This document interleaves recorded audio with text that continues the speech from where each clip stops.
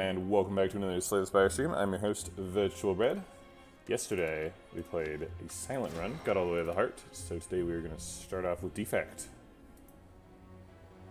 Right, we can get a colorless card, 100 gold, a rare colorless card, or a swap out for a boss relic. Swapping out for a boss relic is bad, because we are a Defect, and our cracked core is quite good.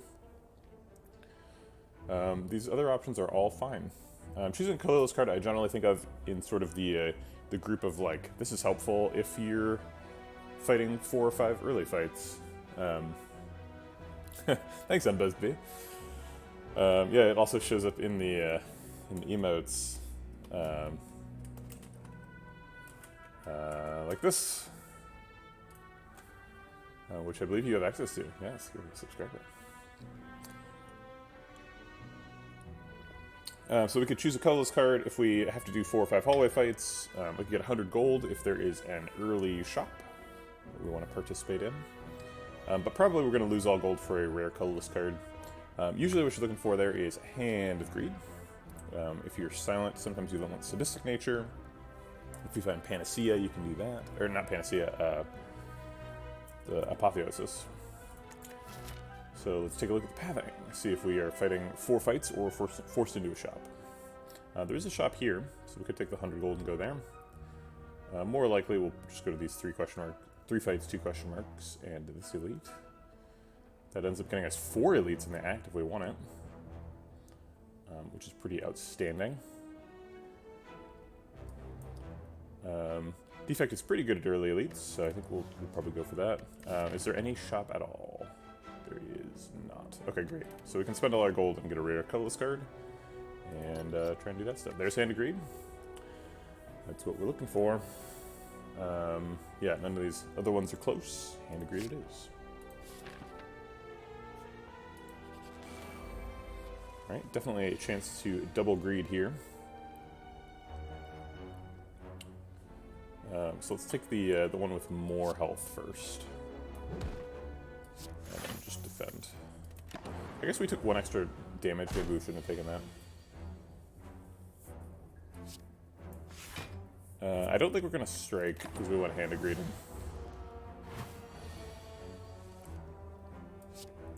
There we go. Get the money. Compile Driver and Streamline are both attacks.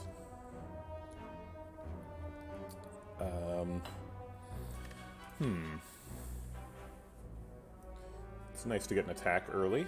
Compile Driver can draw us into Hand of Greed. Okay. Oh, we've lost our cultist run already.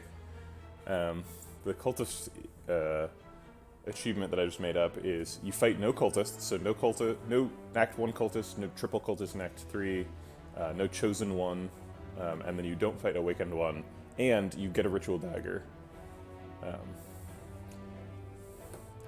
So not close to that this time. We could dual cast Hand of Greed, that's our max damage. It's like 16 plus 20, so not quite there.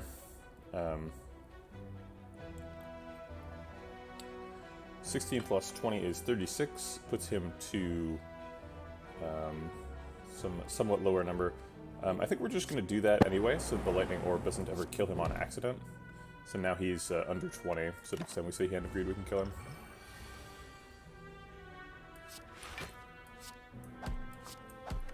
We'll go ahead and double strike him just in case we need to kill him in an emergency.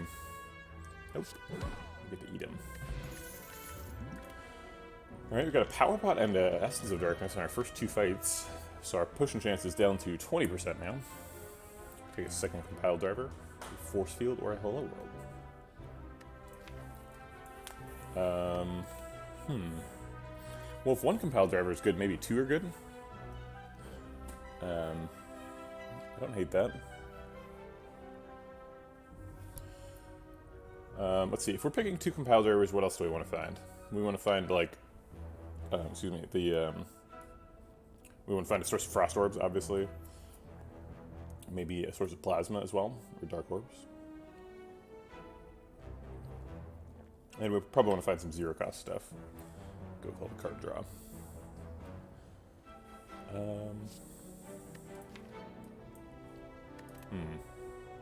Maybe Hello World? Hello World is always okay. Sets us up for doing power synergy stuff, which is usually something Defect's pretty interested in. We have a lot of elite fights, so we should be thinking about cards that are good in elite fights. Hello World is extremely good at sentries, and it's pretty good at Lagavulin too. I think we should probably pick Hello World here. Compile Driver barely does more damage than Strike, so...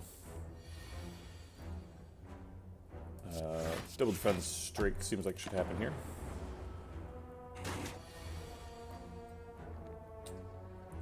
Darn. Alright, we're definitely going to Hand of Greed to set him up for the next Hand of Greed. If we strike, he goes to 8, and then the lightning kills him automatically over 3 turns. Which I guess we don't want. So I'll play Hello World instead. Maybe find some block.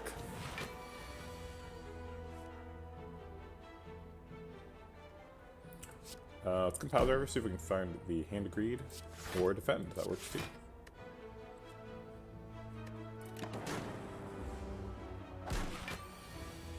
There it is. Alright, let's get greedy. This is Cool-Headed. We already have a Compile Driver. Compile Driver and Cool-Headed go together great. They both draw cards. Cool-Headed sets up the Frost Orb for the Compile Driver. Let's do it. Spinning a wheel. Uh-oh. Please don't stab me. We look a relic. Card remove, okay. I don't hate it.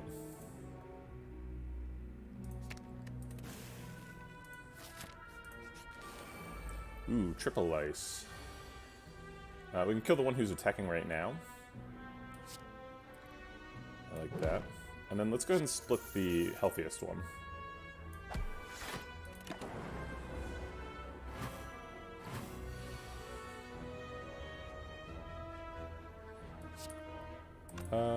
Let's Compile Driver and look for more block. Great. It's going to be a bit of a struggle to eat both.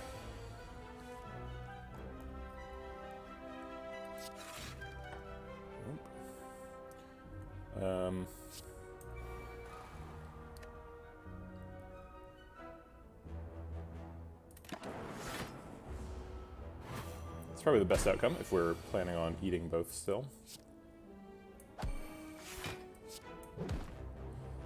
Okay, now we just have to draw Hand of Greed again. We get all 3.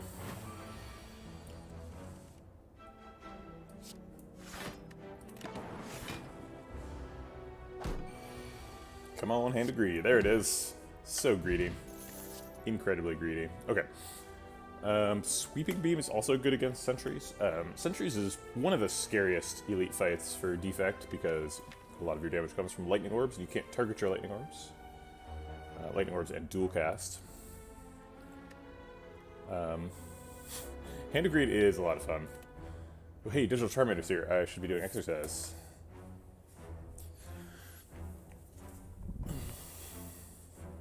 Thanks for not making me edit the sheet. Ooh, my arms are a little sore from yesterday.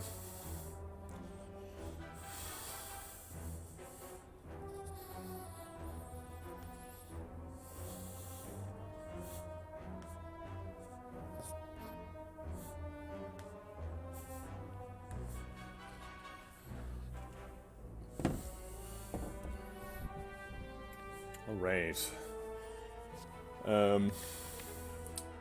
Streamline? No, I'll just take a Sweeping Beam.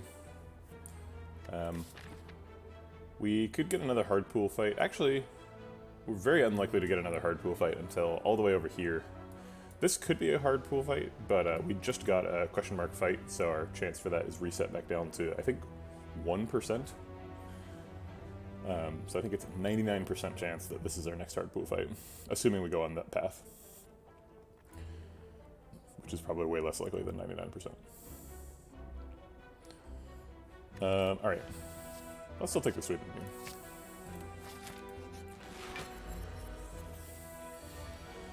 Lagavulin. Well, this is a great setup turn. Zap and Hello World.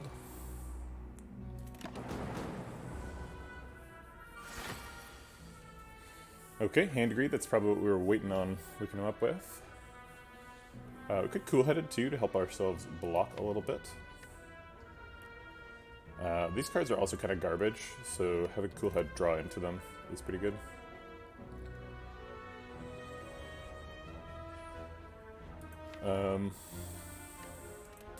We're passing a little bit of damage by not playing Hand Greed Compile Driver. We are setting up future Compile Drivers too, though. Okay. He's awake! Max damage here is Cool-Headed Dual Cast, but then we lose the Lightning Orb. So I'm going to Dual Cast Cool-Headed. Try to split the difference. And I guess defend, since I have 4 in my hand.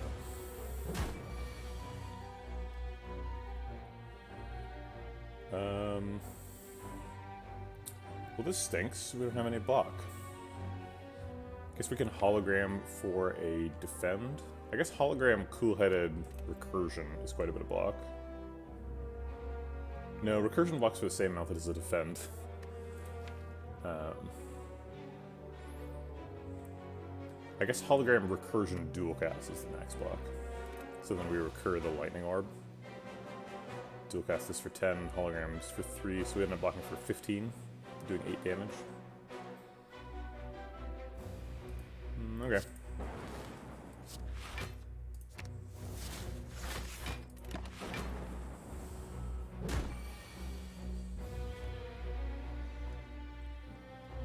Streamline versus Hand of Greed. Getting into it. It's gonna be Hand of Greed Zap, I think.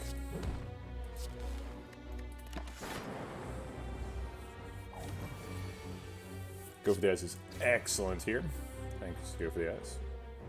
Go ahead and spend the Frost Orb on Dual Cast right now. And Sweeping Beam draws us back towards the good cards in the deck. So let's do that. Okay.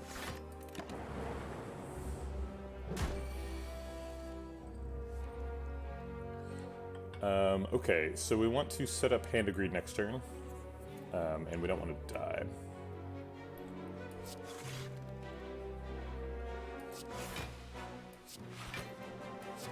Okay. I believe that sets it up and does not die. There it is! Alright. Genetic Algorithm, it's pretty early. It seems like a really good card early on. So let's do that. I think we need to rest here, especially if our plan is to do 4 elites. We're going to need some health. Letter Opener is extremely good if we get Sentries next. There it is. Alright, so we're going to be looking to play 3 skills on any turn we can, and that includes this turn. So we're going to double defend with Zap. Okay, that one. Got it. Message received. We can Genetic Algorithm Cool-Head Defend, get 7 block, proc Genetic Algorithm, and proc Letter Opener. I guess let's Cool-Head first and see what we're getting. Could double defend instead. Blocks for a little bit more.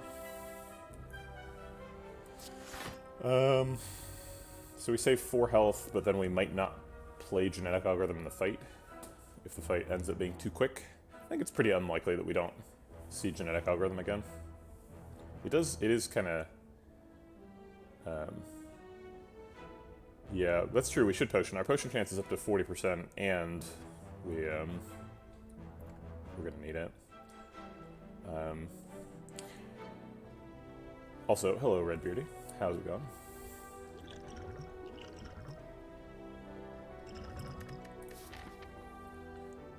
I think we just...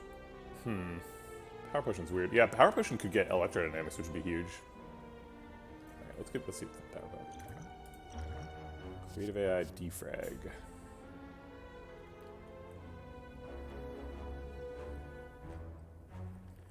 Well, in the back of my head, I'm still thinking, I want to feed on all of them, but I don't think we're gonna warp the... machine learning is kind of an interesting idea.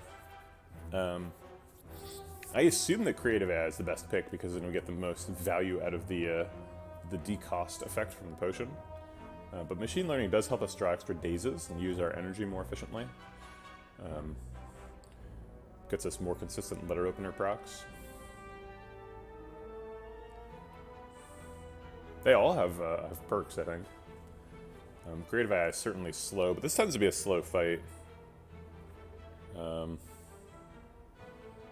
go with Creative AI and defend. Take 10. Wow, those lightning orbs love this guy. Use that buffer. Sweeping Beam Hand of Greed kills him. It also uses all my energy and doesn't block. So, you know. It also shuffles without Hand of Greed in the deck, so maybe we just strike Hand of Greed.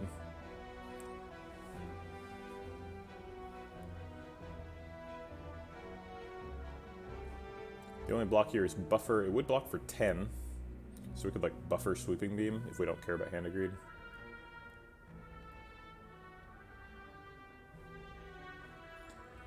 Sweeping Beam is 18 damage here, almost as much as Hand of Greed.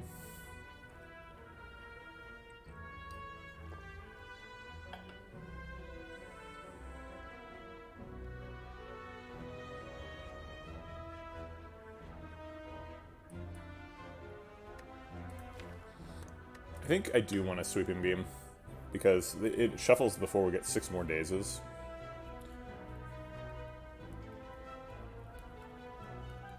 That's an interesting point, First Aid. Because it seems like if we're not playing Hand of Greed, we're probably not killing the back sentry next turn.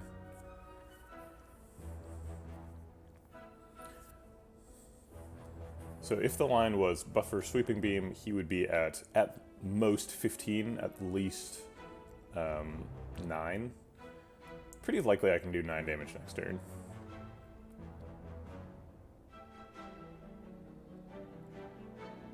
Alright.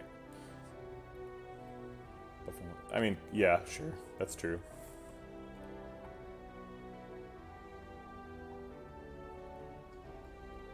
I mean, Meow has blessed us with a Hand of Greed, right? We need to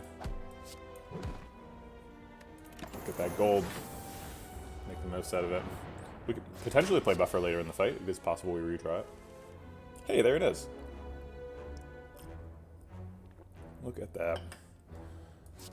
So that's happening. Defend is useless. Strikes could be useful. If we strike this back guy, and then we draw Hand of Greed again, we could potentially Hand of Greed him next turn. Loop could theoretically enable that too, and is more damage over time. So I can go for Loop.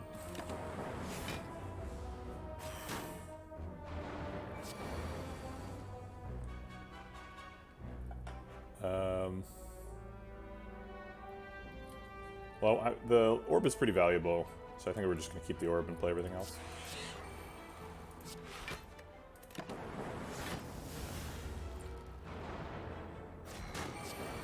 It's a great turn for Hand of Greed. There it is.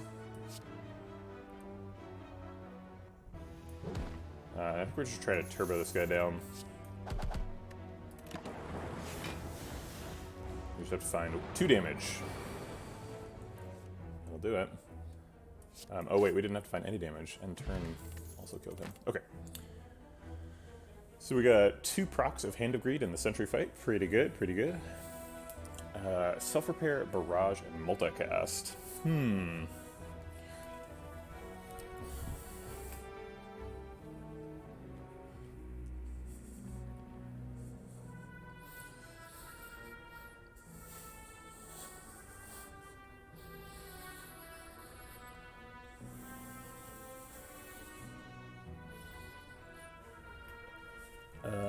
Let's see. Barrage is always fun. It's easy to get trapped into Barrage thinking, because we had generated a capacitor during that fight, so it's like, hey, we could Barrage for 5, but we actually did not end up playing Genetic Algorithm that fight. I don't mind ending it the way we did, but I should have thought about it a little bit. Multicast, if we're anticipating being an energy manipulation deck, it's pretty good. We have a compile driver, so if we can find either a plasma or a dark orb, multicast tends to be good with those. Compile driver is as well. We have a significant amount of card draw with the cool headed and the compile driver. So if we do a lot of energy turbo stuff, then those are good. Oops. I will fix that after the stream, if I remember.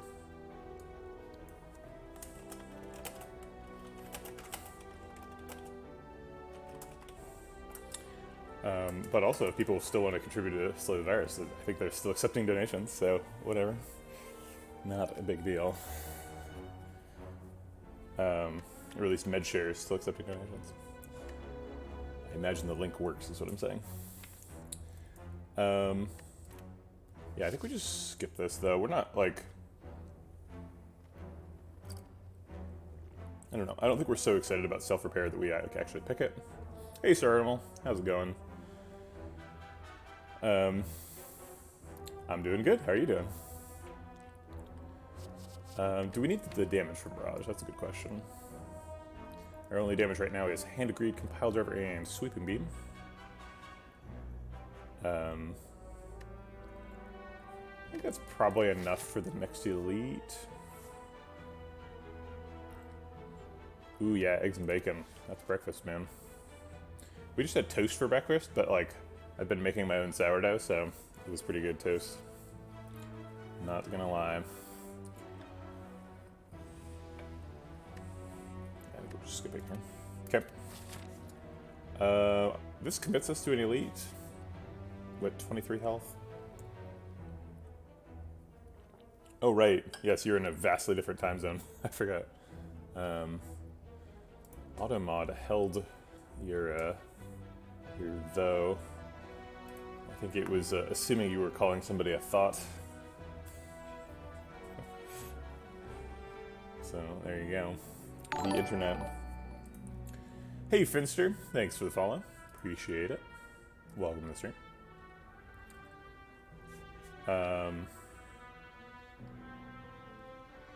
Yeah, I think it needs the asterisk specifically so that it thinks that you're leaving out a letter. Also, I may have just... I think in the future, THO apostrophe may be accepted because of the button I clicked. Yeah, I'm okay committing to another elite. We've got a potion. Yeah, so THO apostrophe has been accepted by Redbearded, but THO oh wait. Which one of those things is an apostrophe? What is the name of the multiplication character? Vegetable thoughts. Alright. Oh dear. Okay, well now we're in big trouble being committed to this elite. Asterisk, thank you. Oh my goodness, I can't believe... I know the name for the capital 3, or this is capital 3 on my keyboard, that's Octothorpe. It's a fun one. Okay, yikes. We could strike either the fat gremlin or the sneaky gremlin and hope that the lightning orb agrees with us. We could drink the potion right now and see what the lightning orb hits. I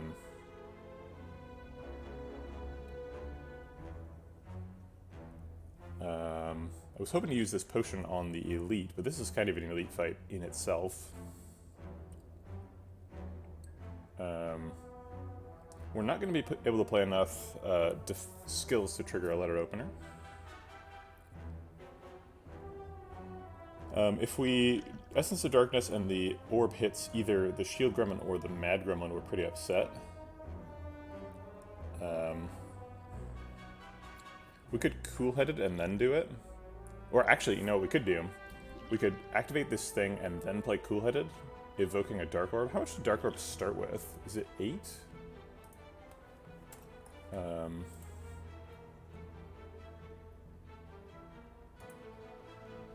I always forget how Dark Orbs work. Oops, I clicked silent. That's not right.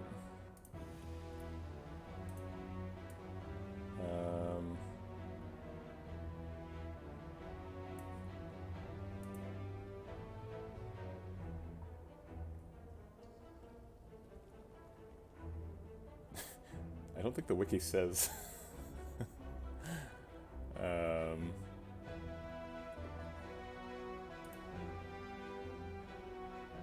6. First aid knows. Okay, great.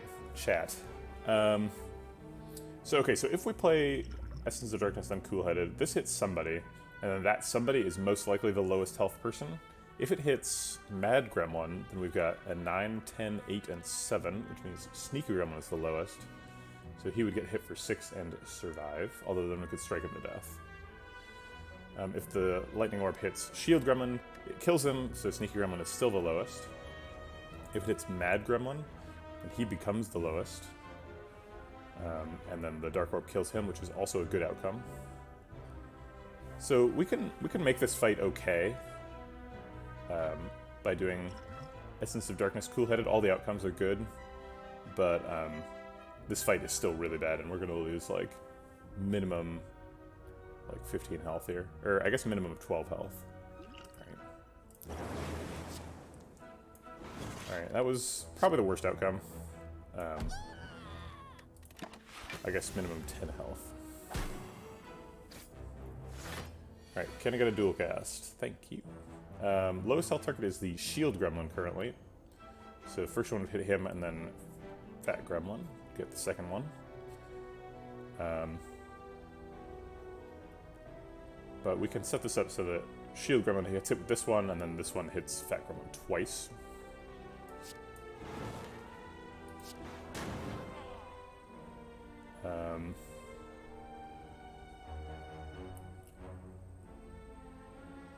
And I guess we hello world, and we'll hand breed this one.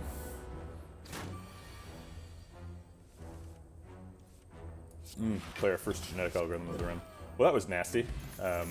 Pretty unlikely we're going to be able to kill an elite with 8 health, but it could happen. But it's a good chance that killed the run.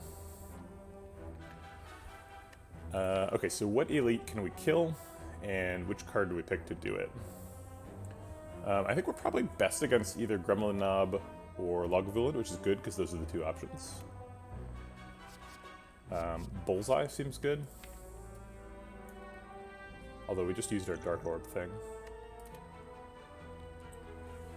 None of these seem amazing. But I think I'll take Bullseye. Just to try and get some damage helped across the finish line. Okay, it is Lagavulin. We don't really have time to mess around with a 3-block card in this fight. So we're just going to blow it now. Probably waiting for Happy Flower for the wake up. It's going to be the 3rd turn. Ideally we can get both Lightning Orbs set up.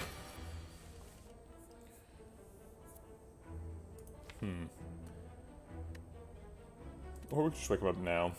No, if we wake him up now, we die next turn, right? Yeah, because we block for 12 and take 8 and die. Well, that doesn't sound good.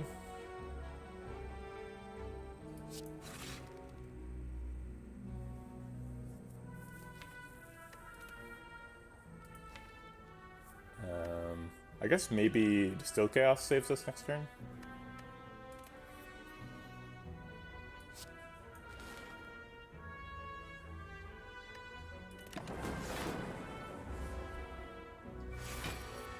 Alright, 5 energy. And I guess it's time to wake him up. Not a terrible wake up. Lock on plus recursion's a little cute. We could Distilled Chaos to try and find like a Cool-Headed, draw an extra card to do something useful. Might as well, I suppose. There we go.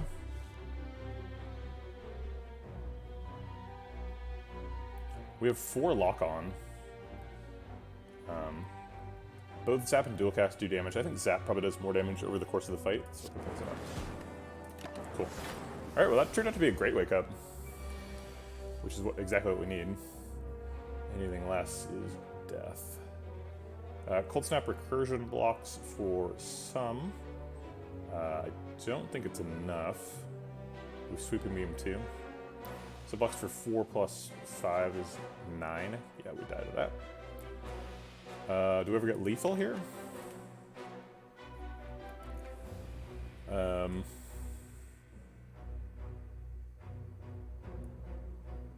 I guess we're always playing Sweeping Beam, so let's see what that is. A Defend. Okay, so now we're not dying.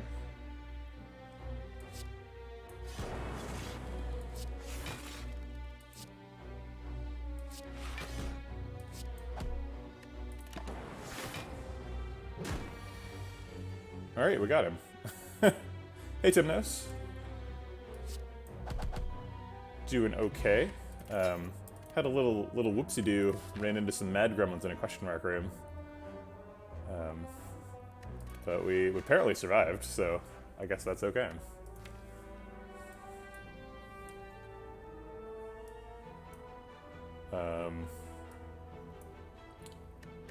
Alright. Leap, overclock, ball lightning. Also just picked up a ink bottle. You think a dual cast over zap? It did do a ton of damage. I think actually if we'd picked dual cast, this is like yeah, I actually complained about my prefix. I was like, I don't really have anything to do with Vegeta. But they will only change your prefix if you're a partner, so it's Vegeta 1 for now.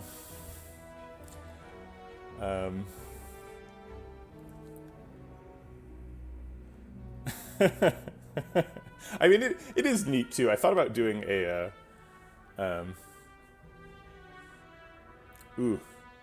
Red B13.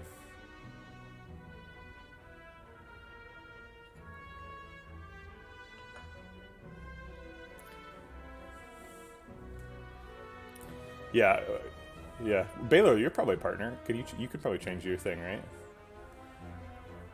I feel like if you just cut your name off at the beginning, though, it works perfectly. It's like Baylor. Ball lightning.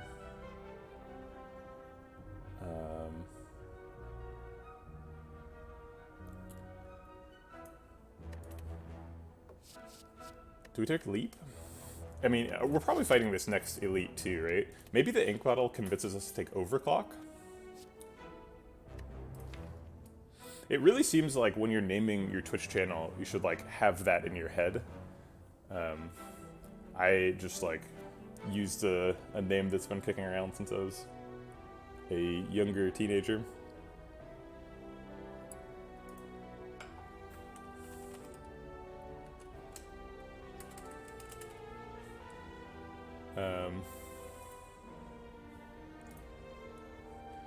First aid totally got me. He nerd sent me. I tried to type out Redbeardy's thing because I think I still have the. Maybe it's expired. Maybe I need to re-up my Redbeardy sub. I think I will take Overclock because of Ink Bottle. Or Overclock is a fine card any day. But with an Ink Bottle, being able to play lots of zero cost cards and turbo through your deck is a very realistic possibility. We also have the Happy Flowers, so, and Art of War, so we can really go off and do some stuff.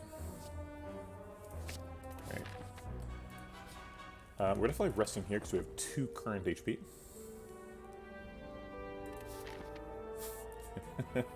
Wow, empty set math dunk. I mean, we have to fight two hard pool fights or or an elite and then a hard pool, so we might as well do the elite. Free relic, right? Alright, it is Sentry. It's probably the hardest one. Although we have letter opener and it must be in my hand. Sweeping beam. So maybe we're in good shape. Let's sweeping beam, see what we get. I guess compiled over 2. Hand of Greed. I guess it's Hand of Greed versus like Defend Hello World. Hand of Greed gives us a way better chance of killing this Sentry next turn. Actually, we've only got 2 targeted attacks left in the deck. Although we do have an Overclock, so it's slightly over 50% chance to draw 1. Cool-headed is also. Alright, I'll give it a shot. Okay, so now now the strike works. I was thinking the strike would not be enough, but it turns out it is.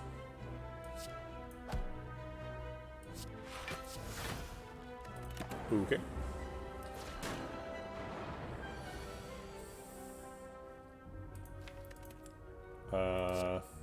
Alright, we're gonna play 3 skills because we have 3 skills. Darn. Hand agreed. Why does it have to be like that? That's rude.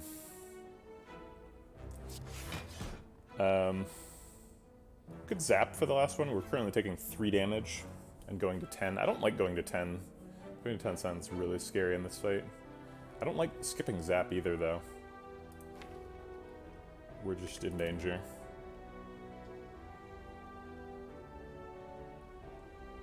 I'll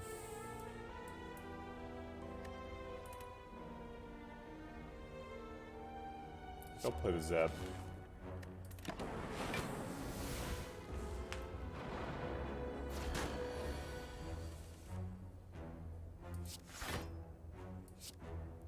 Dual cast gives us some outs at killing him next turn. Okay, alright, alright. The orbs like him. That's good. And we did kill him. We could try and be really greedy and sweeping beam and hope that the lightning orb kills him, and then put the rest of the damage on that guy. We have a lot of gas next turn.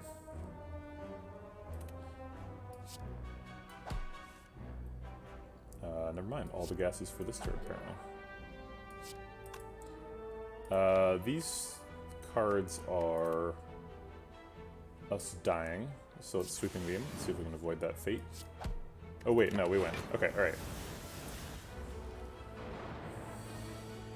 Cool. Dead Branch, huh? I have taught myself to always consider Dead Branch before clicking on it, although it is a very exciting card. White Noise helps both Art of War and Ink Bottle, because it plays 2 cards, and I suppose Letter Opener. Also, it just is a great card in its own right, so White Noise is high in contention. So click White Noise. What does Dead Branch currently do? Currently, we have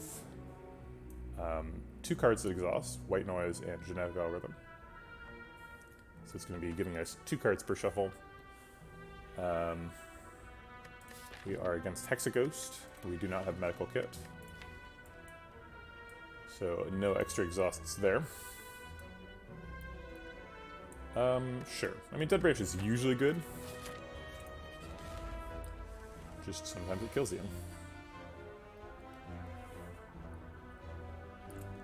Okay, so the line is probably going to be Genetic Algorithm, Bullseye, Zap.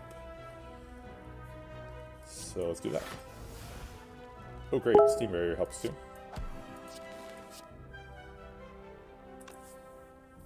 I think my line only used 3 energy, but I had 4.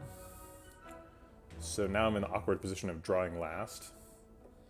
Which I guess that will do. Okay.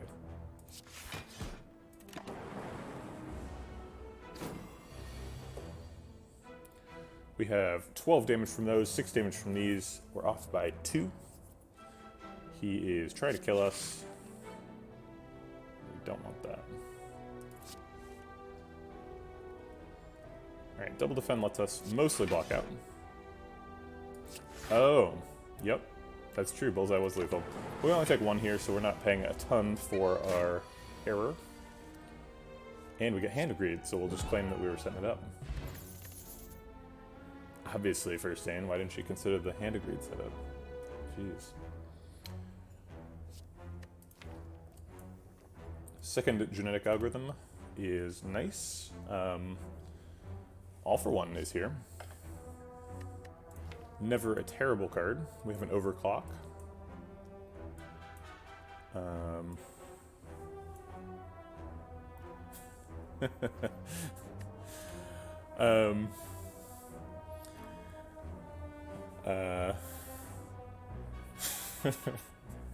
Sometimes I'm not on my own level. Okay, so if we pick All for One, what does that say about what our plans are? Well, All for One's great with Snecko Eye, so that's one thing. Means we'd probably want like a Steam Barrier, maybe a Claw. It would be nice to upgrade Zap and Dual Cast, although those upgrades are not good with Snecko Eye.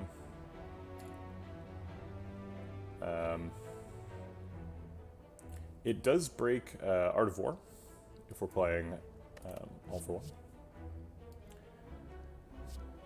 And it is up against Genetic Algorithm, which is great. Genetic Algorithm kind of became a mush of sounds when I said it. Charge batteries here too. Probably not the pick, given its company. But I think all these picks are better than Skip. I think the problem with All for One is it doesn't quite do enough now. It only gets us overclock. So it ends up being kind of a speculative All for One. And I don't know if I'm really on board for that. This is going to be a tough boss fight.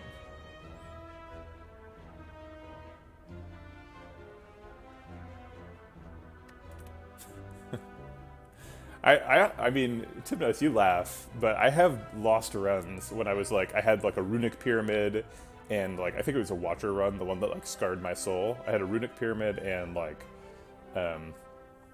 what's that card? Battle Hymn. And so like as soon as I like played my first, like, what is it called?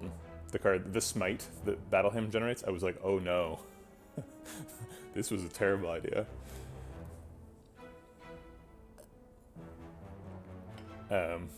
Yikes. Yeah, Pyramid plus Steko Eye is a definite learning experience. It's like, hey, it's two of the best boss relics. I gotta put them both together, and oh wait. My hand all costs 3. What happened? I think I'll just take another Genetic Algorithm. I think this is the sort of conservative pick. It doesn't really help us survive Hexaghost, because it only is going to block for 1 in the fight, so it ends up being kind of a curse. I don't know. I guess since we're going to have trouble killing Hexaghost at all, maybe we need to pick Charge Battery here. Because Charge Battery helps us survive immediately. But I think when you lose to Hexaghost, most of the time you're losing because you don't have enough damage, not because you didn't have enough block.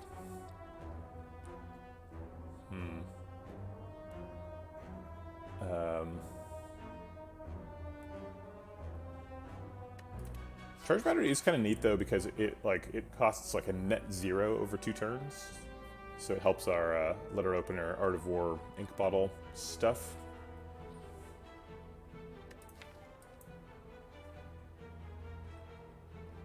And like all the card draw. All right, let's go for Charge Battery. Talk myself into it. If we rest here, we go to 27. 27 is sort of an unfortunate health total for Hexaghost. Anything that is mod 12 equals 0 through 5 is sort of a bad health total to be at. For those of you unfamiliar with the modulus operator, that means it's the remainder after division. So if your health total is, for example, 25, then your mod 12 is 1, because 24 evenly divides into 12. And so since we're like right above a breakpoint, he's doing 6 more like marginal damage than he would be if we were below that breakpoint. So you have sort of more effective health going into Hexaghost if you're at 23 health than if you're at 24. And 27 is one of those bad numbers because it is right above 24. But it would certainly give us more health than we have now. We'd be healing for, like, essentially we'd be healing for, what is it? We, like, take 12 and heal for 9. Assuming that we're not able to block his turn 2 attack. So, kind of a crummy rest. But there's no way we're surviving this if we start at 6, right? What could we upgrade? What makes us win? Maybe if we'd picked the All for One and upgraded Zap, we could have won. I think I'll just take the rest.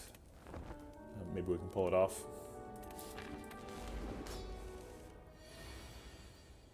This Genetic Algorithm actually blocks a decent amount now, so we're going to save it until it's useful. We've got a creepy gap in the music. One more card and we're going to draw. So I guess that card will be Defend. I don't really want to overclock right now. I guess I'll play dual cast. We have enough orb generation that evoking an orb twice is better than evoking one orb. Alright. Maybe white noise generates a buffer. I guess that's actually not that good. We just block 3 damage. Maybe the card that it generates is a Go for the Eyes, which weakens him.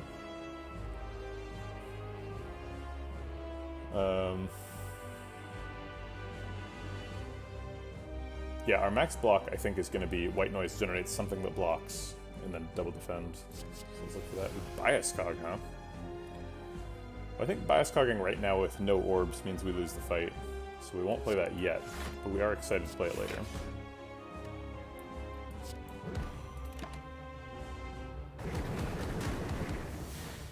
Alright, bias cog definitely gives us a winning line in the fight. Bullseye versus Hello World. I think I'm actually going to go for Hello World. It's really important that we generate orbs before we draw back to bias cog. And Hello World gives us common cards that sometimes generate orbs. And sometimes block, to be honest. Like, we need every bit of survival here. Bullseye does damage, though.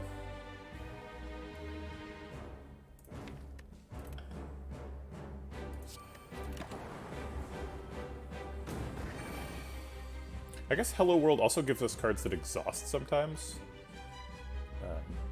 Do Dead Branchy stuff. We can Cool Head Bias Cog. We have 6 energy this turn. So I guess we're going to Sweeping Beam. Okay.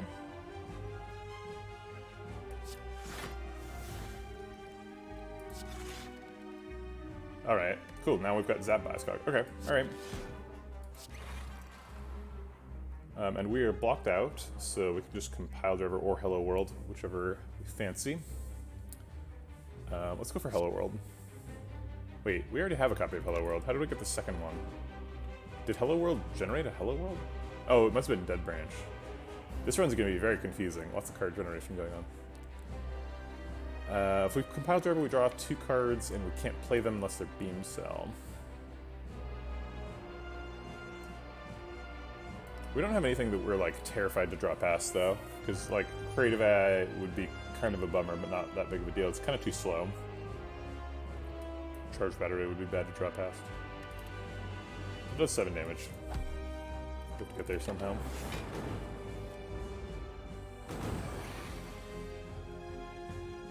Ball Lightning, exactly the kind of common we're looking for. Oops, I should have Beam Celled first. That's a mistake. Let's draw some cards, try and find a way to block. Bullseye is good. Should have drawn first. Lots of mistakes happening this turn. Currently taking 3 damage. I think we're okay taking 3 damage. We can draw exactly these cards next turn, or we can draw 1 now. If we draw these cards next turn is his buff turn, so this is kind of the perfect opportunity for us to play Creative AI. So I will draw exactly those next turn. And take 3.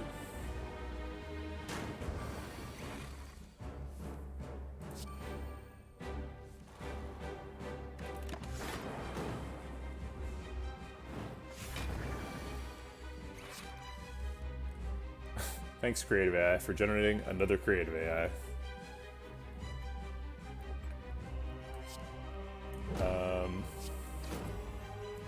Weak is nice.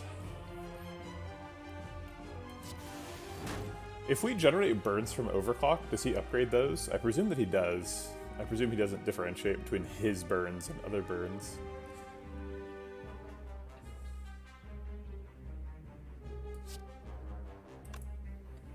Hand-to-Greed Strike does a lot of damage this turn. 39. We are taking 12 plus 2 is 14 minus 3, so we're taking 11. Going to 5. Let's go ahead and Seal Pot. Let's do another white noise. Or Steam Barrier, I suppose. Yeah, let's go with white noise. Well, now we've got Streamline Hand-to-Greed, which is better than Strike Hand-to-Greed. Okay. It's a race.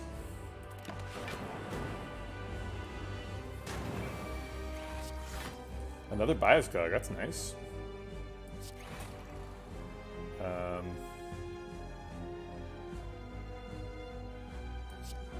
And then I think Ball Lightning Leap survives, so Leap gets 9 block. This gets another 9, so it's 18, 21. Yeah, definitely survives. Okay. In fact, do we need to leap? I don't think we do, because we're blocking for 12. He's only hitting us for 13, so we take 1. Let's just get every bit of damage. And it looks like we're gonna get there. Yep. Cool. Alright, well, that was close and scary. Fission combos with the whole gang. Dead Branch, Ink Bottle, Art of War, and Letter Opener. So that seems good. Needs an upgrade really badly. And we honestly haven't gotten any upgrades. Wow. How did we win Act 1 without getting any upgrades? We just rested every time? I guess we did also fight 4 elites, huh? So that's how we won Act 1. Pretty weird situation. But I definitely think Fission's good here. Alright. Pandora's Box with no eggs. Sacred Bark with no White Beast statue. We have a ton of money. And I think thematically, Philosopher's Stones, or like fictionally, Philosopher's Stone generates gold, right? That's the idea. It's like an alchemical reagent.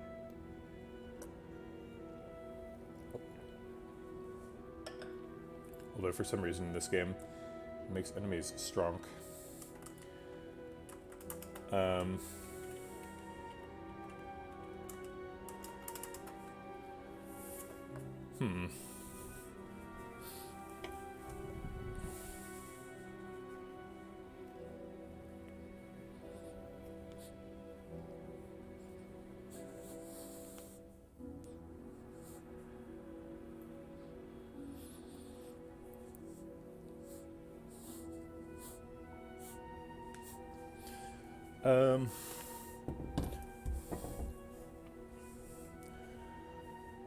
Philosopher's Stone often gets me killed, but it's the only energy relic available here.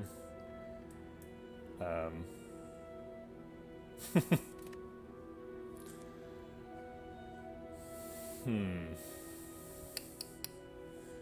don't know.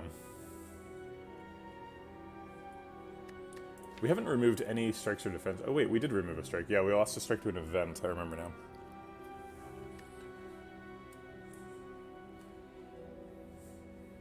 We could just like Pandora's Box and let it tell us what the deck is. I wonder if Pandora's Box on average increases the density of both zero cost cards and skills. I imagine that the pool is designed to be sort of balanced in terms of attacks and defense, attacks and skills.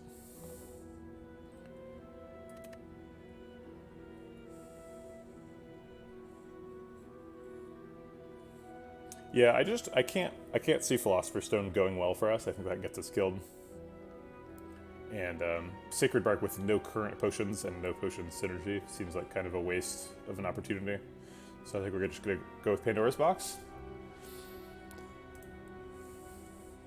And get some really good stuff. Wow. They're like all skills, which is great. They are literally all skills, which is great because we have Art of War. Although we might struggle to actually kill people now. Sorry for the UI bug. Here, let's just... Okay, let's look at them this way. We get a couple of exhaustive things. Reboot and double energy. Force Field is interesting. Force Field says we need to pick more powers. We've got a couple of powers so far. We've got a Hello World and the White Noise, so we're somewhat down that path. I'm most excited, though, about the Consume and the Glacier. That really gives us a plan. Those are really good. I wish that Steam Barrier would exhaust when it got down to 0 block. It'd be fun. It would make Steam Barrier significantly better, though. I guess Steam Barrier could use a buff. I don't mind that. It adds a lot of card text, though. If this were Hearthstone, you could make it exhaust without saying so on the card. And it would just be something people have to know. But most games don't do that. Aggregate's pretty weak. Probably want to remove aggregate if we can. Although it is energy manipulation, so theoretically, like, aggregate double energy could combo. Hard to imagine that actually happening. And, like, being good. But maybe.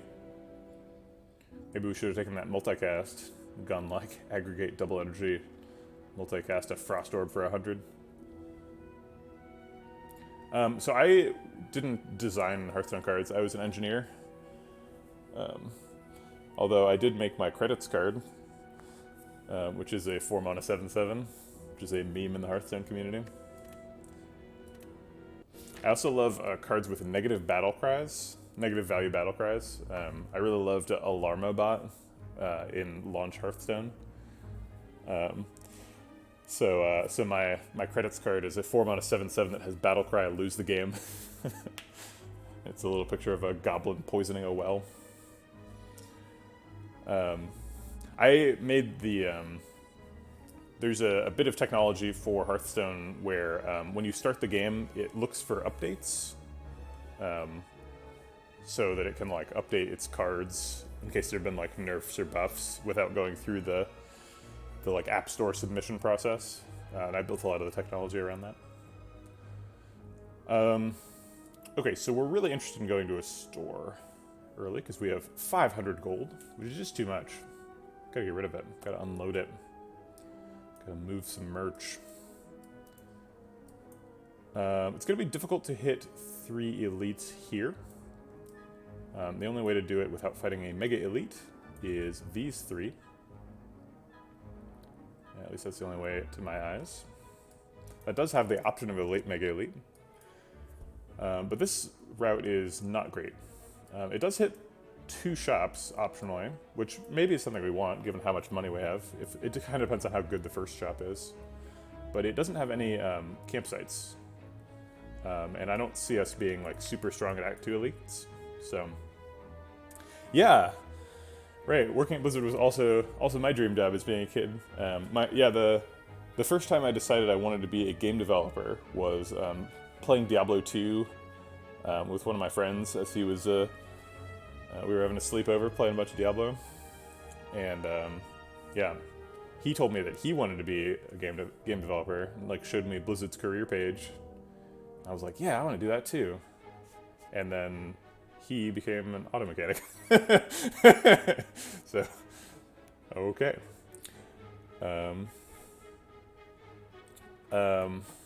Yeah, I think we're going for this store, so we're gonna go that way.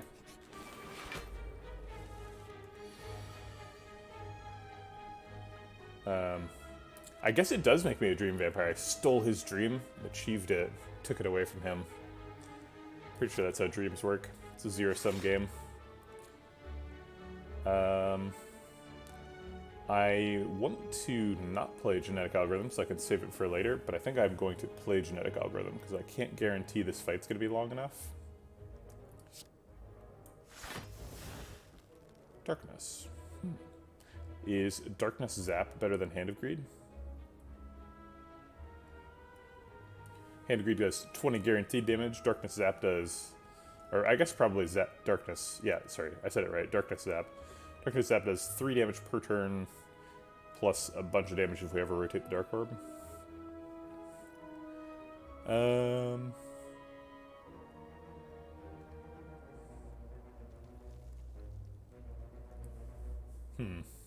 Yeah, I think I do like Darkness Zap better.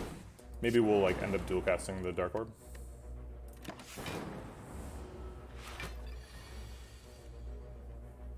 Speaking of dual cast, we can dual cast this Frost Orb, block for 11. Where did this come from?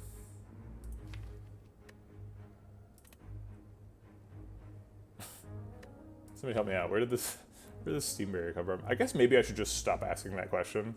Maybe that's not helpful.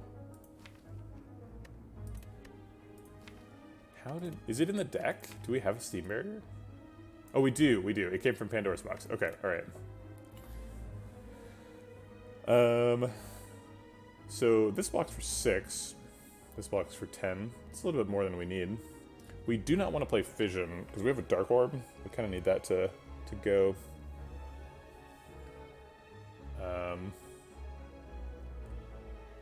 If we Steam Barrier and leave the Frost Orb, we still block for 8. So we take 3.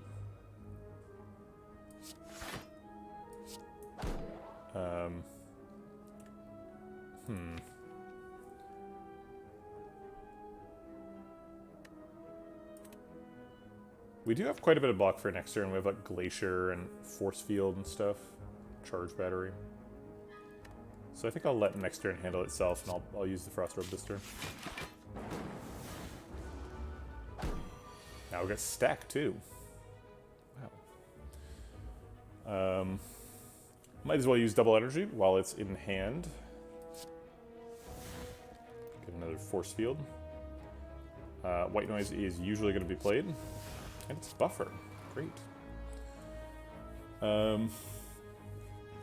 Beam Cell peels off a Artifact Charge.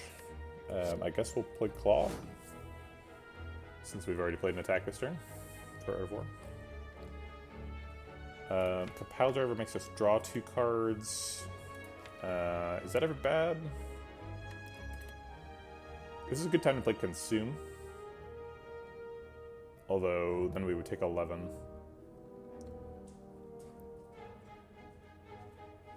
If we play Compile Driver and then play one of the cards we draw, like Sweeping Beam, I guess it's specifically Sweeping Beam, then Stack would block for 11. Or I guess we could just play... No, playing Charge Battery Stack it seems unnecessary, spending 2 energy to block.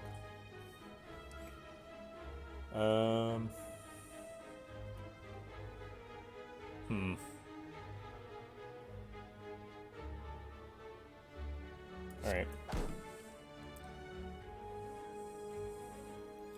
Yeah, I want to play Consume, but it doesn't seem like we can. Or else we take 11. So I'll just get an energy for next turn. I'm glad I didn't try to play 2 cards and then play Stack, because it actually ended up blocking for 10. So our buffer would have only blocked for 1. Should have been really unfortunate. We could play Reboot. We do have a Claw. So we could reboot and go get the Claw again. And a Beam Cell.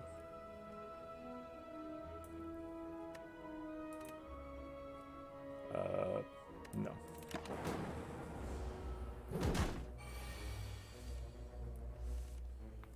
Alright, Glacier's doing the lion's share of the work this turn. That does mean we would be evoking the Dark Orb without dual casting it. I guess we have a couple of ways to draw cards. Maybe we can find the dual cast. Nope. Alright, well, we're just setting up Hand of Greed, right? So. Ah! No, you can't. Hand of Greed, why do you do it to me?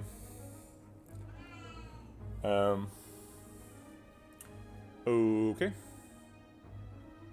guess it just zap then. Oh yeah, Fission. Okay, alright. Whew. Sir Artemis with the save. I almost screwed that up. Good call. Hand of Greed. Defrag jumps right out. I think Defrag is one of those cards we need to be looking at the beta art, or else you're probably playing it wrong.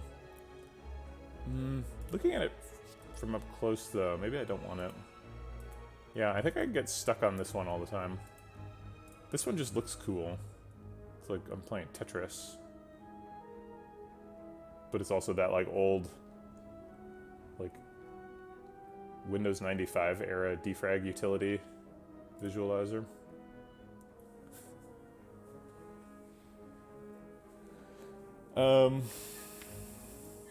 We have quite a few Frost Orbs and a Consume.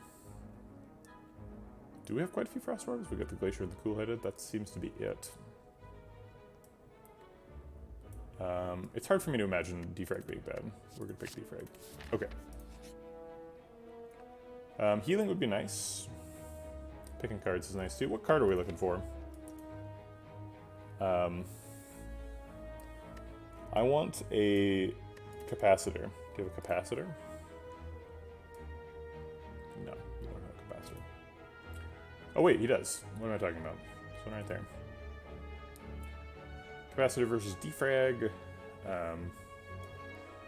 Could theoretically pick Tempest. Goes with the energy manipulation sub-theme. But I named a card and it is here, so I think we're probably picking said card. Alright. I guess I should keep naming cards, huh? Alright, what card do I want now? I want Data Disk. Do you have Data Disk? No, no Data Disk. Emotion Support Chip. Emotion Chip. Doesn't say support.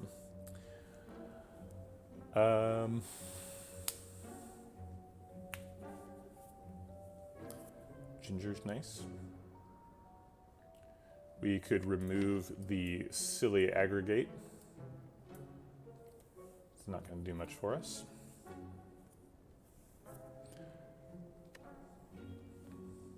Aggregate's a weird card because it's like, it's really best if you either remove it or bottle it. And I don't know if there's another card in the game that you either want to remove or bottle.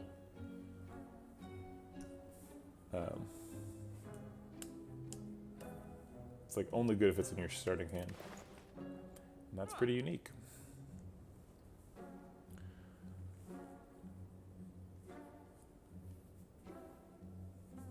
Get a turbo.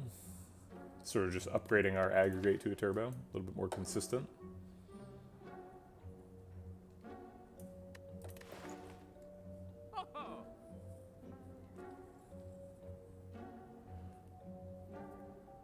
Emotion Chip is very good though. So maybe we're like Emotion Chip, card remove, turbo.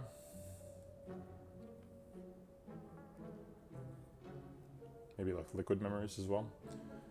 I think we can afford all of that pretty easily.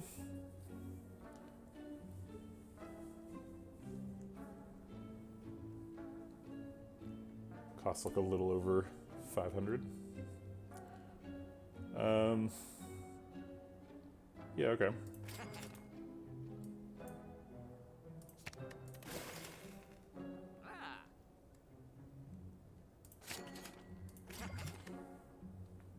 All right, let's get going. More question marks gives us more opportunities to find apparitions, I think is probably what we're looking for.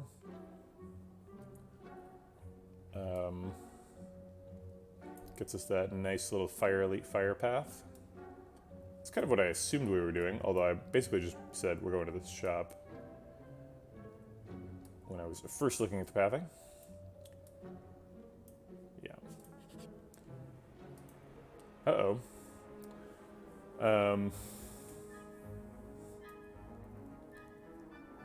Well, we just spent all our gold, so we don't really want more gold. Are there any colorless cards that are good enough to pay 6 HP for?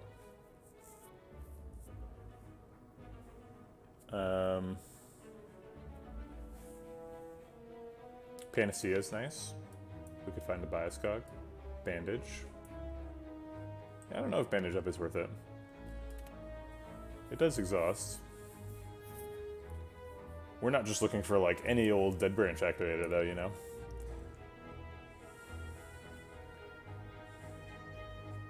If there was a card that was 0 cost and just said draw a card, exhaust, and we could add it to the deck for free, no opportunity cost, would we do it?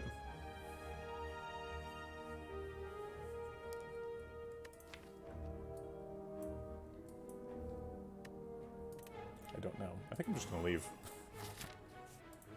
Stupid knowing skull. This hand is kind of terrible, so I think we're just gonna reboot it. I guess I'll Cool Head first.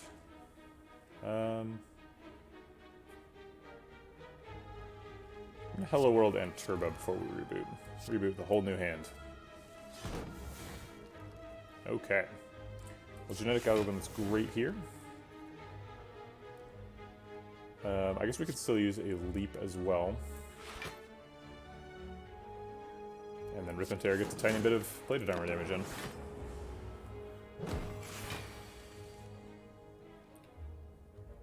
Alright, next card is going to draw with Ink Bottle.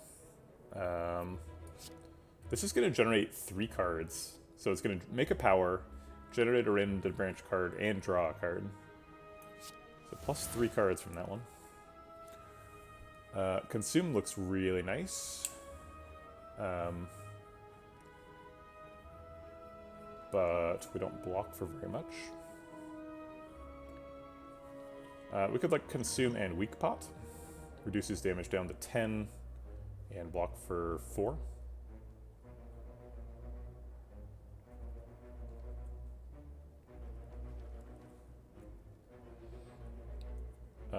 Other things we could do, Cold Snap Charge Battery.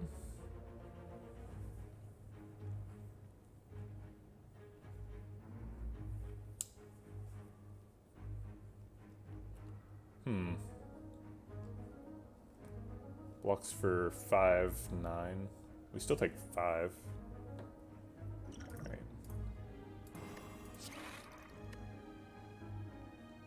Play a second Hello World? Like, no. That's too much stuff.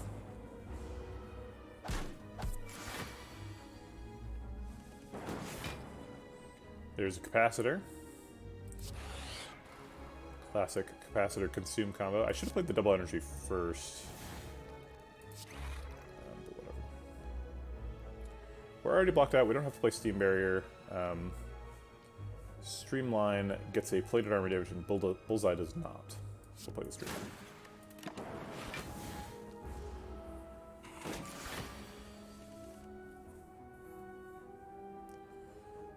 We can Fission and then Glacier, get most of our orbs right back.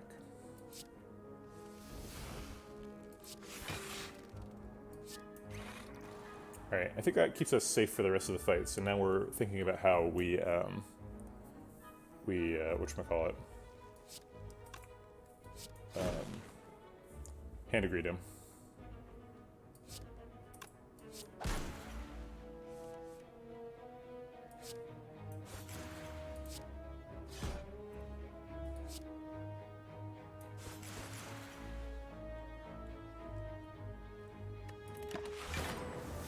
Okay.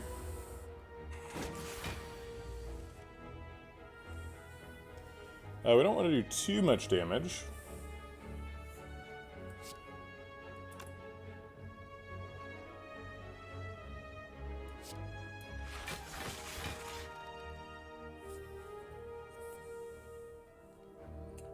This would do 12 if we bullseyed him. So we'd go to 5. 5 plus his 8 does put him in range.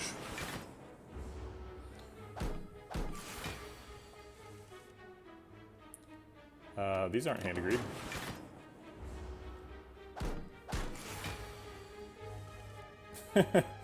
Dead Branch Shiv is quite a combo. Stack plus. That's exciting.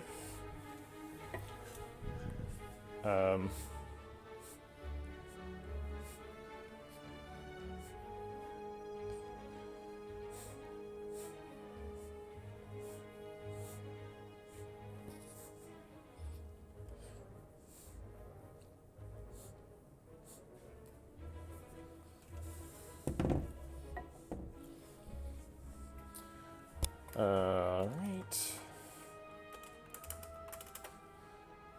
Yeah, I think Stack Plus is probably better than Skip, right?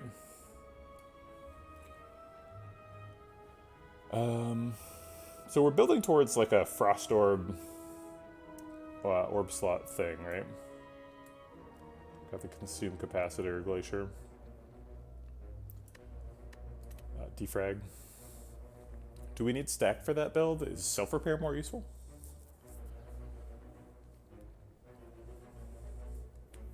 Okay, we'll take Stack. It's upgraded. I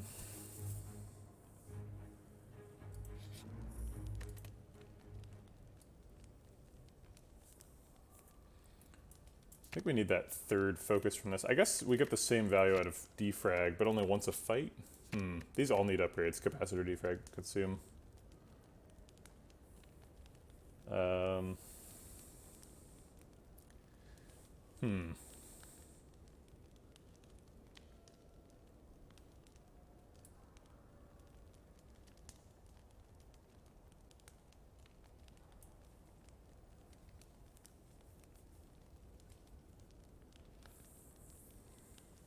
We'll do defrag. Defrag, like, it has a more immediate impact, and there's almost never a downside to playing it.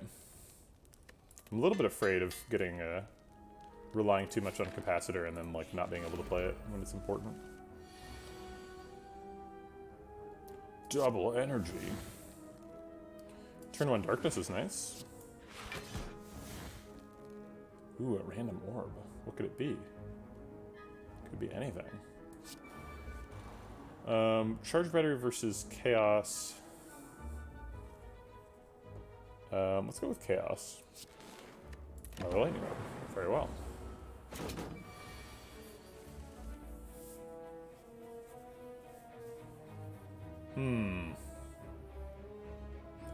Seems like we're taking some damage this turn. I guess we could consume Glacier and then not take damage. But then we lose our Dark Orb.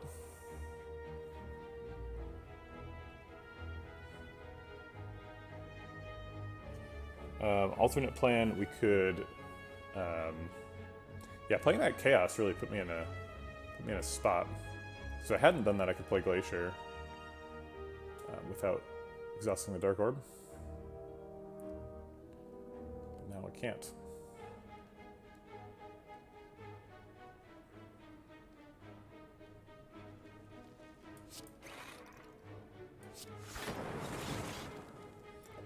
Okay.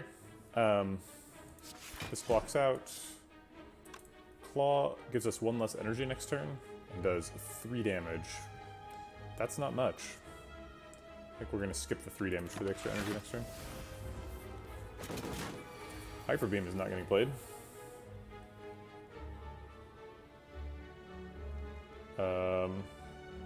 Let's overclock.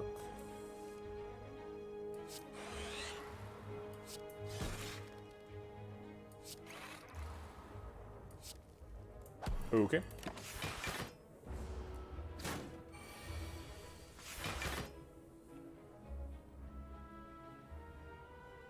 Let's see what this does. Ooh, buffer. That's exciting. Okay, so we're already blocking for 36, so he's not hitting us currently, so we're going to keep the buffer. I think we rebound nothing. What's the plan? Oh man, I was listening to the cards that really need upgrades, and I just said like defrag, capacitor, consume, but fission also really needs an upgrade.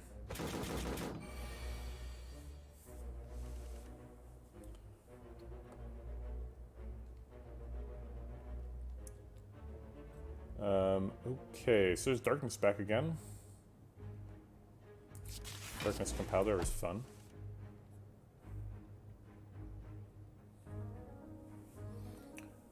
We could fission now since we have Glacier to replace some of the orbs.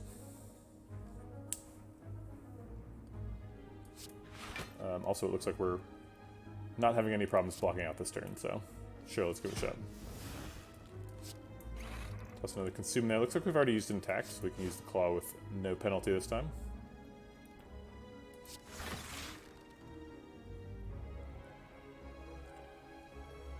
Reinforced Body would be a really welcome addition in the deck, but I suppose it's welcome generation as well. Sitting us for 42.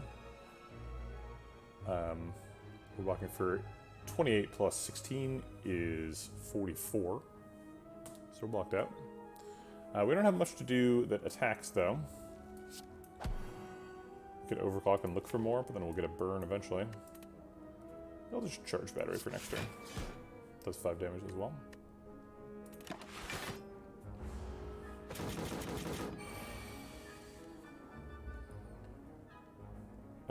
Okay.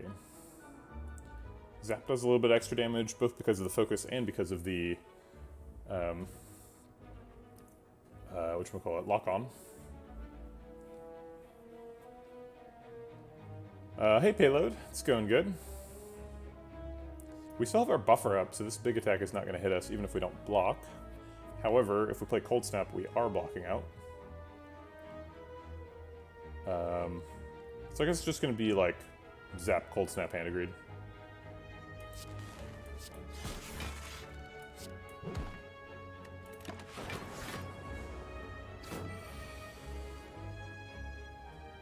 Let's Sweeping Beam, see what we can get up to.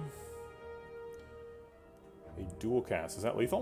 1428 it is. Can we block and wait for Hand of Greed? We could just Liquid Memories the Hand of Greed. Seems like a big waste, given that we already have lethal. Just Liquid Memories for fun.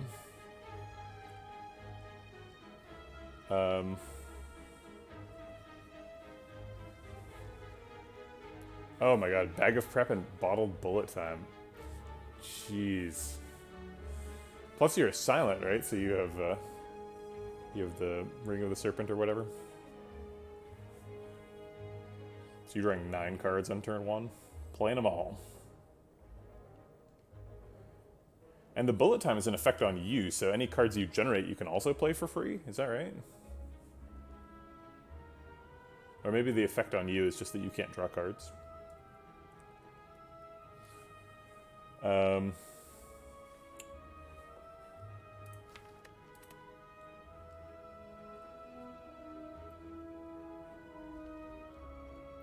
don't think we can set up... So he's hitting us for 56. That's just a lot. So this box for 22, 30. Another 8 here. So 38. 44. Yeah, we're not blocking for that much. Okay, so I'll just take the lethal.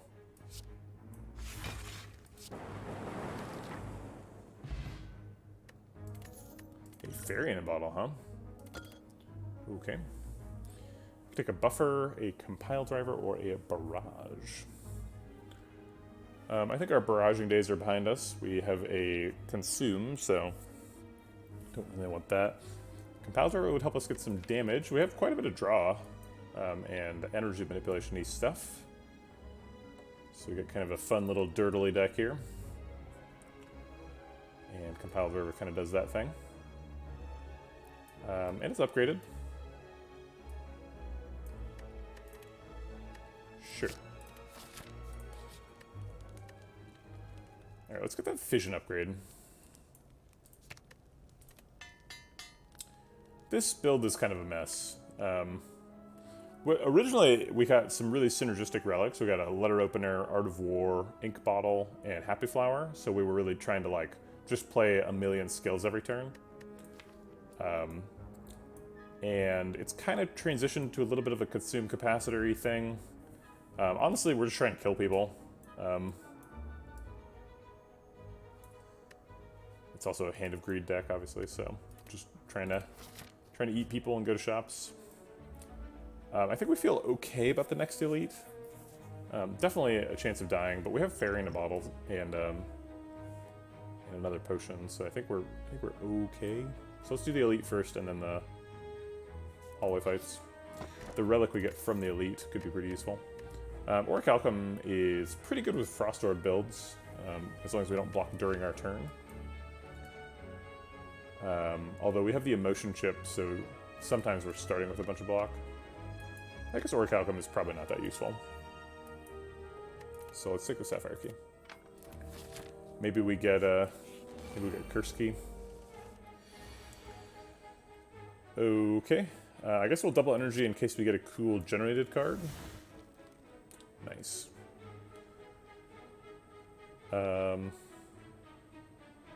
This is always happening. Okay, here we go.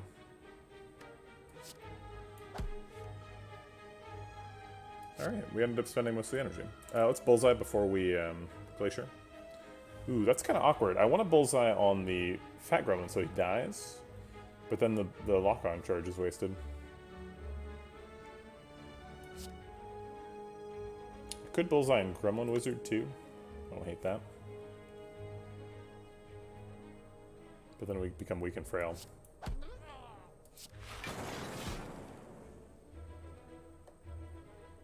If we play all three of these, we do trigger Letter Opener again.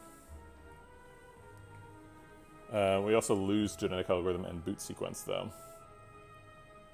And gain a Void. So I think we're not going to do that. Oh wait, we have to do some of that. We're only blocking for 11. He's hitting us for 18. Let's play the Boot Sequence and see what we get. Amplify.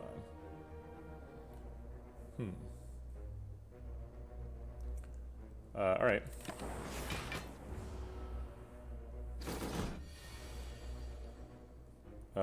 Hand of Greed doesn't trigger Fatal on Gremlin Wizards, but we can use it to kill him anyway.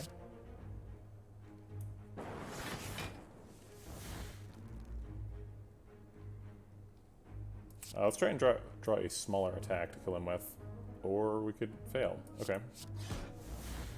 That's a smaller attack. That'll work.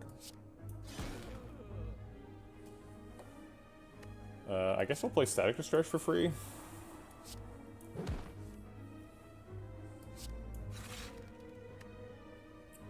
And Compile Driver? No, because there's too many good cards here. Capacitor, Defrag, and Consume are all must-plays, so I don't want to draw any of those. Not be able to play them. So I guess we'll play a Charge Battery. It looks like we could probably use the energy next turn.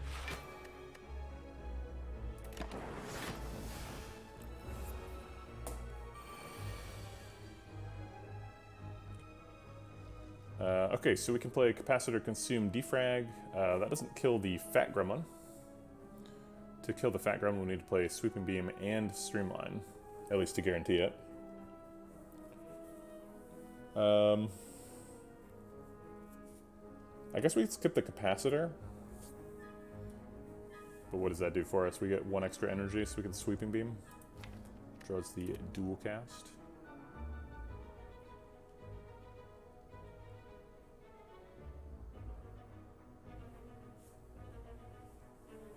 If we play Capacitor and Defrag, we can play Force Field for 1.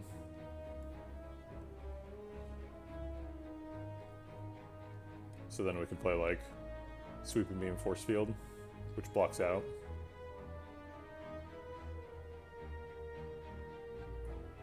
Okay.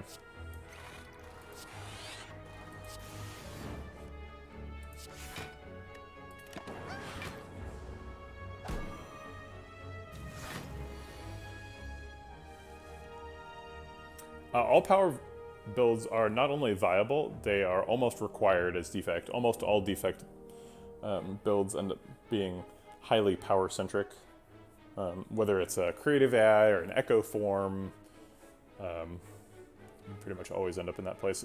Occasionally you can end up doing all-for-one stuff or like Snecko Eye, but most Defect decks are very powery. Okay, let's see if Dual Cast kills the Fat Gremlin. Nope. No interest whatsoever in the Fat Gremlin. I played that way too fast, and so I drew past a Defrag, which I should have been playing.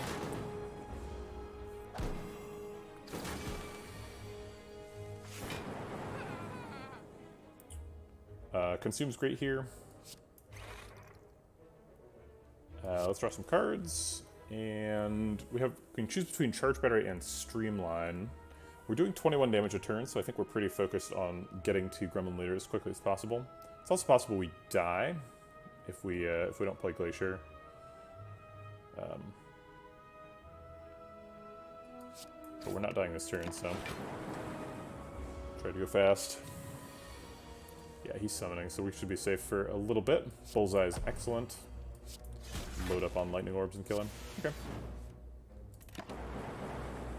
Maybe we could have set up for a Hand of Greed there. Ooh, Mummified Hand. Okay, wow. Well, definitely a power deck now. Chill catches my eye a little bit. We got a lot of card draw, and it is something that costs 0. Generates some Frost Orbs. The more Frost Orbs, the better. Blizzard is a trap I frequently get caught in. But currently we only have a Cool-Headed and a Glacier, so it's probably not good enough. Chill also exhausts, so it procs Dead Branch, I don't know if we're really interested in proccing Dead Branch more just for fun. Chill is basically the same as that hypothetical card I was suggesting. The like 0 costs, draw a card, exhaust card. The value of drawing a card and generating a Frost Orb are roughly equivalent.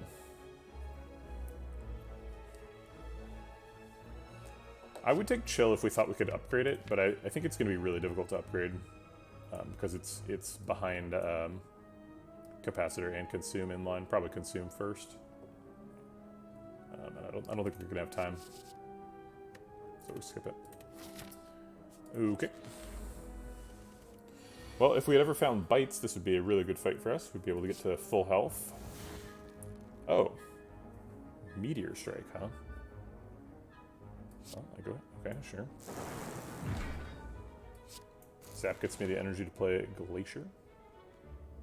Glacier gets me the energy to play Genetic Algorithm. Or I could just play Genetic Algorithm and keep the Plasma Orbs. The next card we play draws us a card. So if we played Glacier, we'd get a bunch of energy. I guess if we Genetic Algorithm, we still have 1 energy.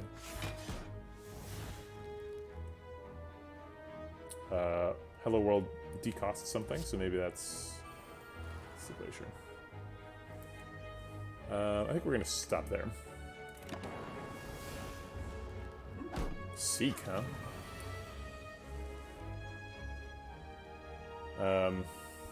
Oh yeah, we got a lot of stuff happening this turn. Fission on 2 Plasma Orbs. Let's go. 12 energy. Alright, there's Capacitor. Let's go ahead and seek for... I want to seek for the Consume, but I don't have any orbs right now.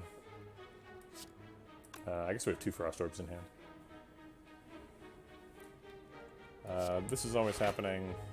We could just draw cards with these. We can draw 4 cards right now. 5, I guess.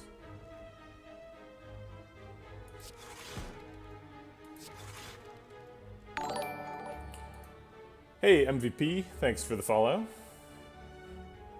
Appreciate your chat messages as well. Getting in there, figuring some stuff out. We will go ahead and get the Consume. Ooh, we get a Doom and Gloom for free, huh? Well, that makes the Compile Driver draw an extra card.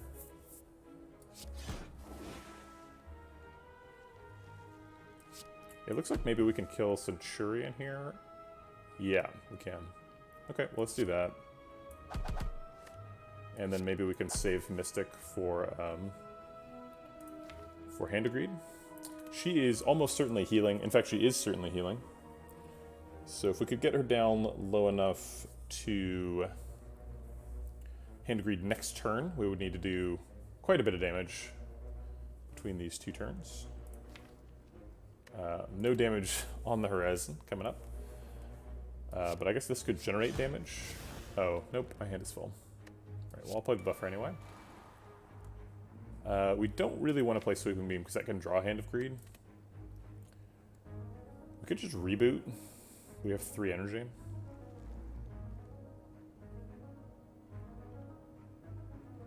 We could turbo reboot. Alright. Do it again. There's the defrag. Let's keep drawing. Let's go. If we play Doom and Gloom, we will be able to kill her next turn with Hand of Greed. If we play Cool-Headed, we could draw Hand of Greed right now. But no. We could still draw it. Oh, crap. Oh well. Not that important. Force Field Plus is amazing. We're pretty reliably able to get Force Field down to 0 cost here. And blocking for 16 is nuts. Focus Pod is not on the same level as Liquid Drum is. I'm not throwing away a fairy for no reason, so let's skip that. Hey, it's Snake Plant. What do you know? Let's go ahead and start with a double energy. Creative AI. If we played Creative AI, we'd have to skip Defrag and Glacier, potentially. We could potentially have Creative AI decost Defrag and Defrag decost Glacier. But, let's see, can we have it all here? We can get a 50-50 for defrag to hit either Glacier or Creative AI, and then play whichever one it hits. Actually, no. In order to get that, we have to play Compile Driver, and then Compile Driver can draw a card. But I guess we could play Dual Cast and then have defrag hit one of these 3. Hey, it did hit Creative AI. Wow. Alright, hit Glacier. Haha! Excellent. Okay.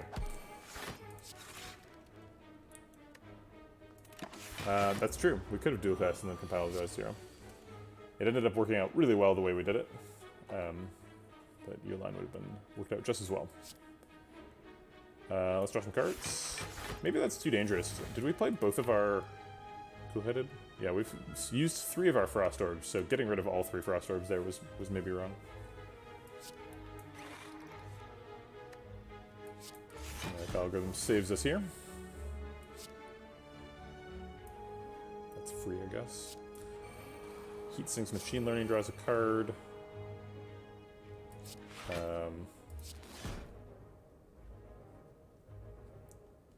Hand of Greed does not kill him.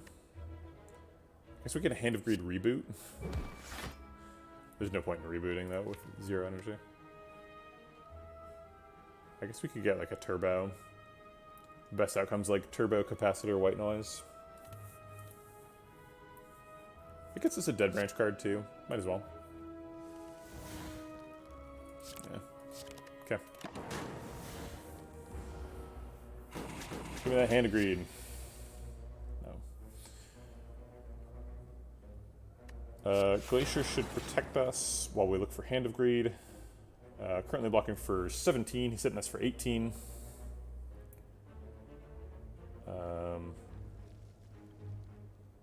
So I guess I'll play Charge Pattern. Why not?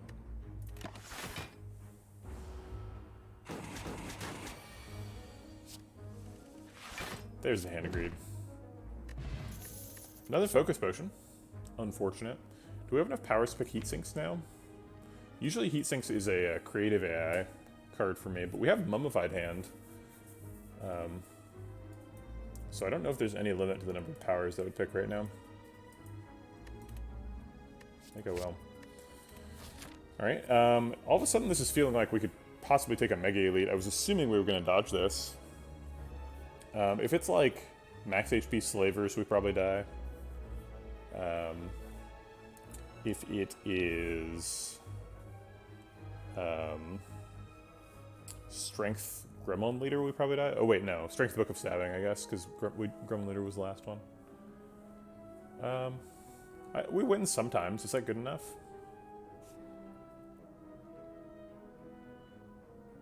I don't know. We're at 14 health. It seems pretty sketchy.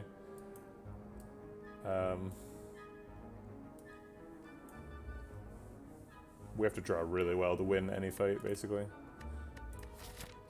But, like, we could die to just, like, Snake Plant. I guess it can't be Snake Plant because we just fought Snake Plant, but, like, whatever. Chosen plus a bird could kill us. Alright, so let's fight a Mega Elite. These Strength Slavers. That's not too bad.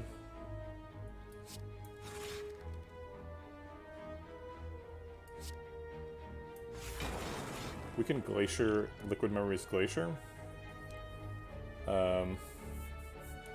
If it had hit him instead, we could have Hand of Greed, Liquid Memories Hand of Greed to kill one.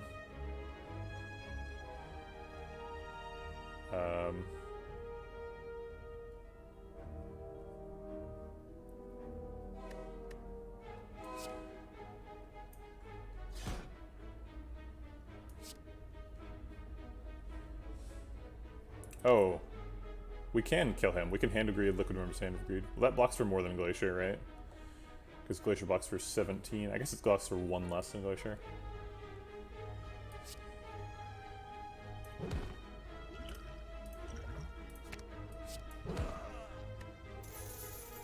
Alright, are we dying?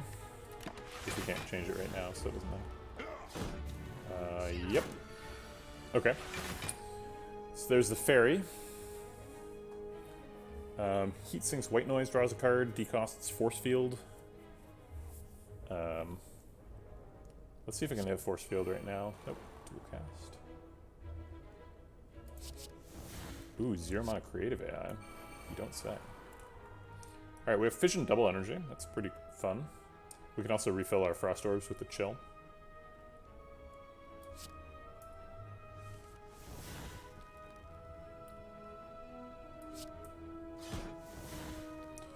Okay. Generating lots of cards, doing lots of fun things. Let's play this and get a card. Machine Learning, that draws a card too. Draws a card and decosts one of the remaining non-zero cost things.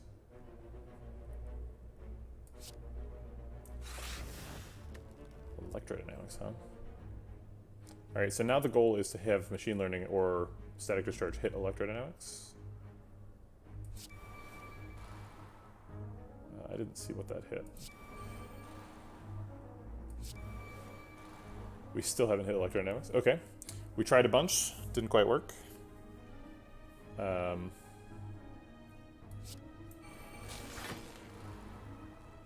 think there's only one target left for Defrag to hit, which is Stack.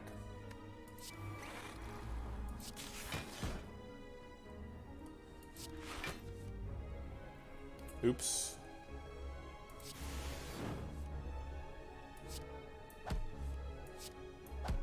Looks like we're winning this fight pretty handily.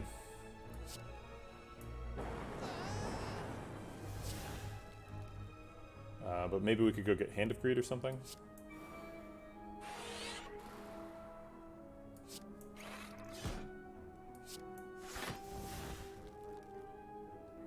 Alright, we'll leave him alive so we can have a chance to go get Hand of Greed. There it is. Got him. That Mega Elite was easy. I mean, it ate 2 Great Potions, but just crushed him.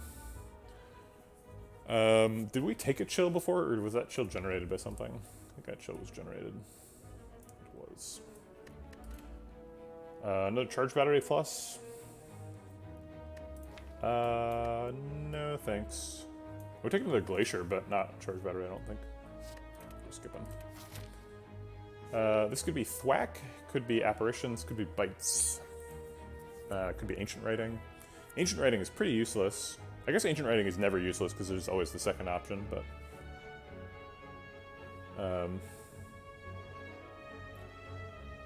Strike Dummy box combo? Oh, Pandora's box, yeah. Yeah, that Strike Dummy is literally useless, right? Yeah, we'd have to, like, take a Lightning Strike for it to do anything. Yep, absolutely blank Relic.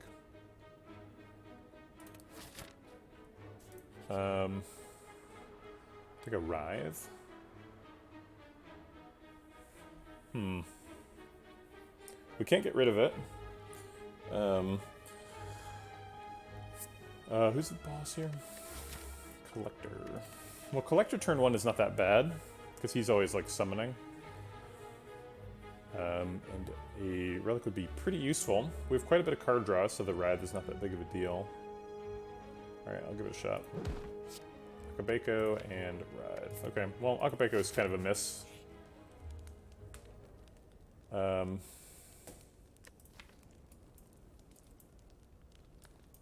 Would Blue Candle be good? Why is Blue Candle good? I guess if we could for Dead Branching.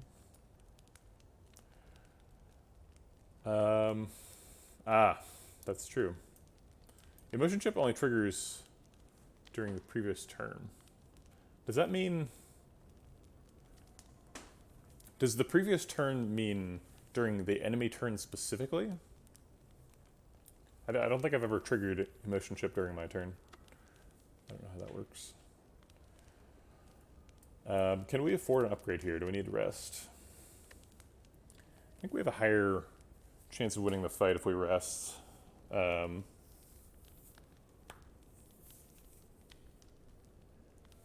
But we have a better chance of winning Act 4 if we smith. Let's smith. I think we're probably winning the fight. We definitely could lose, but... And I think Consume needs it.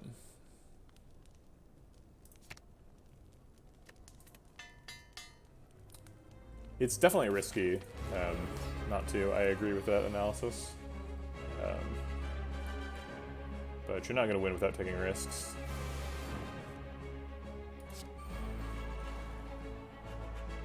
Alright, get some Frost Orbs.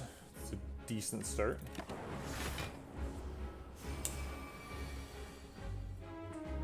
This hand is not good.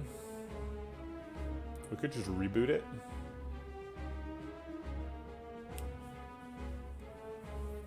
Yeah, I think reboot is better than compile driver here. I don't know, compile driver does draw 2 cards.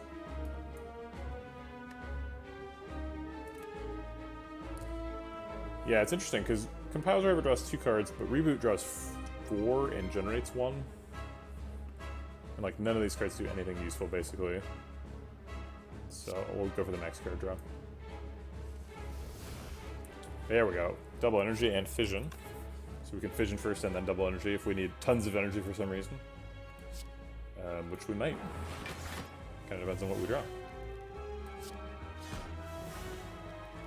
Why does Dead Branch keep generating me boot sequences when I have 12 energy? What do you want from me, Dead Branch? I've given you everything.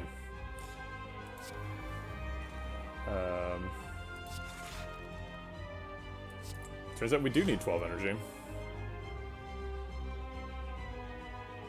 We could try and get Hello World to decost consume. It can always hit compile driver. There we go. Genetic algorithm. I guess we're already blocked this turn. Let's see. So 21 plus 14's 35. We were currently blocked for 30. So stack plus for 0 is already going to do it. Okay.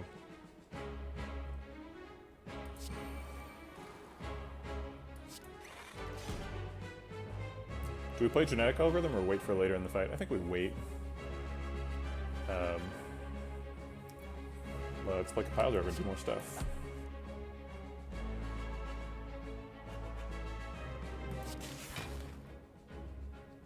Boot sequence gets us a Dead Branch card. Second heat sinks, I'll take it. There's the capacitor. Okay, great. Just looking for that. If we play one more skill, we get a letter opener proc. And I think we're done. We could play all 3 to get one more letter opener proc, but we'd be wasting a Frost Orb and generating a Void. I guess we would get to compile driver 2. Yeah, okay, let's turbo compile driver and see if we get anything interesting.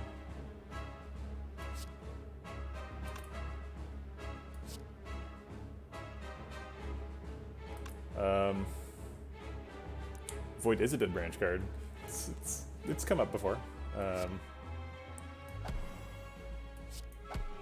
Oops, that order was wrong. I should have compiled driver, and it was actually fairly relevant because white noise would have been way better than lock on. Oh well. Alright, we've got 71 block. Get through that. That's kind of our big turn, though. A big concern about going into boss fights is like, okay, the deck is doing well, but is it doing well enough to like actually sustain? I don't know. This is turn 3, I believe. So next turn is the debuff turn.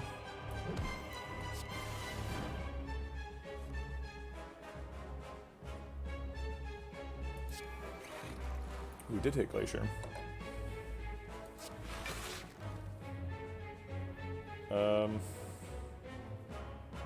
We just Hand of Greed on Collector. He's not doing any relevant damage right now.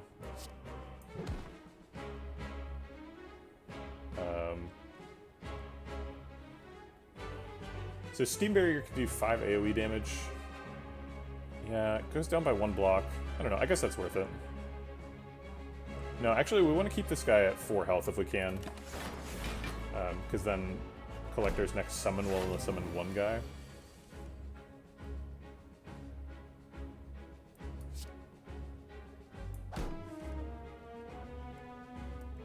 Two turbos in hand. Not really what we're looking for.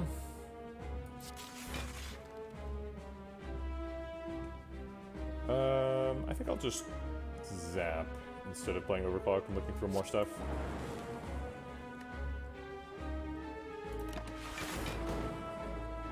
Darn, we killed him.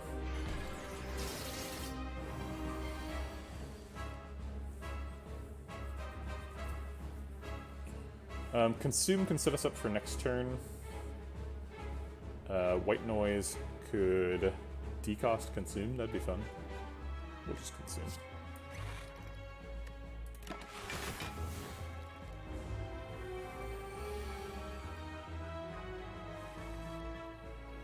Alright, he's summoning dudes, but we've been bulking up our block for quite a while, so I think we'll be okay.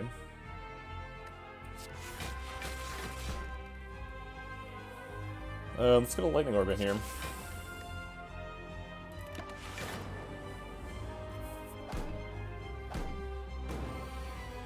We need a calipers.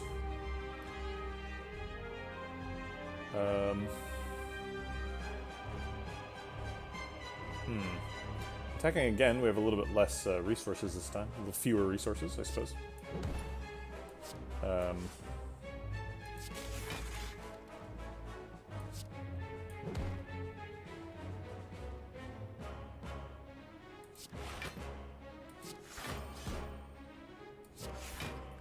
Looks like we still got there.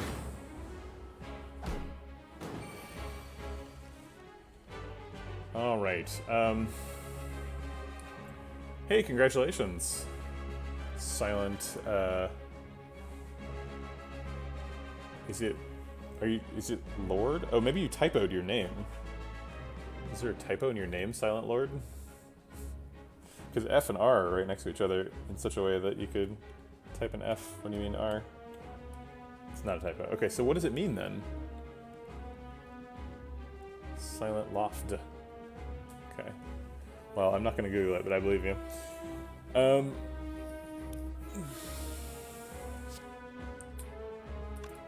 think we want damage to start going towards Collector.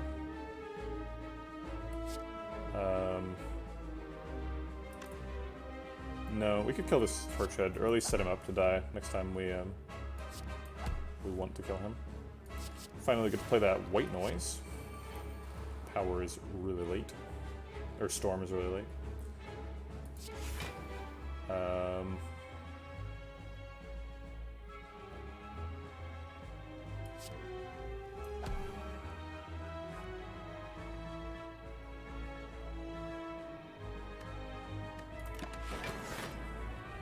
Okay.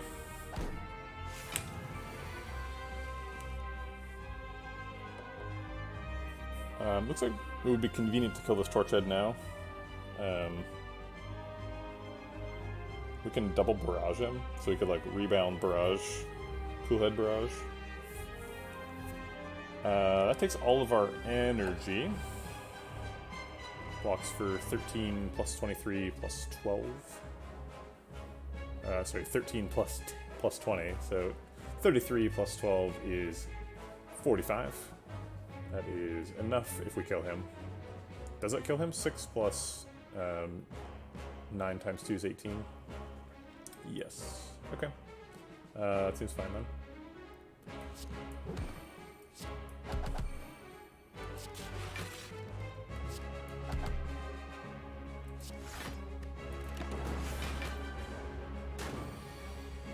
Take my 1 and get my emotion chip proc. Excellent. He is attacking. So his debuffs have worn off and he never debuffs again. So we are in a good spot now.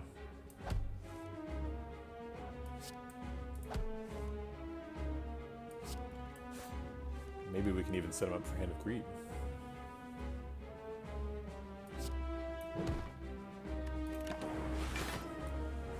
Alright. This is probably the last cycle, so I am going to go ahead and just throw Genetic Algorithm in there now.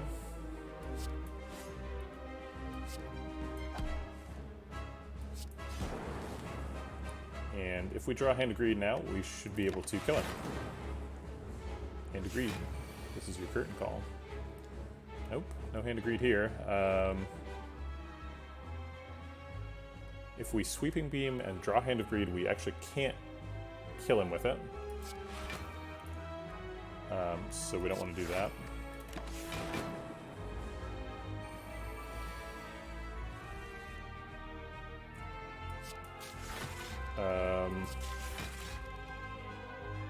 Darn.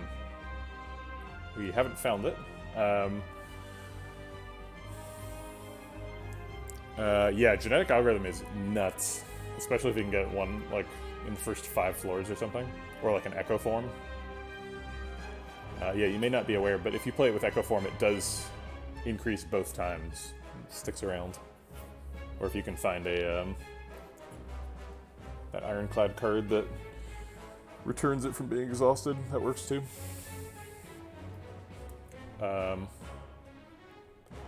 Yeah, it does look like... Yeah, I guess Ink Bottle helps us keep looking for Hand of Greed. I assume we have a kill, right? Like, Beam Cell, Rebound, Claw or something. Yeah, Claw does 9. So we'll just turbo.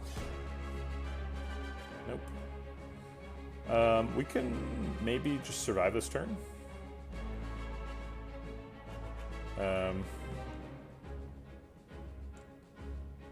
So currently blocking for 26, 46. That's him plus 10, so if we can kill one of the torch heads, we can...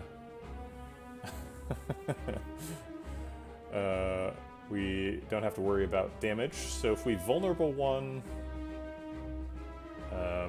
we only need to save 9 damage. Well, we don't need to kill the collector. Okay.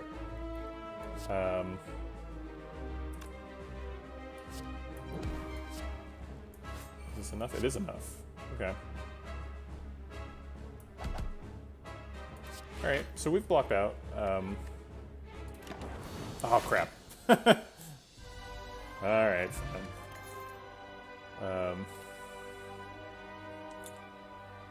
Meteor Strike is available. We have quite a bit of energy manipulation and a couple of compile drivers, so I think we could actually pull off a Meteor Strike.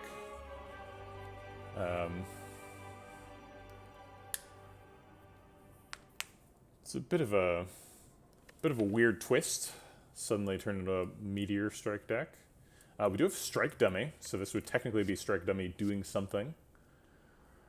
Get an extra 3 damage on my Meteor Strike.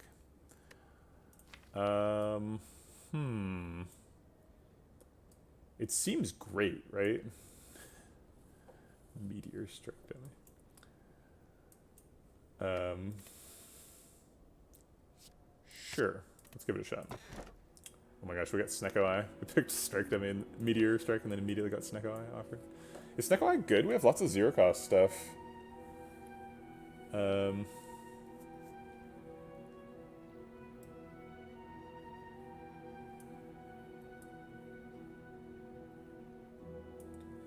Okay, how many zero cost things do we have?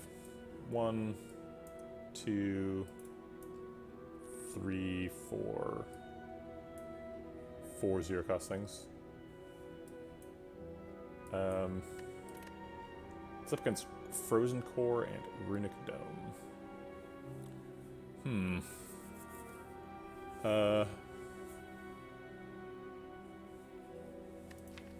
This run just got weird.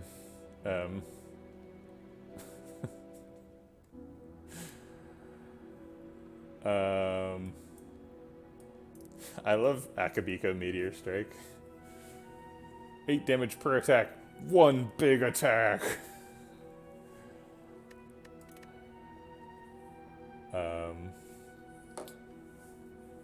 I feel like Snecko Eye is the best way for this deck to just kind of like sneak in a win.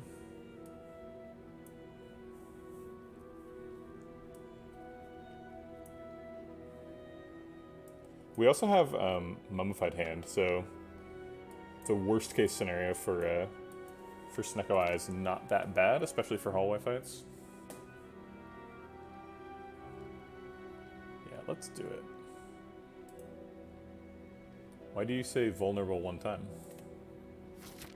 Oh, you're talking about marbles. Yes, of course.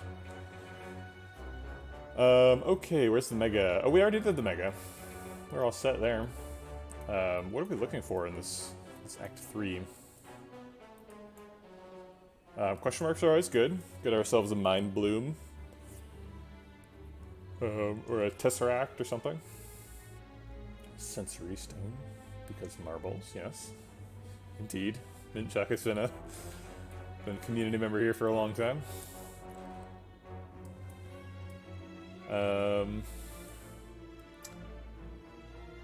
Are we hunting elites? Is that what's happening? Are we surviving elites? What's happening? It looks like the most elites we can get is 3. This one, that one, and that one. Unless I'm mistaken. I do not appear to be. Okay, well let's do the 3 elite path then. Let's go to a shop. We've got money.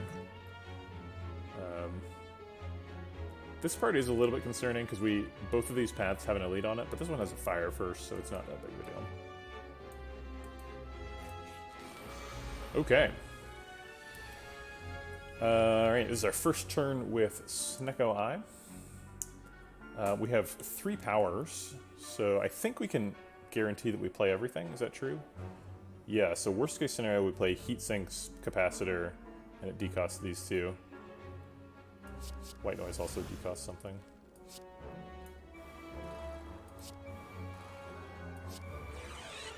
Okay. These shapes have no chance. They don't know what they just walked into. We are a robot booting up. I guess we can play these 3 as well to get another letter opener proc.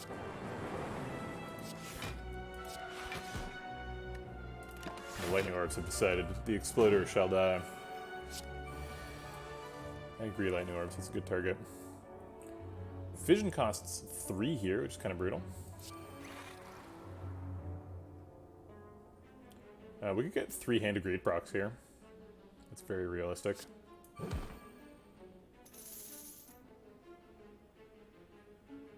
Let's play the genetic algorithm before we forget. Get a backup defrag. So this dead branch is kind of serving the function that usually creative AI serves in this deck, where like it doesn't generate only powers, but it generates approximately 1 power per turn. So it ends up being quite good. If we play Fission right now, we can't play Meteor if we draw it. Oh wait, that's not true, because Snecko Eye.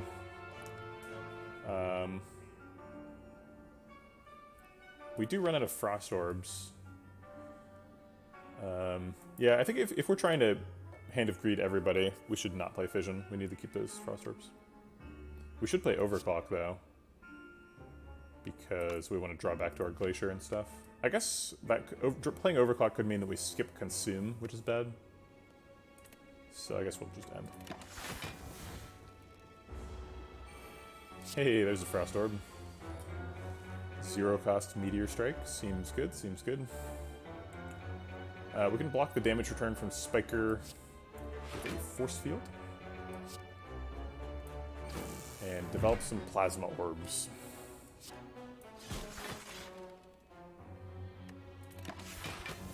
And now we wait.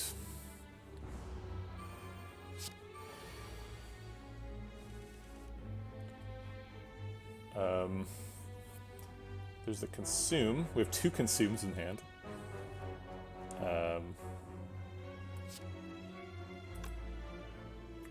We could play a 3-mana double energy to get back to 3 energy, or back to 6. This is really silly. 0 energy cost cards. So we're getting there's 2 sources of 0 cost cards here. Snecko Eye randomly sets the cost of things between 0 and 3 inclusive, so sometimes it just makes things cost 0. And Mummified Hand. Whenever we play a power, it makes a random card cost 0.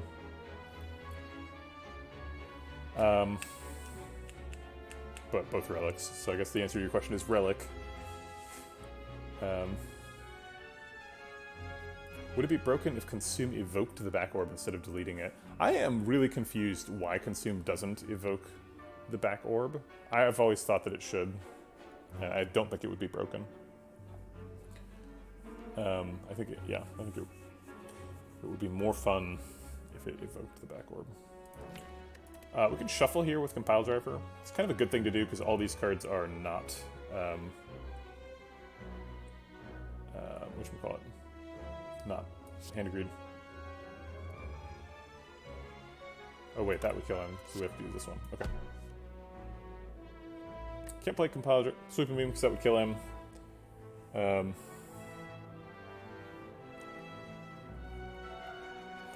I think I disagree, Redbeard. I think Consume is like usually weak, and I don't think it would become overpowered if it gained that.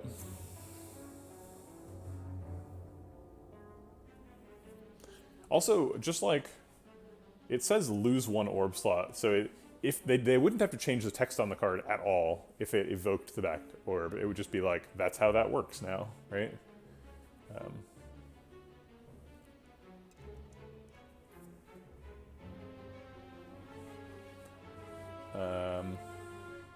We could get rid of double energy. We go down from 5 to 4, but we do generate a card.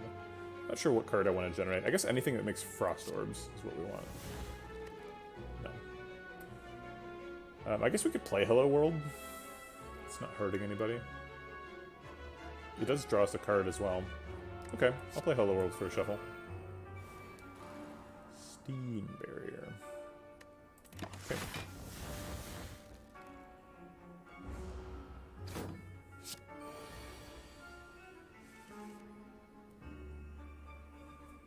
Meteor Strike kills either one.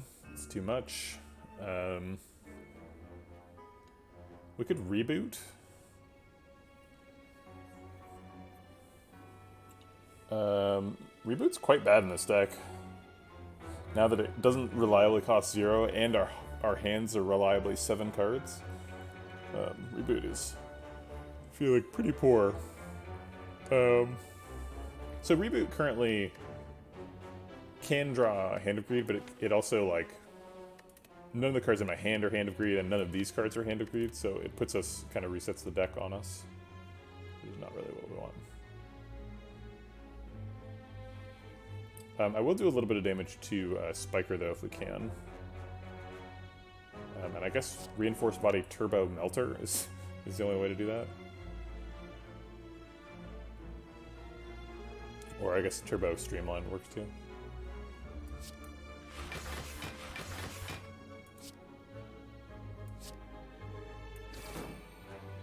Ooh, okay. Echo Form, huh?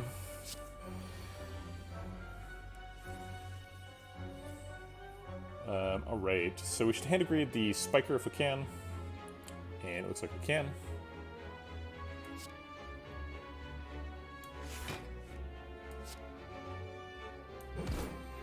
We have to be really careful not to activate Letter Opener. I guess I'll play Echo Form, because it's like one of the best cards in the game. End turn. Waiting on that. I don't think he can hit us. I think his max damage is below our min block. I guess I could have played the Cool-Headed to rotate stuff. Yep, we are gold farming. That is true. There's a Glacier.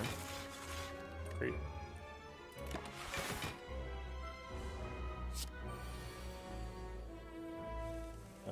Nope. Oh my god, so many cards. We have a 50 card deck now. Oh, there it is. Found it. Okay. Rip and Tear would be nice to play on turn 1 with Akabeko. It is a Rip and Tear Plus as well. Probably not something I'm willing to pay 2 energy for, though, and putting it in the deck seems unnecessary. So I think we're going to skip here. Hologram could be good, too. Hologram is quite good with Snecko Eye, because sometimes things cost 0, and it's really busted, and then you're like, hey, I'll just play that busted 0 cost thing again. So you go get, like, a Consume or a Glacier or something. Even just going and getting, like, Force Field Plus is nuts. Meteor Strike. You know what? Actually, Meteor Strike, I think, convinces me to get Hologram. So let's do that. Alright. That's a very expensive red mask. No, thank you. I think we usually win this fight. Let's give it a shot. Double energy is ineffective here. Critical miss.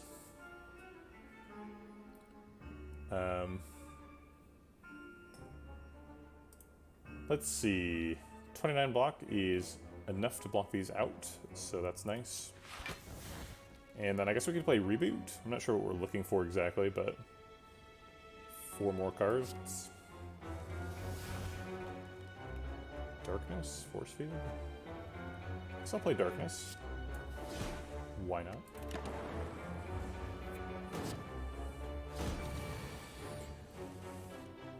Hand of Greed's a little too early here. Or is it? We have 12 damage from this. Assuming the orb hits the right target. It's our max here. So it's 35, because this is the first attack of the fight. 35 plus the 12 is 47. 88 minus 47 is 41. So this does 20, not 28. So he's at 41. I don't think we can hit him for 41 more. If this hits him for 8, and this hits him for 10, it's 18 more. 41 minus 18 is 23, so still out of range of Hand of Greed, but only by a little bit. You know what we can do, though? We can Meteor Strike, Hologram, Meteor Strike, which is the reason Hologram's in the deck. So this says 35 plus 12 plus 28, is it? 28? 24. Why did I think 28? Wait, why is it 35? I'm so confused. Akabeka is plus 8. But it's supposed to be 24. Where's the extra damage coming from? I don't have any strength. It's very confusing. Okay, well I'm pretty sure Meteor Strike, Hologram, Meteor Strike is good. So let's do that. What am I doing? I don't have the energy for that. Oh right, Strike Dummy. Thanks, Terrence. I'm gonna restart the fight because this plan that I thought was good is actually stupid.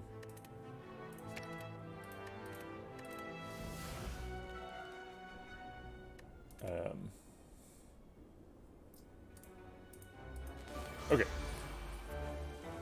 First turn we played Genetic Algorithm to block, and then we played Reboot instead of Zap. And then we played Darkness. Okay. And then we're back to the turning question. Could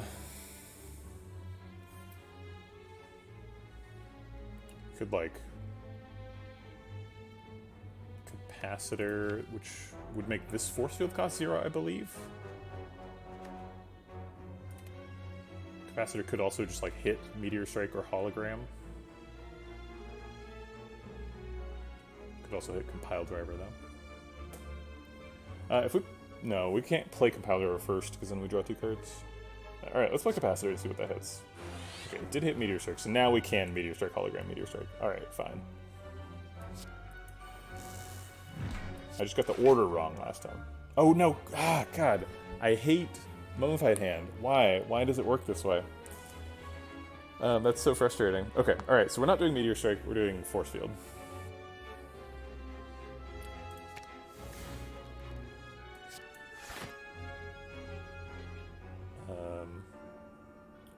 And Steam Barrier. And then I suppose we're using the last energy on Rip and Tear.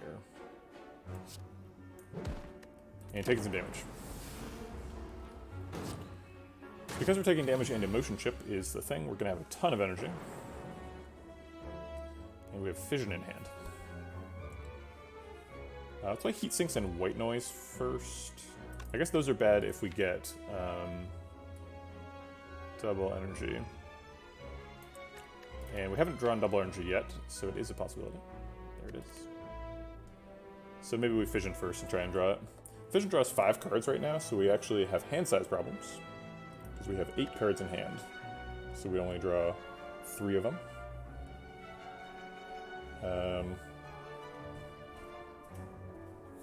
White Noise ends up generating a card because of Dead Branch, though. So we actually don't clear up that much hand room with Heat Sinks White Noise. Especially since this draws a card as well. But it does decost things to 0, so I think eventually we get to a smaller hand size and we can Fission. Also, we don't really need double energy to hit that hard, you know. We already have 5 energy, it should be enough. Yeah,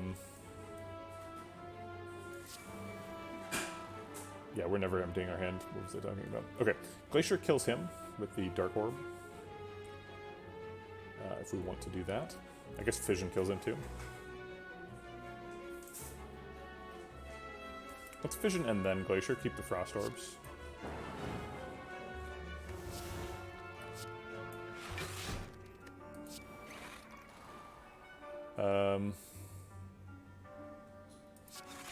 And we have 14 energy, so we should find something to do with it. Hey, there's double energy. Still hit for 12. That seems like plenty.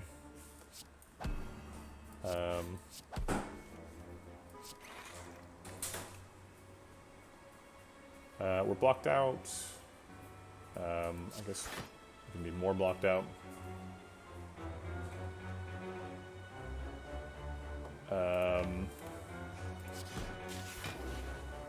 Okay. I guess the Dark Orb is probably a mistake, because it takes away 7 block from this turn. It doesn't look like we need it, though.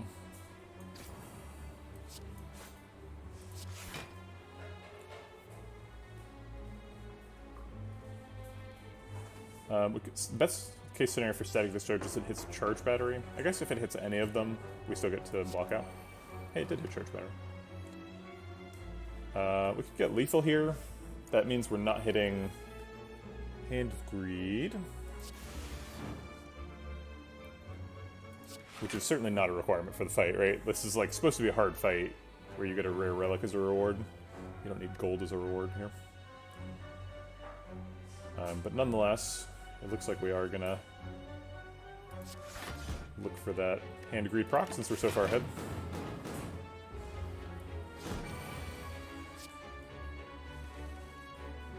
And there it is. Stone Calendar. Extremely useful. Act 3 relic. Another stack, a rebound, or a streamline. I think I'm no on all these. So that is another stack plus, and we have a 30 card deck, so on average it's going to block for 15. Air quotes average.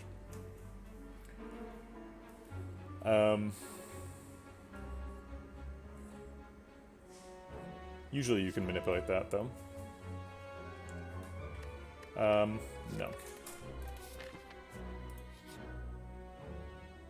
Okay. A frozen egg. Terrific. I think my original plan was to go right here. Is there any reason to reevaluate that? Reevaluate. Re-enunciate, more like. Yeah, let's go right. A single Orb Walker. That's not enough. You'll need much more than that. Looks like we get to do some shenanigans here.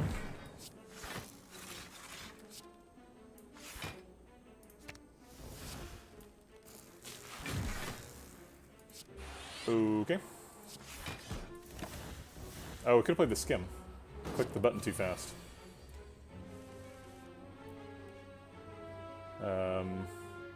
Alright, how do we block Force Field? Looks like we've got time to go fishing. And fissioning, potentially. Recursion is -2 energy here. I guess I'll play Consume.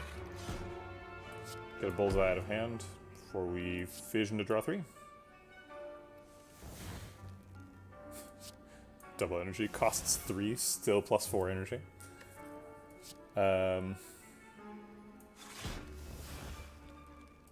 Oops, can't do that without killing him. I want to draw some more cards, but I can't. Yeah, there's no way to draw cards except for Reboot, which shuffles 10 not good cards in. So we will just be done there. Oops, almost killed him.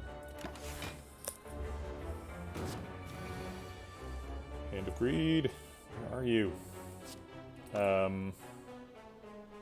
We have Zap for safety. I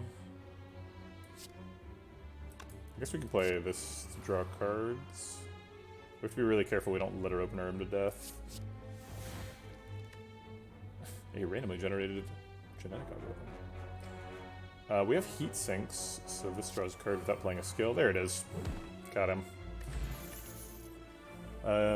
Self-repair seems like it goes in the deck. Self-repair plus. We have a mummified hand. So that's nice. We also have like heat sinks and stuff now. Sure.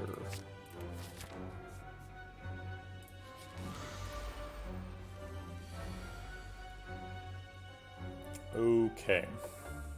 We can Meteor Strike dual cast to get a bunch of energy. Can't really do anything with the energy once we do that. I guess Compile Driver draws a card.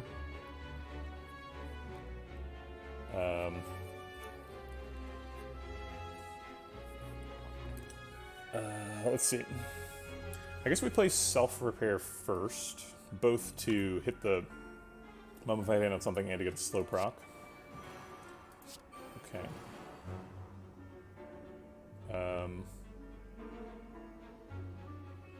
Compile Driver now costs 0, so we can play it before the Meteor Strike to optimize our slow.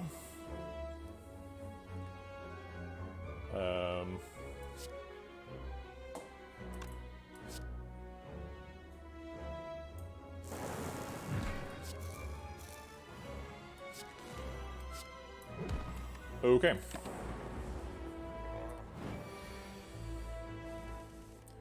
Didn't find any card draw that turn. It's kind of awkward. We need to clear out some hand room so that we can fission. I guess consume hitting a lightning orb is fine. Oh wait, fission would have given us an extra card for that. That was a mistake.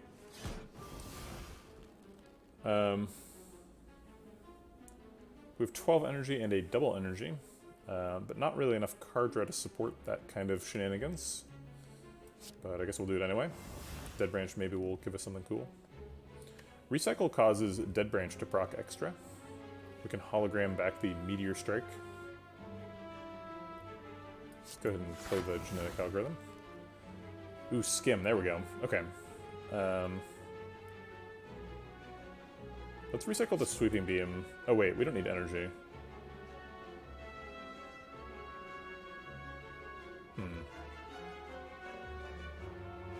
I guess I'm committed to this now. The Force Field Plus? Echo Form seems good. Okay, sure. Amplify, huh?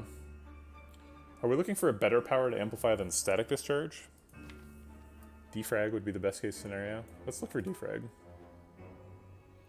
We have 3, 6, 8 cards in hand, so Skim is safe. Oops, I missed the ink bottle draw. It was not safe. I'm really getting a lot of those slow procs. There you go. I guess it's time to start punching him. Excuse me.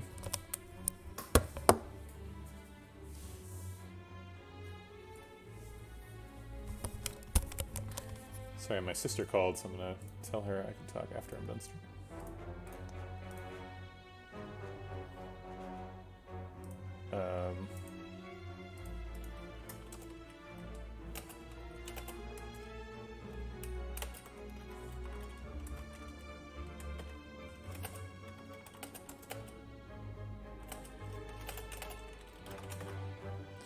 Okay,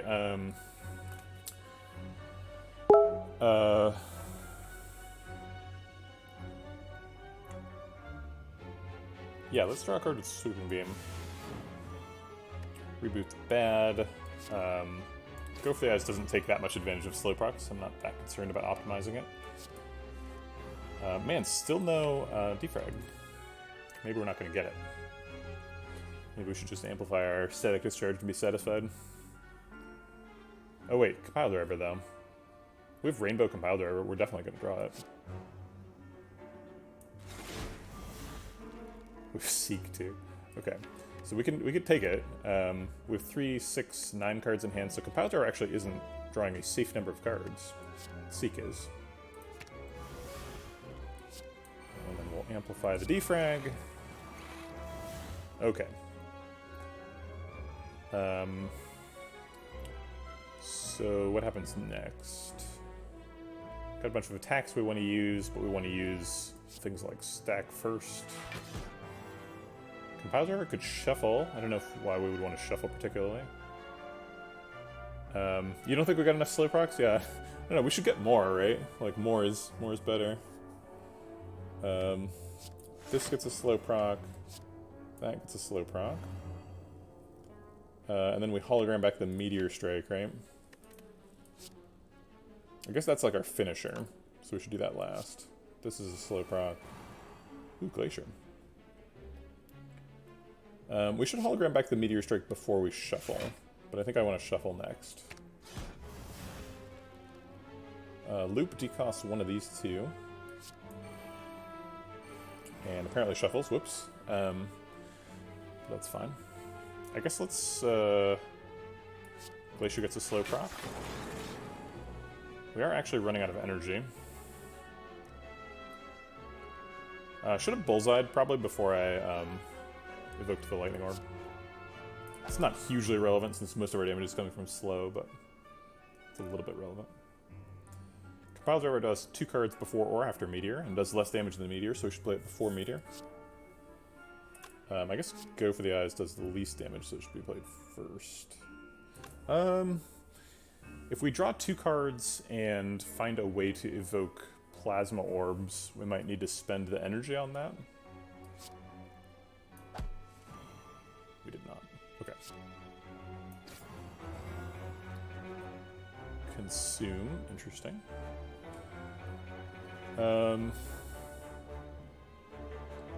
Gets a slow proc. How much damage is it doing? 110. That is an awful lot of slow. Receives 310% more damage. Yikes. I think I will consume.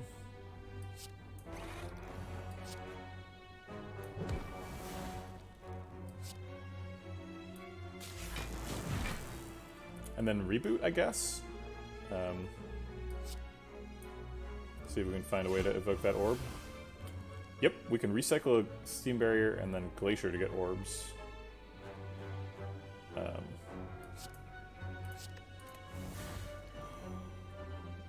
So Glacier evokes orbs, giving me energy back, and then Compile Driver draws more.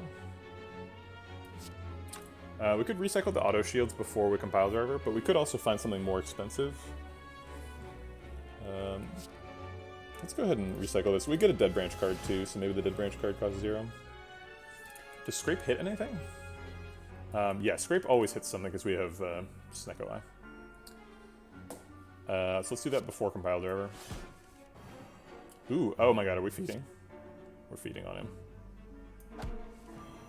How embarrassing, Giant Head. He didn't even have a chance to wake up. Oh my god, Bird Face Turn? Are you serious? Wow. What? What just happened? That card awards section was nuts.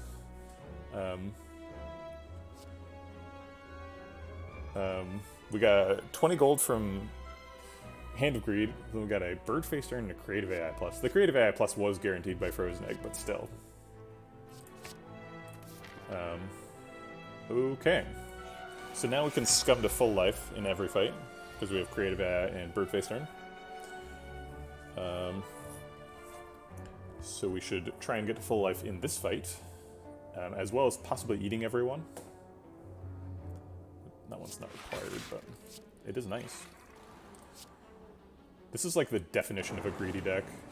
It's like Hand of Greed all the way down. Oops, I missed heat sinks.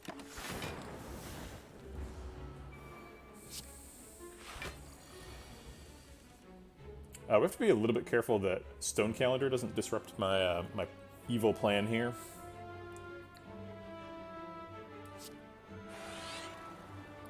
So we need to get Hand of Greed off on one of these small ones before Stone Calendar kills him. To that end, let's draw with that before Fission. Fission's currently drawing 4 cards. We have 3, 6, 8 cards in hand, so we need to get rid of 1 before we Fission. It'll be that one. Yeah, that was a nuts turn, huh? That's probably the name of the YouTube video.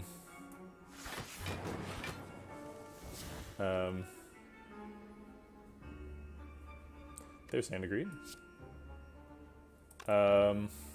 Maybe we can get the spiker this turn.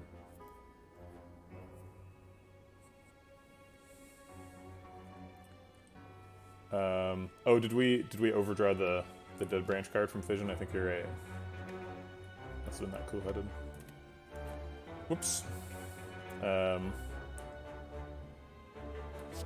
So let's see, if we want to hit him twice, we'd have to have overblock by 18. They're currently hitting for 20. I don't think overblocking by 18 is super realistic. Oh, maybe it is actually.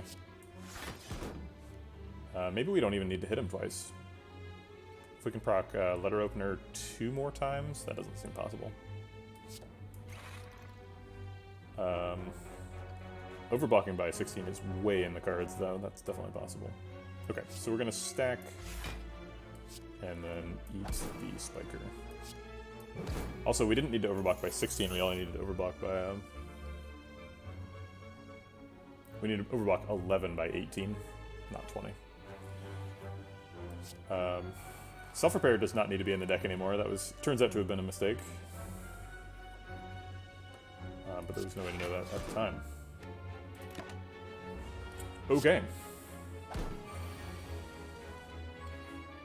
Best case scenario is we can get back to whatchamacallit, Hand of Greed before Stone Calendar kills the Repulsor.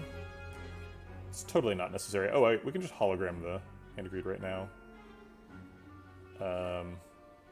We also need to block for 22, or we're going to have a lot more healing to do with Birdface Urn. But I guess either of those outcomes is fine. We have an Echo Form. That's fun.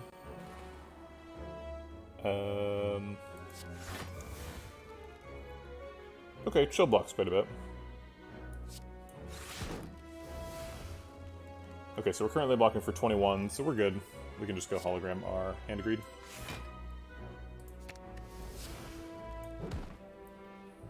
Give me the money. Okay.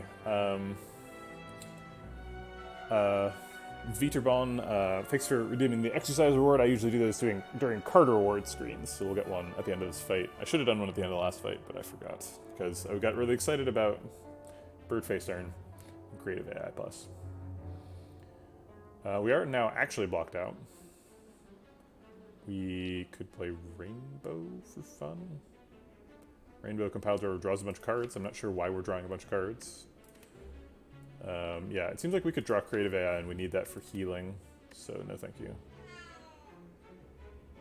Wait, are we actually blocked out? 14 plus 9? Yeah, we are. Okay. 23. That's the number. Alright. We have Echo Form up, so we double whatever card we play first. Our effective health is currently 64, so we need to heal for 7 before we go to the next fight. That means playing... that's true. We could have played the Meteor Strike and done some stuff. Maybe we even could have killed Spirit Guardian with the Hand of Greed, but I think we're planning on Spirit Guardian soaking up a Stone Calendar proc. Okay, so let's play the loop first, because we need to get powers in. Or we could double energy with Echo Form, so go up to 8 and then 16 energy. I don't even know if that would be the most energy we've had in the run. This run is kind of silly. Alright, I will go up to 6 though. Oh, the cat wants to be let outside to hang out with the wife.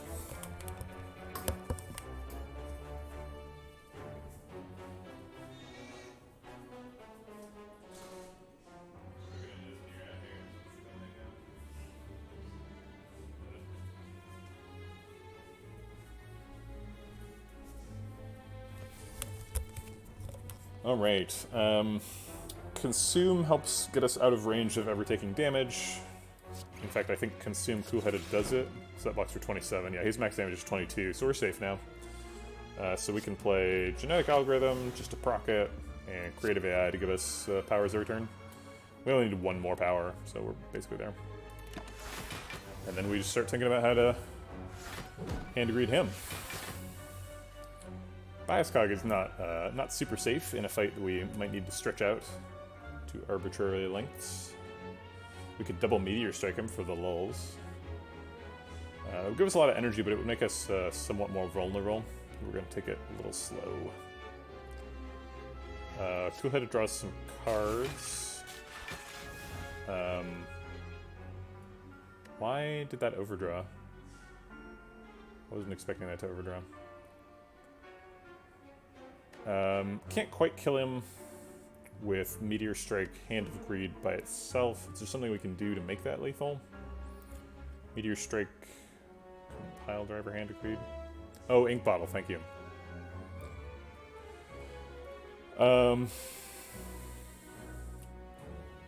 Meteor Strike plus Compile Driver is 37 damage, 57 total. He is above 57. And doing the Meteor Strike still puts him into the danger zone.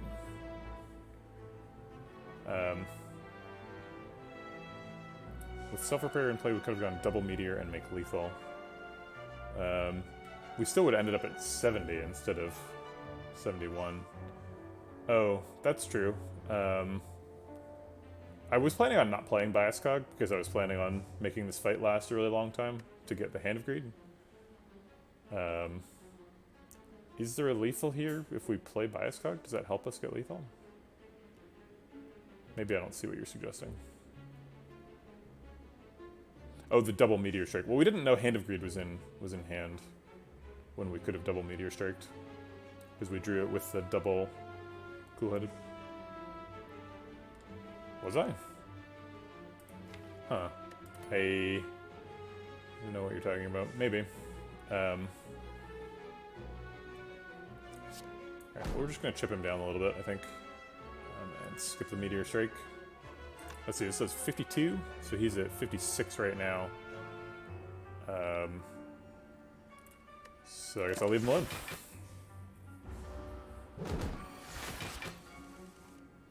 Alright, Loop makes us full health.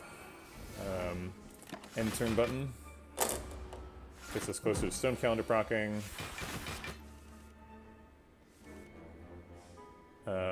Heat Sinks is fun. Okay.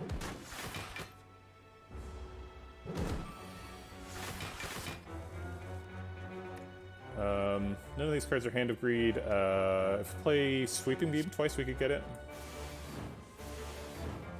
Nope.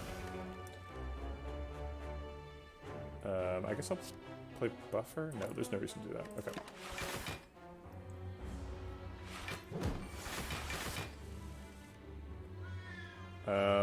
Do I not have enough damage? Wait, we have exactly enough damage. Okay, great. Or not exactly, but barely. Okay.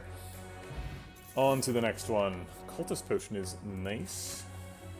Oh man, so the stream title today was doing a 100% cultist run.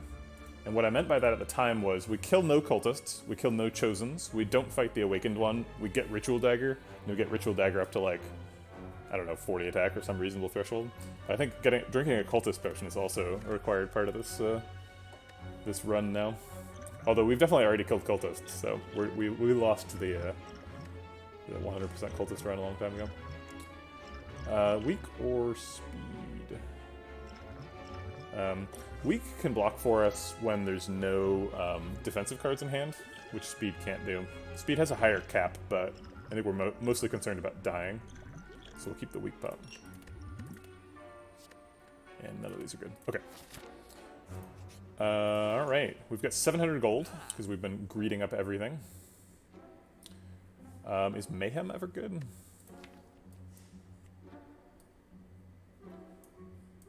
I don't think so. Get an Anchor.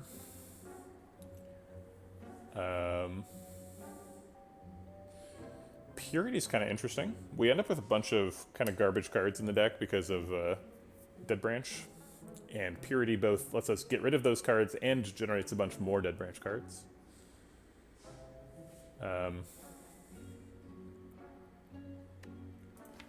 Oh, right, there's a cultist mask. Oh my god. That getting the cultist mask alone makes it like 2% of runs, right? Like it's pretty rare to get the mask event, and even then it's a 1 in 4 to get, or 1 in 5 to get the cultist mask.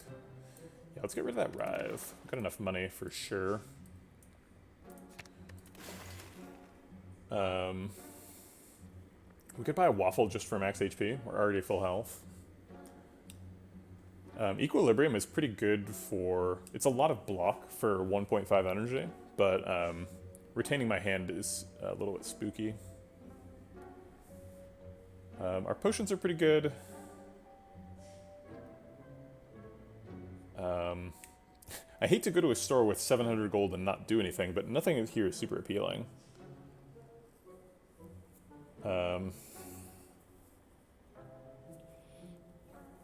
Maybe a white noise? White noise is pretty good, right?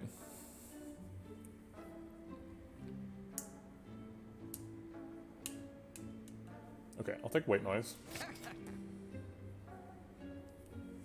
And anchor? Do you really think waffle is worth it? I was kind of joking, but I guess we could take a waffle. It's kind of like a strawberry, right? I don't know if I've ever bought a waffle at full health. It seems so ridiculous.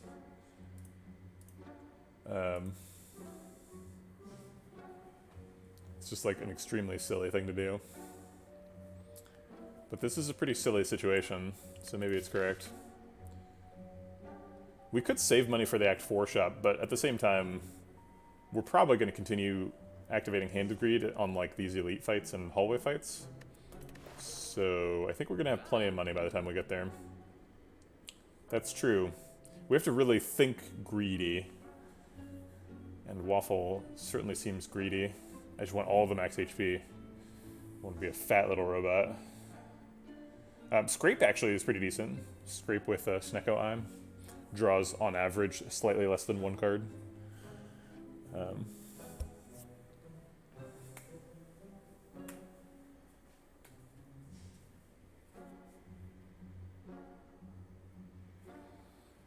We are turning down Mayhem, right?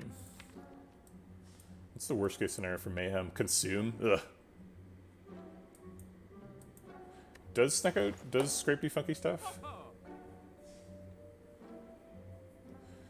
Yeah, I think it considers the cost prior to Snecko Eye's randomization, but still, like in your second shuffle, Snecko Eye will have randomized some portion of your deck down to 0. Maybe I don't know what how Scrape works. It says that it discards all cards drawn this way that do not cost 0, and because drawn is in, I guess, what tense is that? Is that like present perfect tense? It could be either present perfect or past perfect. I think there's no way to tell the difference. But I would assume it's past perfect, right? So it suggests that the randomization would happen before the scrape discard check, but there's no sense in English parsing cards. That's not how cards work. Some bits of computer code somewhere that are a mystery to everyone.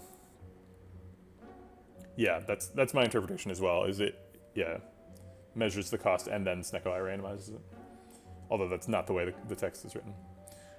So maybe we do take Mayhem. It only costs, okay. It costs 1.5 energy, right? It's an extra power. It could play like Meteor Strike. It doesn't help us win the Awakened One fight, which is kind of scary. It's bad against Time Lord as well. It's bad against Heart. So I guess we skip it. And just take a waffle. Okay, fine. You win, game. I'll eat your stupid waffle. Alright. We're elite hunting, I think, because we're super strong. Akabiko's Sweeping Beam is kind of a boss move here. Go ahead and double energy first. Turn 1 Electrodynamics randomly generated as well. That's not fair. Come on. Riftermancer's just trying to do her job. Coming in here with a turn 1 randomly generated electrodynamics. It's just rude.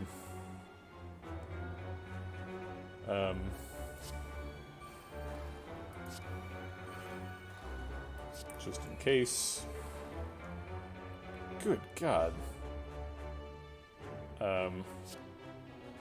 Make her take extra damage. That can't decost anything. Can we draw a card? I think no. I think bottle's not set up. So do we like Meteor Strike then Glacier? I think we do that to set up for blocking next turn. But then we have so much energy that we don't need. But whatever. We have Loop too, so actually the Plasma Orb will get extra activations.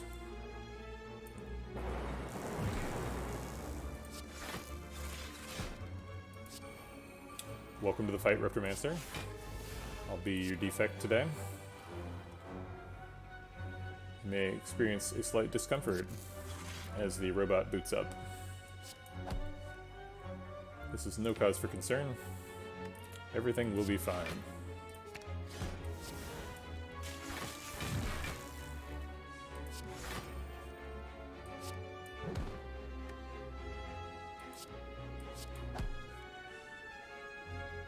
Okay, I think the turn's over, right?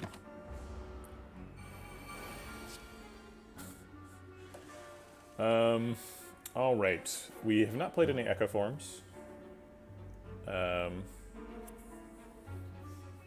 We have 8 energy, so we could kind of just mess around. So let's play this loop first. Hey, thanks for the follow, Jamor. You know what? Somebody redeemed an exercise reward, and I did not exercise after the last card reward, so I apologize for that. Play the 0-cost power, play the other 0-cost power. Consume one of the new orb slots. Play a zap, and draw 2 cards. I think it's reasonable. White Noise costing 3 is kind of awkward.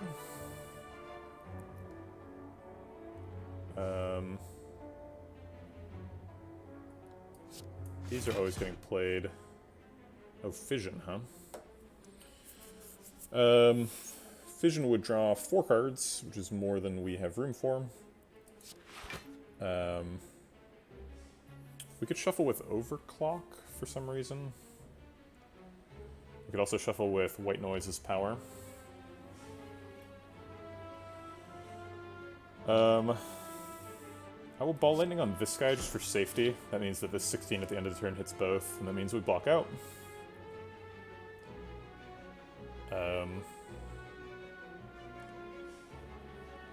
And I think we start looking for Hand of Greed. Fission first, because we have room for 4 cards right now. We do overdraw the Dead Branch card. Oh, oops, we won. Oh well. Echo Form Plus, that seems like a card that I should click on immediately. Can't, like, pull my mouse away from it. Sure. It's cost randomized. That's insane. Alright, this is a true challenge for even this deck. Can we Hand of Greed Transient? I don't know.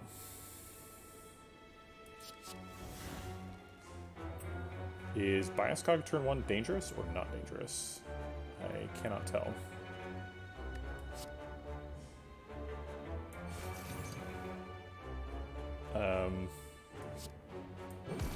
We don't have to do it, so let's not do it.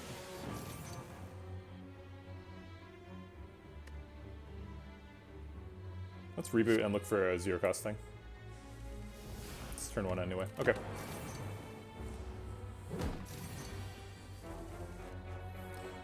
Zero mana Echo Form seems good.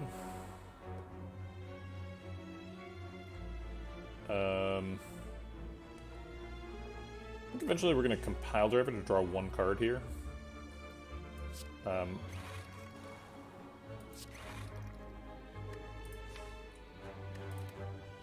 I would prefer for it to cost 0, which I can make happen.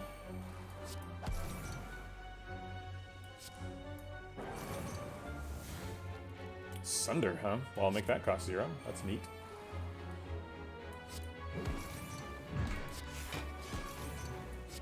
And what are we getting with Hologram? Go get Sunder again.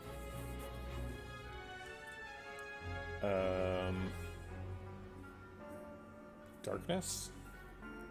Seems like Darkness is the only thing that really helps us for next turn.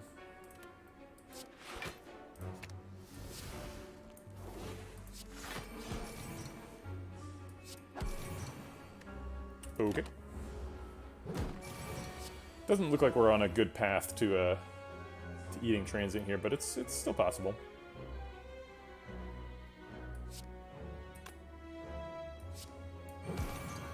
Oh crap, I forgot about Ecoform.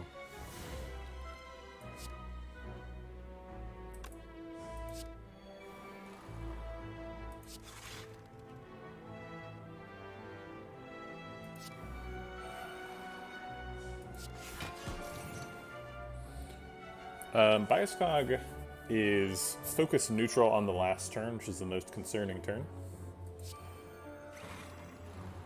There's hand agreed again.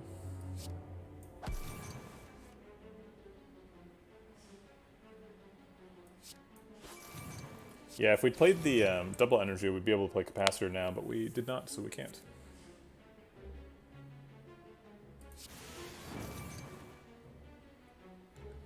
Maybe we have to play Genetic Algorithm since it's in hand. Might not see it again.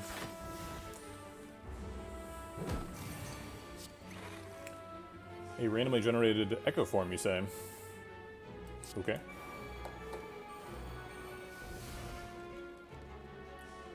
Dual casting the Dark Orb mostly blocks out here.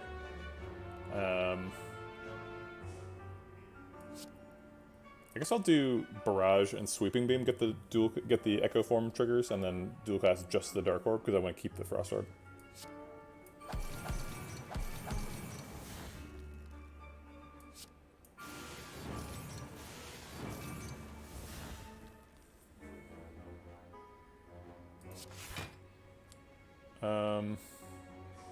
Yeah.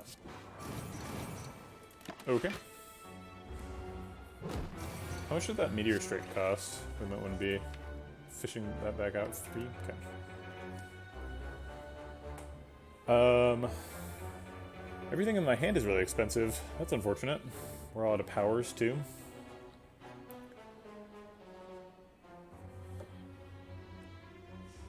How are we out of powers? Didn't we play Creative AI? I guess Electrodynamics is here. Technically. Actually, Electrodynamics is pretty good here, huh?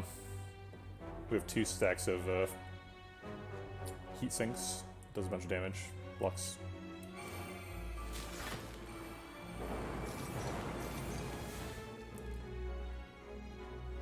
Okay.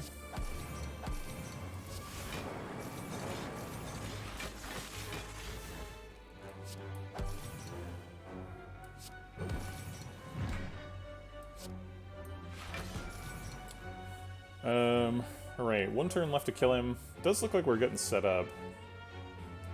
Let's give myself an energy next turn just in case. I don't know if we're doing 600 damage though. It's not impossible. Double Capacitor is a good start.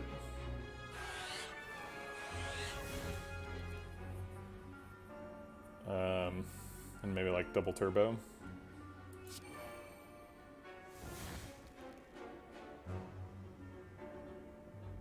Yeah, we're not getting there. Okay, we should just focus on doing the 90 damage we need to do.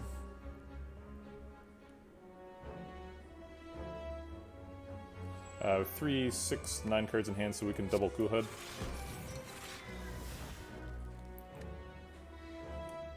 We're blocking for 36. Let's see what this hits. Front of the card. And I guess Barrage for a bunch. We want a vulnerable first for sure.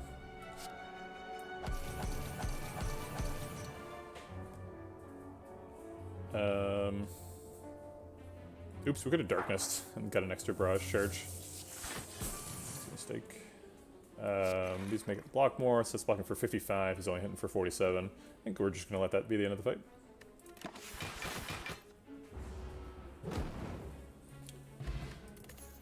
Okay, skim? No, it seems like we've got enough card draw. I would take more energy manipulation, I think, but not more card draw. So I think we're skipping all these. Okay.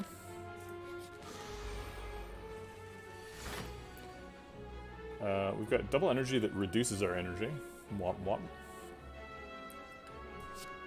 Echo form seems good. And then I guess capacitor.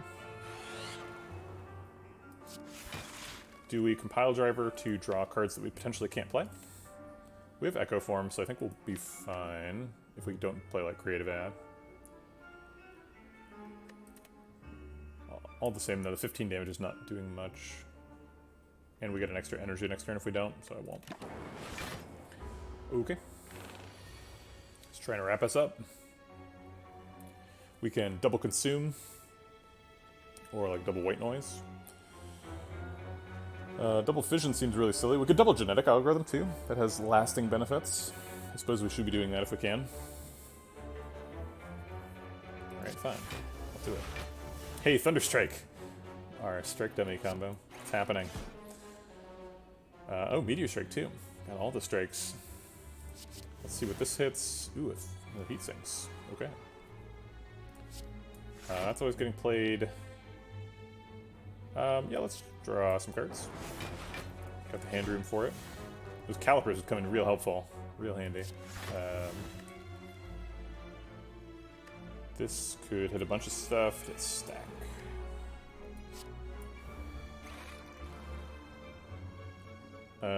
You don't like Spire Growth? Yeah, he's not super exciting. That is true.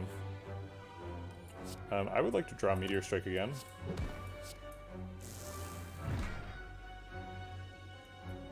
Wait, I thought the Ink Bottle and Heat Sinks did, and Headbutt did the opposite thing, or Rebound did the work the other way. It's confusing. I'm like for sure I've had it work the other way. I thought the card would go on top and then go back into my hand, but that's not what happened. Interesting. Well, I can draw it anyway with Heat Sinks. It randomly costs 0 again. Now Thunderstrike costs 0 too. Ooh.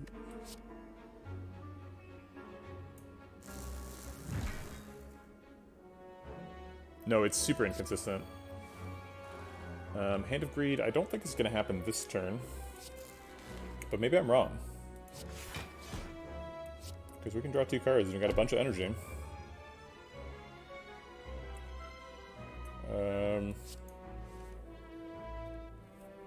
Hologram for something? Hologram for a Meteor Strike? That probably does it, right?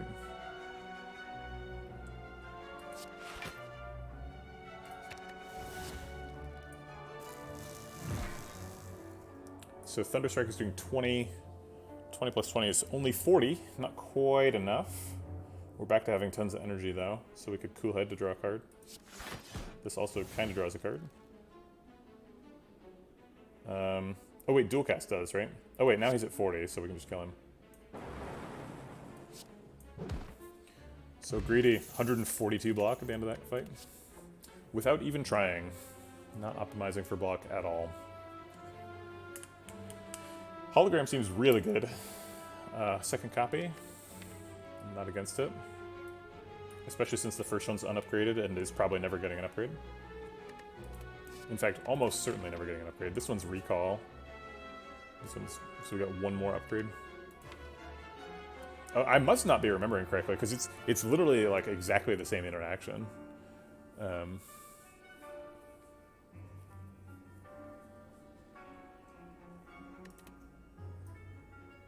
I'll take the hologram. Liquid Bronze is good for the heart, but we've already got some pretty good potions. Actually, maybe the weak potion.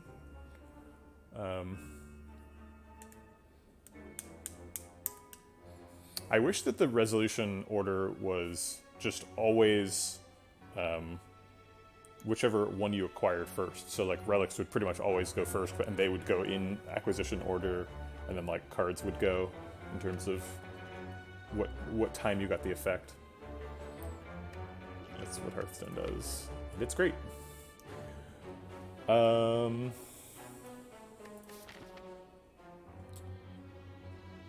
I'm kind of worried about Awakened 1, because we play so many powers. And Liquid Bronze doesn't help. Weak Potion's better in that fight. So we'll skip it. Here's the recall. And another elite fight. This time, Nemesis. He's my Nemesis.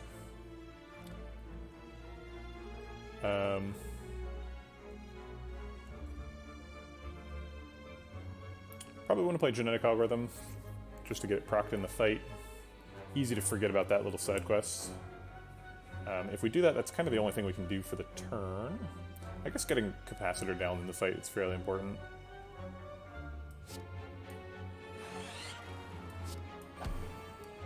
I should have played Genetic Algorithm. Maybe now I try to Genetic Algorithm twice. I could definitely get it Echo formed if we're willing to wait long enough. Echo form makes force field free. Wait, no, it doesn't. Yeah, it does. It does. I think for 45 is rough here. If it hits Cool-Headed, that's nice. If it hits White Noise, that's better. Hits Meteor Strike, that's okay, I guess. This is probably the weak pot as well. It's pretty useful here. It did hit White Noise, okay. Ah, Fission. Okay, so we got Compile Driver and Fission, so we want to do Compile Driver first, presumably. Glacier. Not super useful. Fission could draw us Turbo. Or technically a zero-cost double energy would also work.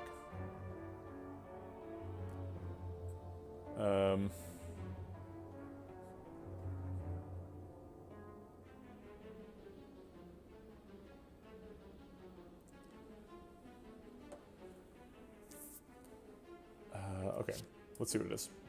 It is a hologram. It did actually. Dead Branch heard us and decided to generate a turbo for us. Thank you, Dead Branch. Okay. Well, Glacier consume Force Field. I think it's going to be the max block here. And we'll get in a Hand of Greed while we're here. Just does 1 damage, but that's okay.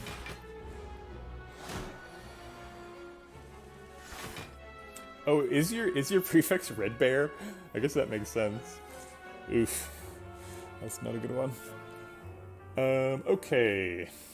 Probably want to play Heat Sinks and Self-Repair. The order is a bit of a bummer. I guess I'll play Double Energy first. Oh wait, we could play Fission and then Double Energy. That's pretty exciting. Okay, alright, let's do that. Oops, Double Fission. Yikes. Okay. Moving on. Okay,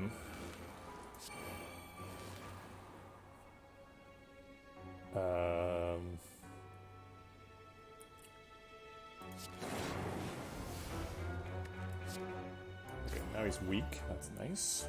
Hitting us for 15. We've already blocked that out, so we can just focus on doing damage and stuff. This does damage. This draws a bunch of cards. Let's do this and hope it hits that. Did not. Okay. That's fine. I'll just play other cards.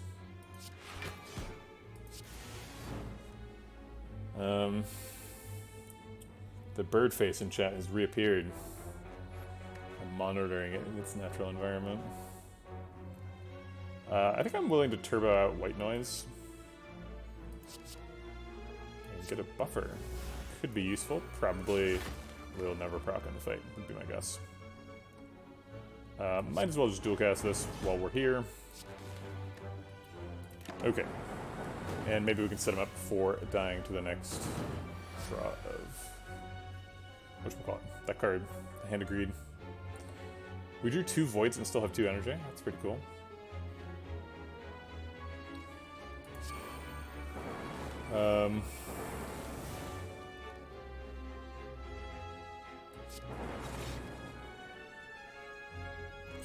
Oh yeah, exercise is going poorly. My number is down to 12, so that's something. Thanks for the follow, Jord. And then the first 3 digits of pi. Red B is even worse than Red Bear.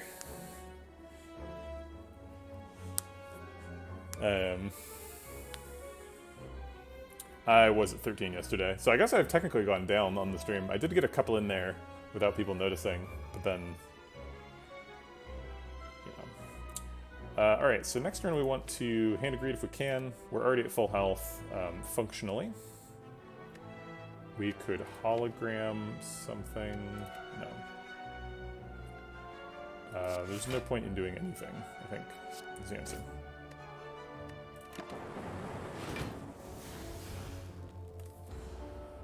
The Thunderstrike.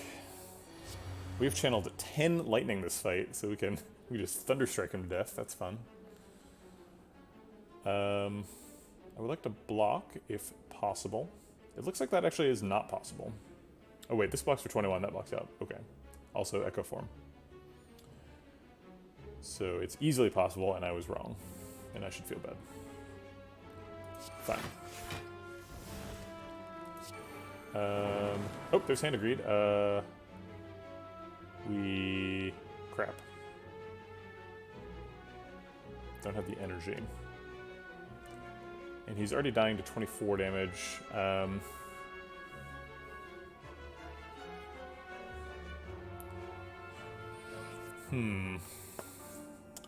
Let's see, is there anything random that could happen that could allow us to Hand of Greed this turn? Sweeping Beam could draw Turbo. Alright, well, I will accept your honorable Sudoku, Nemesis. And then Chaku, okay. We don't really need more energy, but okay. Backup Creative AI. It's like terrible for the Awakened One fight and great for every other fight because we super need to find that Creative AI at some point. And even playing 2 copies of it is fine. Also, we have Snecko Eye, so... Sure. Firepot could remove a Cultist. Maybe it's more effective than Weak Pot. I think not, though. Kind of depends on if we generate Electrodynamics at any point. I think I'll skip it. Probably doesn't matter what I do. Upgraded Hologram would be nice. Upgraded Capacitor would give us an extra charge of Consume. Although we can generate capacitors now with our creative AIs. Upgraded heat sinks does what? Draws 2. We've already got... Do we have 2 copies of heat sinks, or do we just generate them all the time? We just generate them. I think I'll take the hologram upgrade.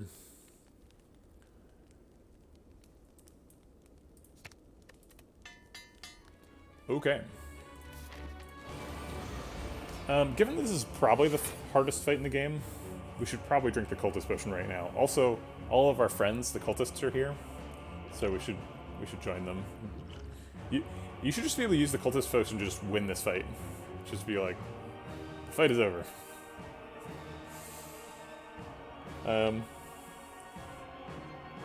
It's funny that you call them Vegetabucks, because it's like, how do you name your channel points? I've seen people with channel points named. It's probably a partner thing, huh? Those damn partners get all the cool stuff. I think Echo Form is better than Creative AI here.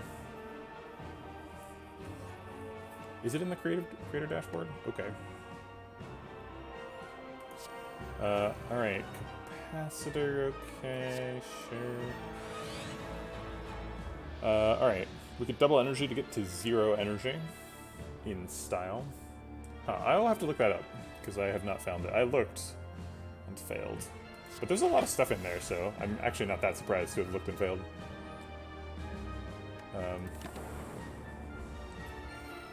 Community channel points. Alright, we have the other creative AI. Do we want to play creative AI in this fight? I'm not 100% sure. We also have a 0-cost Meteor Strike, which is pretty exciting, with Echo Form for maximum BM. We could double Consume instead of Meteor Strike. That would help us to get it to a stable Frost Orb place a little faster. But double Meteor Strike is just too good.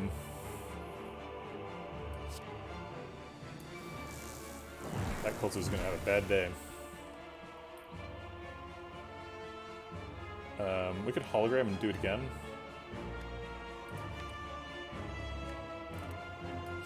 I mean, what is hologram for, if not getting back a meteor strike?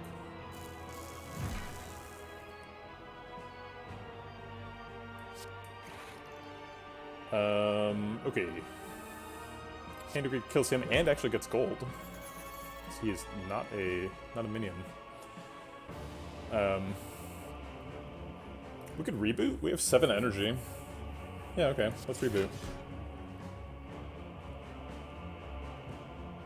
I guess I'll Steamberry for 3? Am I really gonna do that? Yes, I am.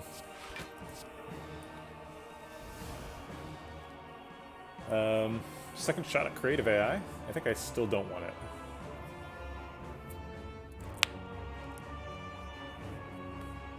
Let's play the bullseye. Okay.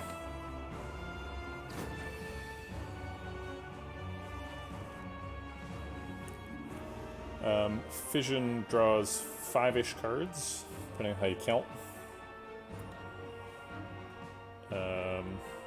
We have room for 4 cards in hand. I guess we could stack first. Seems like kind of a waste of stack. Anything else either gives him strength or draws cards itself. God, I keep double fissioning. I always want to fission first, but then you never want to fission first in reality. Darn. Let's play Glacier and get some block. So cool-headed for the same reason. We have tons of energy, so we could just start hologramming and... oh, we can't Meteor Strike anymore. It's not in the discard. We could hologram Glacier.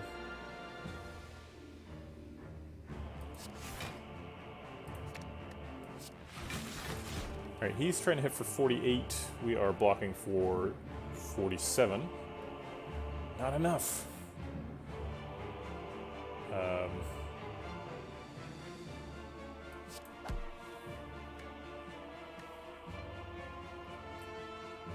This is a net positive block, so I'll do it. So now we're blocked out. We can just use attacks or whatever. I guess I'll overclock to draw 3. I don't know. Should I play Creative AI? I want to wait till the second phase, but it seems silly at the same time. Because he could definitely try and kill us in the first phase.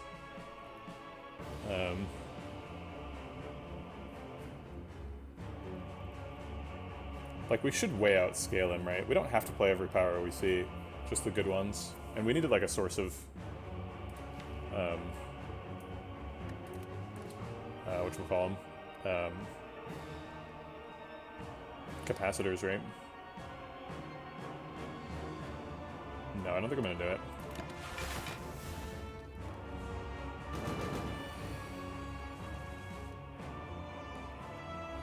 Yeah, we're pretty close to stalling him out, so I think we'll just hang out here.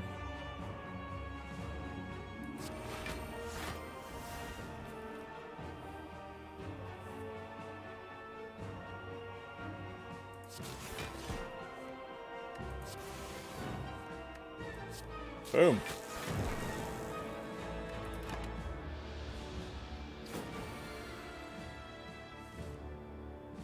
Alright, double Meteor Strike, now we're talking. Ended in Chaku trigger. Thanks for the follow, J.R. Hopkins. Your name reminds me of J.K. Rowling. Is Defect block positive? I think it's actually not, because he gets 2 strength per attack, and the attack we're actually worried about is the multi-attack, in which he attacks 4 times, so it would be -2 health.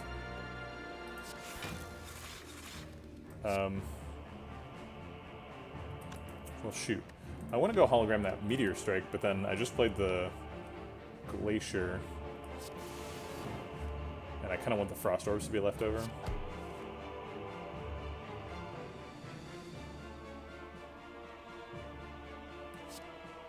Yeah, but I also just want to kill him.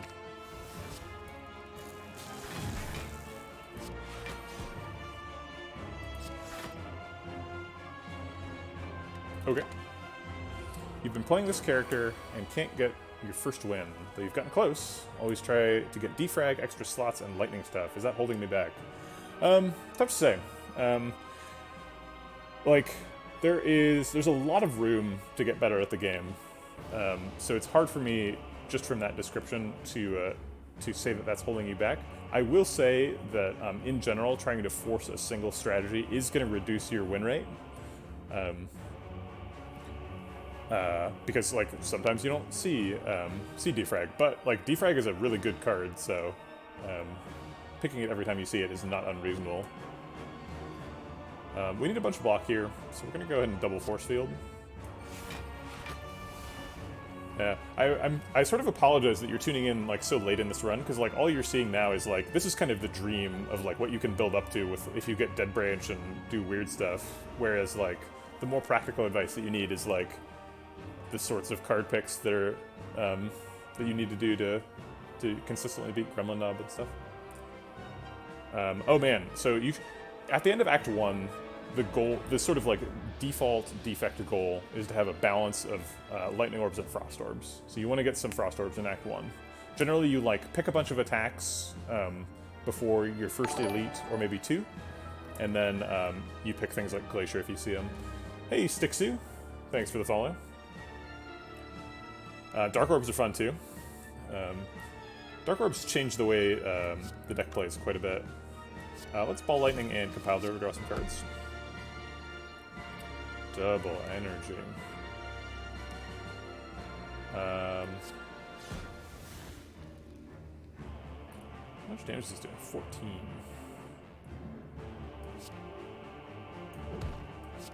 And I guess I'll play it. Alright, we're taking a little bit of damage. Shouldn't be a big deal. We get plenty of healing in the second phase, ideally. Okay, double Meteor Strike is, I think, happening.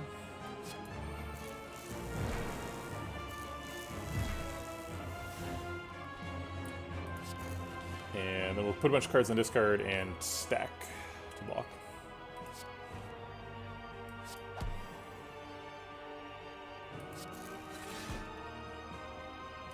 It is difficult to play this deck without playing powers. Like, 5 out of the like 12 cards we saw that turn were powers.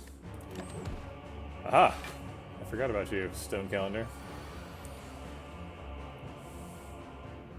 Okay, so now we get to do more stuff.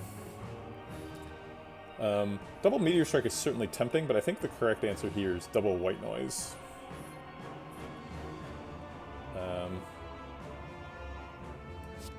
Let's do that. Aha, buffer. That's great. I think I'll play Meteor Strike and then Electrodynamics, and then maybe a hologram back to Meteor Strike.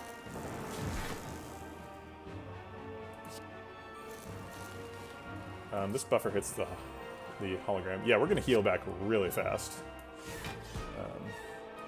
This is not going to be a problem. Okay. Do we consume here? I don't know about that. We are losing the buffer, but that's okay. We got 2 buffers on that turn, so I guess which buffer is the next question. Let's play the 0-cost power. Let's play the other 0-cost power. Play the other 0-cost power. Okay, let's get those all out of here. Meteor Strike makes a bunch of energy. Overclock draws some cards. There's another buffer.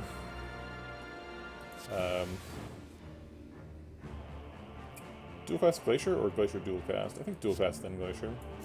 No reason to do it in the other order, I suppose. And then stack. We're actually still taking some damage here. Although, I guess it's just buffer damage at this point. Hello World costs 0. Oops, we just played 2 copies of Hello World. That's stupid. And unnecessary. Okay. Let's get on with it.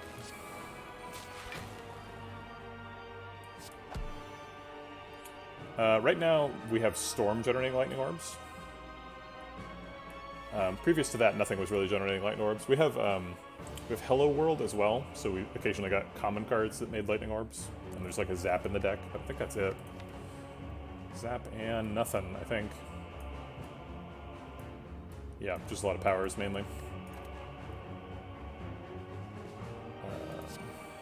Sure.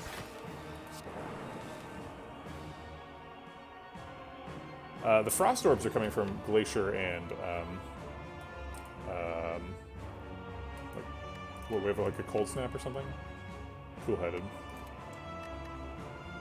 Although we've also found random sources for those. A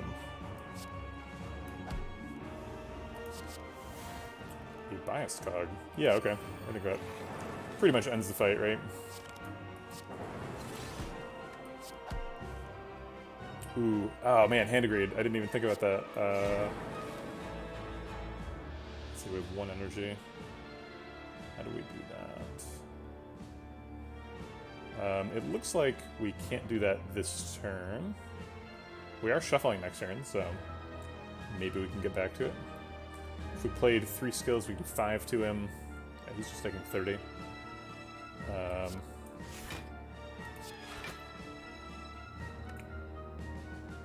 If we hand degrade, he dies.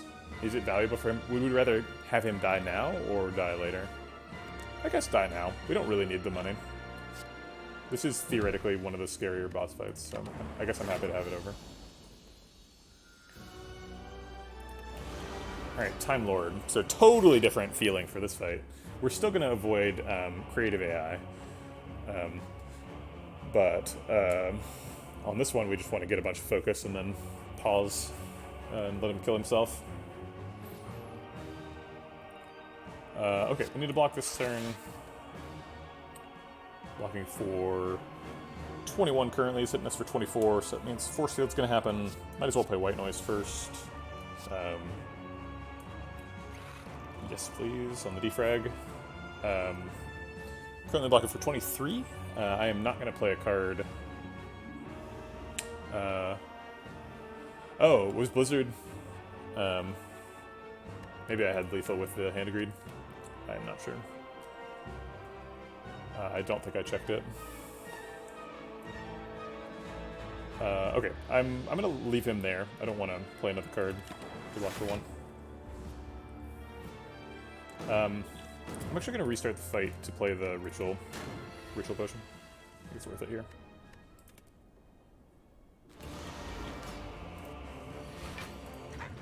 Okay. Glacier was first, and then White Noise, and then defrag, and then I stopped. Okay.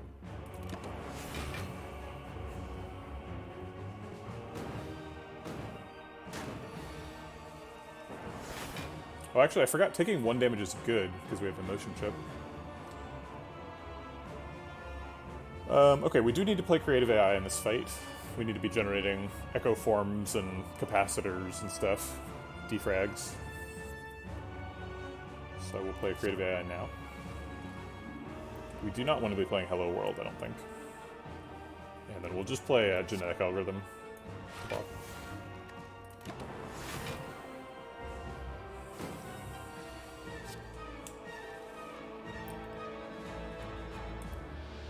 Okay, we've got capacitor consume. Oops, sorry.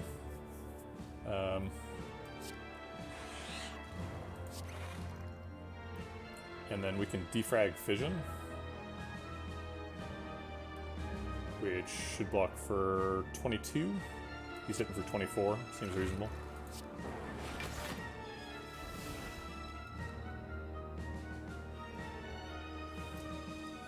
How do we feel about Meteor Strike, Barrage, White Noise? Or I guess Meteor Strike, Barrage, Charge Battery? I guess another option is White Noise, see what the power is. Not sure what power I'm looking for. Maybe just leaving it on 3 on the clock is fine.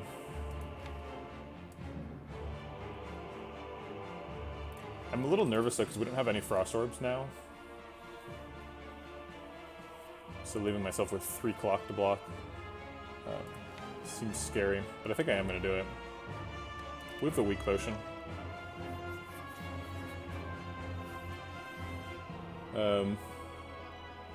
Yeah, Arja, you're talking about Meteor Strike, which is in hand right now. The only reason not to do Meteor right now, Burnface, is just the clock count. Leaving myself on 3 is a little bit scary. Leaving myself on 2 seems like a mistake. Although there's really only like 2 block cards here, Cool-Headed and Hologram. So like the ideal next turn is like Echo Form, Cool-Headed Glacier. So maybe I do reset him now. But then he's just going to do more damage next turn. It's going to be even worse.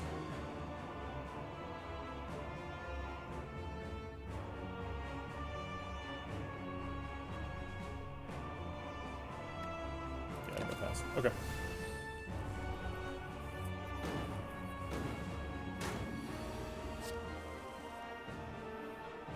I guess he's not attacking. Well, I have to play defrag. I can't just skip defrags. I think I'm going to play the loop too, which I think means we're resetting him. So it's going to be like defrag loop compile driver. I guess we can't necessarily play compile driver. It's going to be compile driver or bullseye if one of them gets hit, which they probably will. Yeah, okay. Okay. And I believe we have guaranteed block next turn, because we have... Oops, I was counting on Hologram for blocking, which it doesn't really do.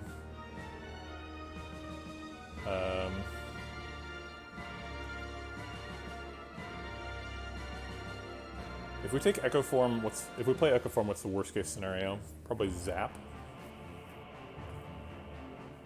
Or Stack. Best case scenario is Cool-Headed. I think this is probably the weak pot. This is probably what we were waiting for.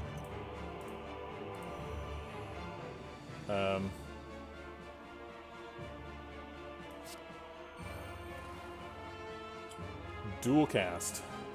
That's the real answer for the worst one. Okay, alright, we take 33. It hurts.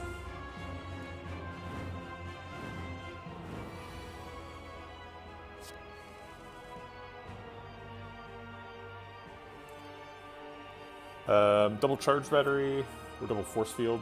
Both put us in a good shape for blocking out.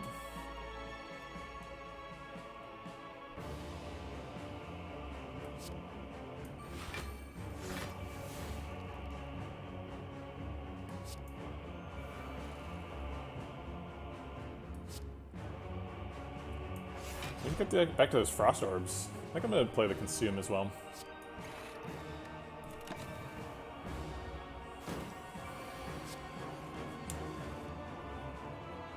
Yeah, we're definitely going to be using the bird face to earn pretty extensively here. Yvonne thinks they can trick me by just saying coconut. But in reality, they have to redeem the channel points reward for coconut to come. You almost got me though. I was almost like, ooh, coconut. I would like to go see coconut. Okay, it's a race to a couple of coconuts right at once.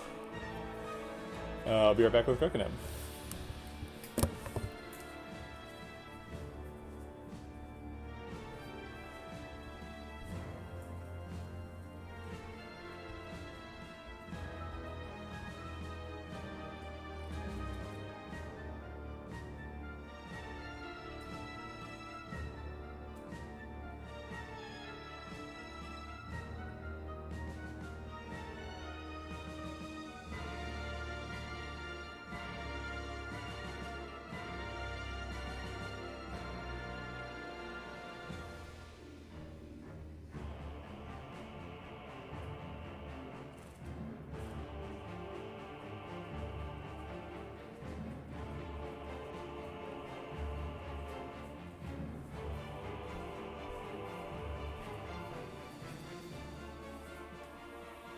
Alright, we got kitty. Oh my god. You guys have requested far more coconuts than there are. There's really just the one.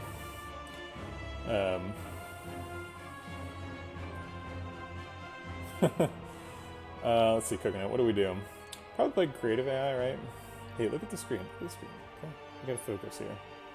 We gotta focus on the game.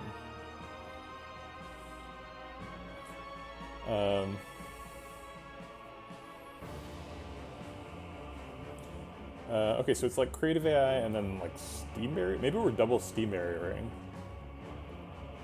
Coconut is extremely old. Coconut's like 20. How old are you, Coconut? Usually my wife answers this question. I don't know. She's not in the room. She's very old. She's an old lady.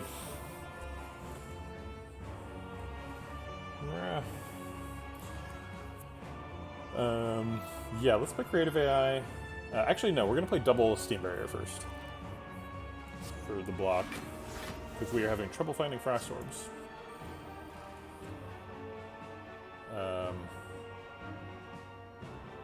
Alright, and I guess we're taking 10. Coconut has never beaten Ascension 20 Spire. She hasn't really ever played video games before. And but she does take excellent naps, so. Double Glacier is probably our plan for blocking here. Actually, double Echo Form should probably happen, right? Is it even good to have Echo Form in this fight? Like, one Echo Form is good. 2 Echo Forms? Not sure. Yeah, I think we're just gonna double Glacier Force Field. That resets him and blocks out. Yeah, I don't want to leave him on... Maybe I do want to leave him at 1 on the clock. It seems like we, these Frost Orbs block forever, right? So we can just wait and then kill him. Maybe we play Buffer? Yeah, let's play Buffer. Make sure we don't lose any more health.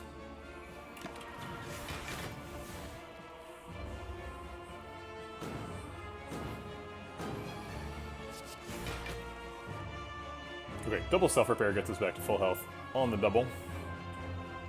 So I like that quite a bit.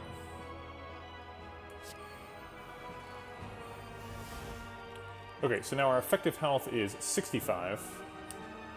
We still got to heal 13 more, so that means playing 6 more powers, or a doubled power 3 times.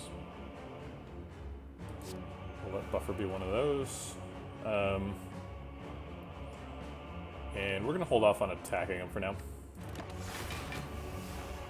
It's just not necessary.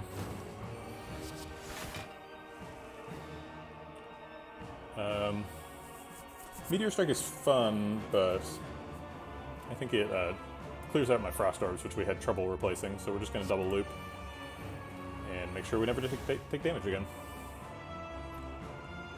Okay, so how many more powers do we have to play? I guess we'll just play some random powers until we get back to full. So we're 3 off now. Yeah.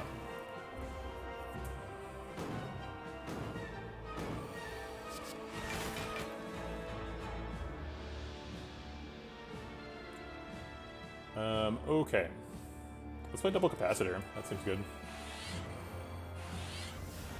Alright, so we're now at full health. We don't need to wait on particularly anything. I think I'll wait on some Frost Orbs before I split him, but we have strength ticking from the Cultist Potion, so we've 100% won the fight. We could try and Hand of Greed him, I guess.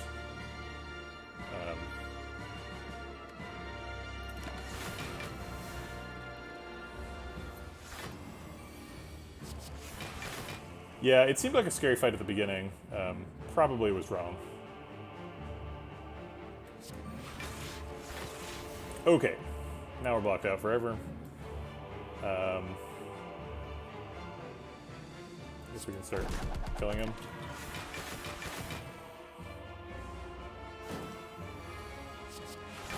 We are healed to max. So we have, our deficit of healing is 20 currently.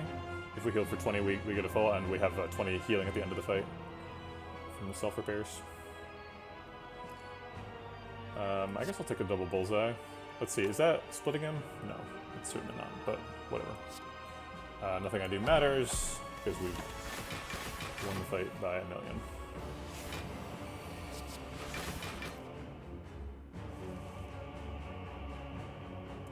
I think double zap sets us up to be doing a bunch of damage without playing a bunch of cards. which is nice.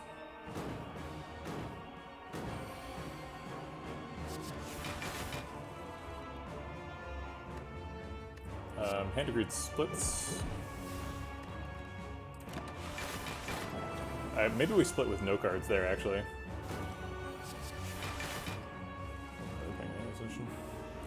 Do we have lethal with double Bioscog Barrage? I don't know, doesn't matter. We'll just wait for Hand of Greed.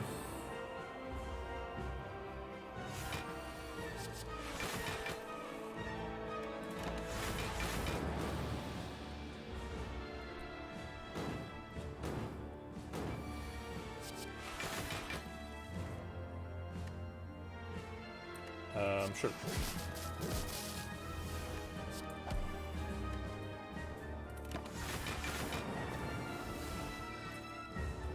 Alright, give me that Hand of Greed.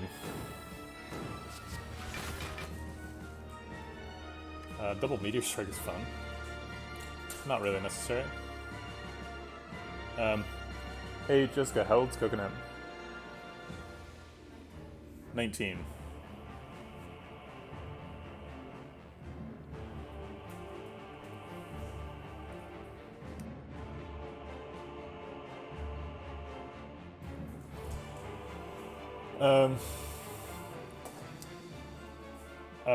Okay, we don't actually care about hitting Hand of Greed. Let's just go.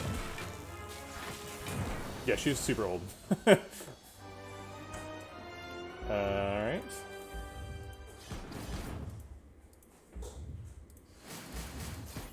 I wonder if that 20 gold would have made a difference. We'll get to see at the shop in a second. What definitely made a difference was drinking a Cultist Potion. Super unnecessary.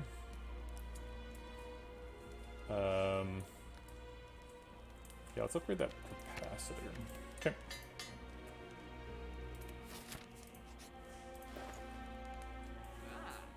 Defect plus. You could buy another Hand of Greed. Doesn't look like the 20 gold would have mattered a ton. What does Warpaint hit? What is that lightning card that hits everyone? Oh, Electrodynamics. Electrodynamics.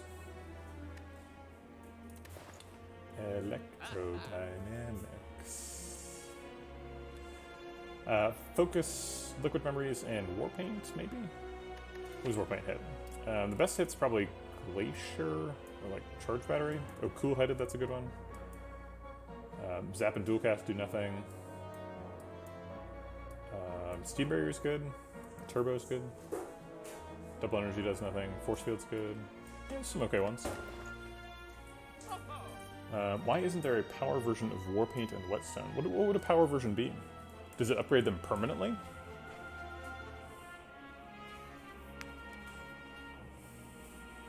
Just like a Warped Tongue's power, basically?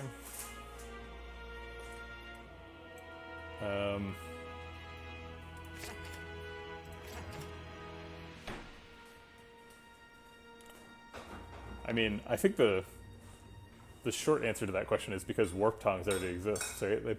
They made that thing and they decided it was a relic, so they can't make it a power too. I mean, I guess they could, but it'd be boring. 2 upgrades or a card remove?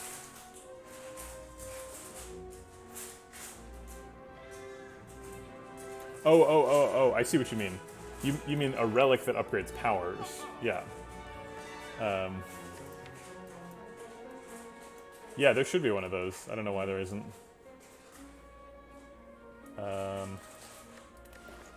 Let's remove the reboot. Reboot's really bad. I think I like that better than upgrading powers. A lot of the, or upgrading skills. A lot of the upgrades do nothing. So if we had eaten Time Lord, we would have been able to buy a flex spot as well. Looks like it's what would have happened. Maybe we buy Sunder. Is that crazy? Yeah, that's crazy. Okay.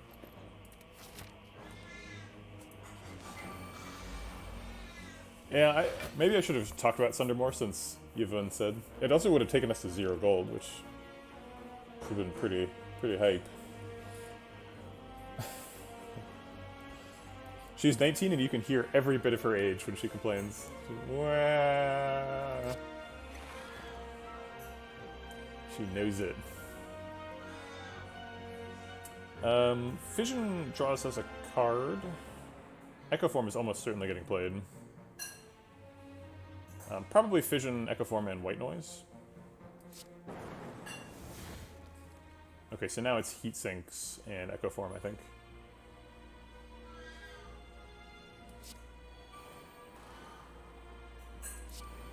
Alright, now we get it all. Double Energy is the only unplayable card. Alright, Doomgloom's fine. What could Hologram get? The Sweeping Beam does legitimately cost 0. But maybe we need, let's see, so we're blocking for 29, he's hitting for 21, he's hitting for 12, so they're hitting for 33. So if we just hologram, we're already blocking out almost all the damage, and almost is exactly what we want, because we have an emotion chip. So if we hologram and go get a Sweeping Beam, that seems fine. We could end up missing a creative AI if we do that, or Meteor Strike, but I don't think we don't like need those super badly, so I'll just take the damage. Okay, we missed a Consume. Maybe that's even worse.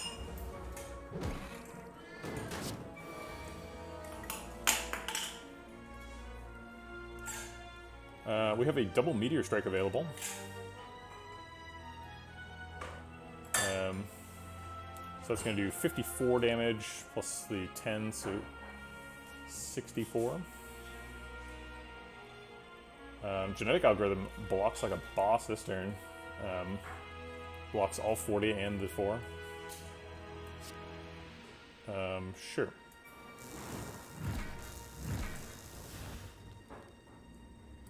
I'll Glacier first so I have 2 Orb types for Compile Driver. And then I think I'll probably Hologram and play the Compile Driver again. We have 12 energy. Maybe I'll go get Meteor and just ignore the fact that drawing cards is good. Nah, let's draw cards. Aha, Creative AI has appeared.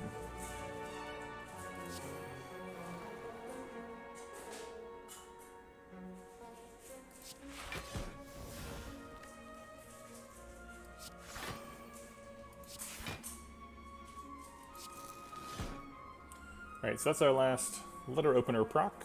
Hand of Greed is not going to be lethal this turn. That's okay.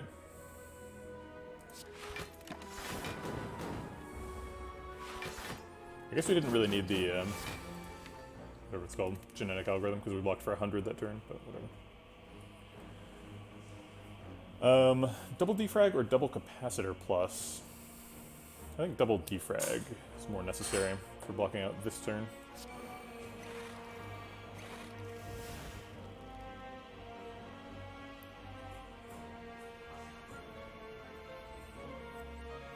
Yeah, you definitely can lose against the heart, for sure. I generally think these, like, high focus, high orb, frost blocking defect decks are pretty good against the heart.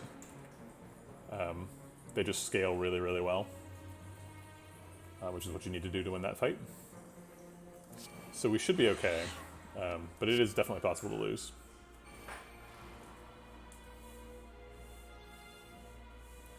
Yeah, also just like shuffle order, like Redbeard is saying, you can always lose the heart fight.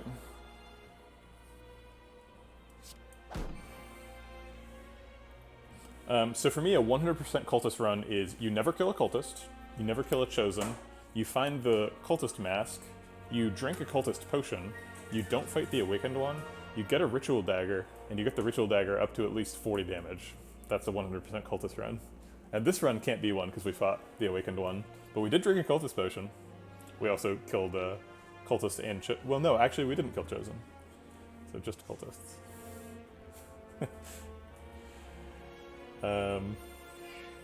I wonder if a 100% cultist run has ever been accomplished. It seems like the number of that can only happen 2% of the time, that one only happens 5% of the time, things might make it so that it's just never ever happened. There might be 0 seeds that can hit it. I don't know.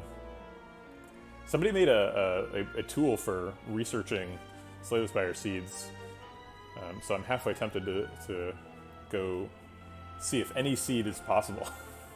Although there's like let's see, how many bits are there here? So 1, 2, 3, 4, 5, 6, 7, 8, 9, 10, 11, 12, 13. 13 bits of base 64 is a lot, so I don't think I'm going to search that. Assuming this is base 64, there's an X in it, which is weird. There's no equals at the sign at the end. Wait, is X in the character set for base 64? Whatever, nobody cares. Okay. Cool-headed blocks, we need some block.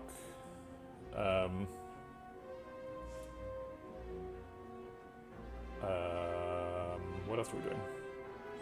Currently blocking for 27, getting hit for 38, so 11 more block would be appreciated if we could find it. Stack will do some of that. We might have to use dual cast as well. This costs 0, so let's decost something. Bioscog, huh? It looks like we're getting through this fight pretty quickly, so I'm not afraid of Bioscogging. So I guess I'll Bioscog now. That should block out too. Hello World can decost either Hand of Greed or Meteor. Hopefully it's Meteor. It's Hand of Greed. Okay.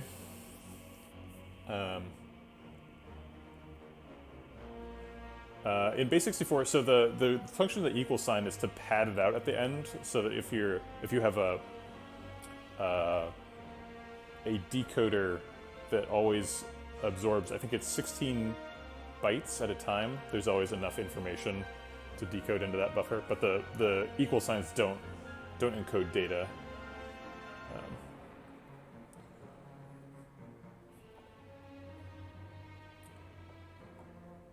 Just padding.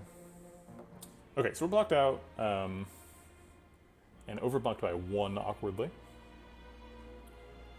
I guess let's clear up some hand room and overclock. And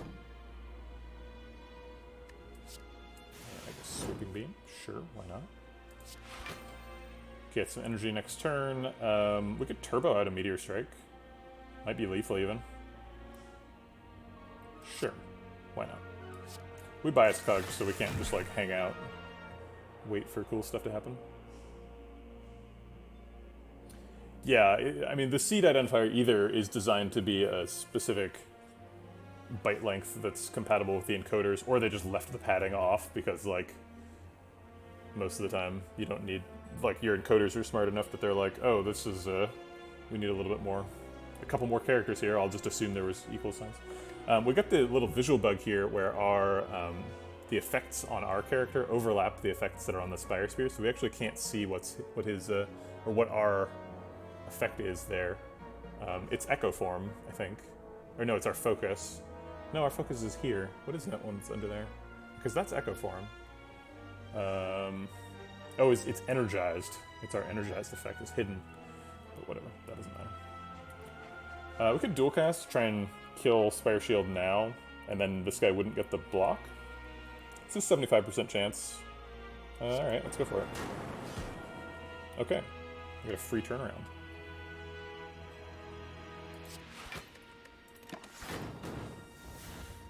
Yeah, Snecko Eye is super good. Snecko Eye, I would say, is like probably one of the top 2 or 3 boss relics. Like people are saying, it is very confusing. Do we have a big Thunderstrike? We have a Strike Dummy. We generate Lightning Orbs sometimes. No, I don't think so. I think we're okay. Alright, Meteor Strike Plus. Get him. Turn 1 Creative AI is excellent. I was imagining this turn when I bought the Anchor. I really like Anchor on this turn. My last run, my silent run, actually lost the heart fight because we got both a bad shuffle and we were trying to protect a fossilized Helix on turn 1. So we had either 2 or 3 catalysts in hand on turn 1, and we couldn't play anything because if we played anything, we would lose our buffer, which I thought we needed to survive. And it did actually block for quite a bit, but we ended up going so slow, and the deck was dependent on Wraith form to survive, so we ended up losing it to the heart, which was heartbreaking. But this time we got Anchor, so we can just play stuff.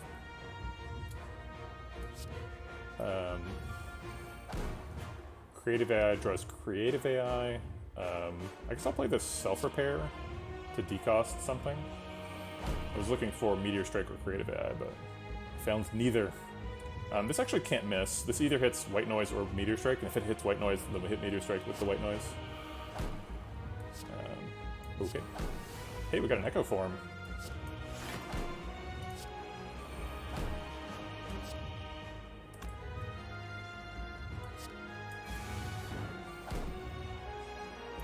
Missing Fission is bad. Yeah, this is not a bad shuffle. This is a good shuffle, so we're gonna be okay this time, I think. If we overclock, how does it go badly for us? We could miss Capacitor. We've already got an Echo Form. Yeah, I don't think it can go super bad. We could get a second Echo Form? Okay, sure. We could get Fission and keep going? Yeah, okay. Let's do it. Give me some cards.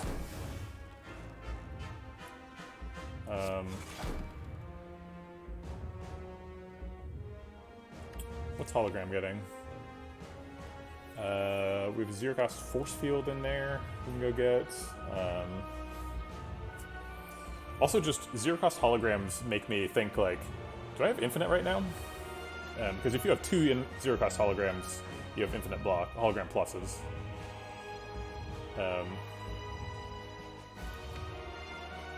We could actually go get Meteor Strike and play that again, too. That seems good.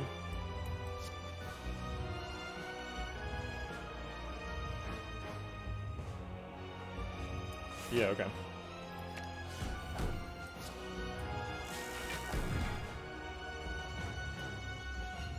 Let's Heat Sinks and Buffer.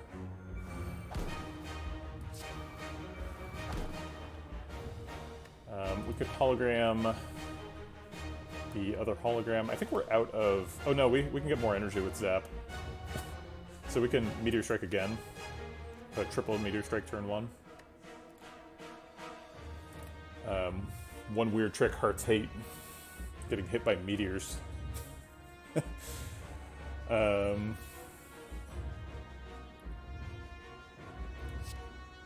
Let's do this and that. I guess we can get a slightly more block from stack in a second. Maybe we should be drawing cards. Maybe Overclock instead, since we've got energy. This is not a hologram plus, so we wouldn't actually be able to get infinite with it, but yeah, I definitely have had that infinite before. The primary way you get that done is if you find Madness, particularly the event, the what is it called, Whistling Halls or something? The Winding Halls, where you get 2 copies of Madness. You get that, and then you have those both hit hologram pluses, and then you're good. Usually you want that in a, whatchamacallit deck, all for one. Yes, let's play the Zap. Next card has to block, so it can be hologram. I guess I'll just hologram into thingy. Good point, Coconut. Ooh, we generated Glacier.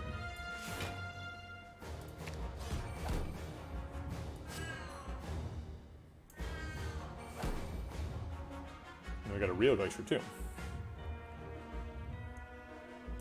Let's get some more energy. And I think we're going to consume and be done here.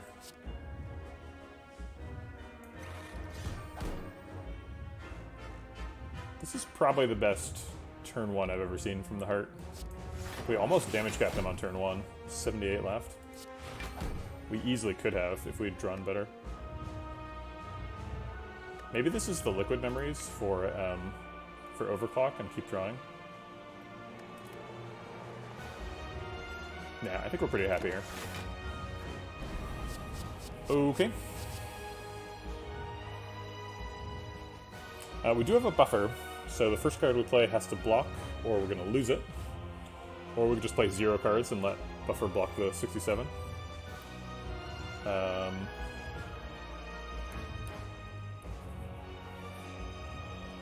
I don't really want to play 0 cards, though. I want to play that Defrag twice. We could Liquid Memories the stack. or the Force Field Plus, they both block for about the same. Or the Genetic Algorithm. I'll try to block out this turn, save the buffer.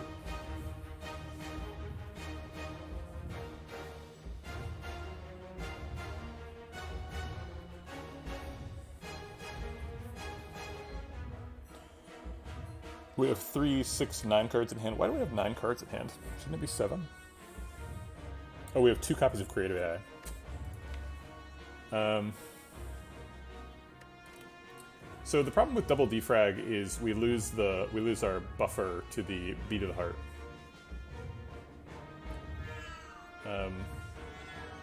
So we'd want to double block first,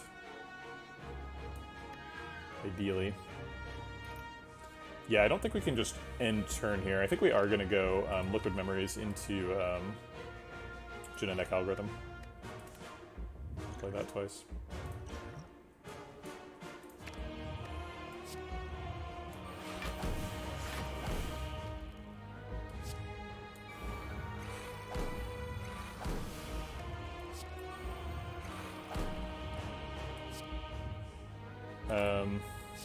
I'll play Heat Sinks. Oh, that's my second Heat Sinks. Oops, that's probably not necessary.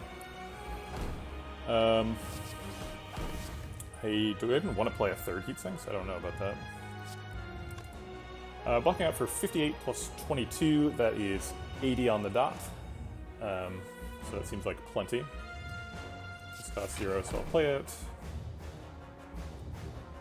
Send this, send that.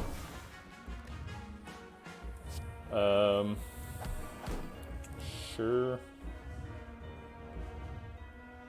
We should save some powers for Birdface Urn healing, is that right? For drawing later? Seems like a weird idea. Let's just draw a card now. And Exhausting Extender's Vein. Okay. Could Tempest for one more Lightning Orb, but I think I'm done.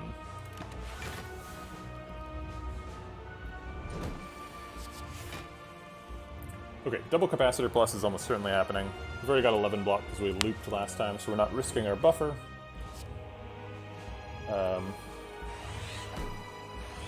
Feel the glory of the orb slots.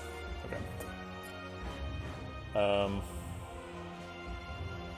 We do need to find something to block with.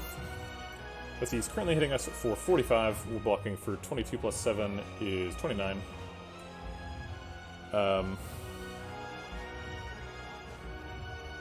We need to find some Frost Orbs, though. Which we don't currently have. Alright, let's draw a card. Maybe it's a Frost Orb Generator. I will never know, because I didn't clear out my hand. We could dual cast, that's true. It would protect our barrier.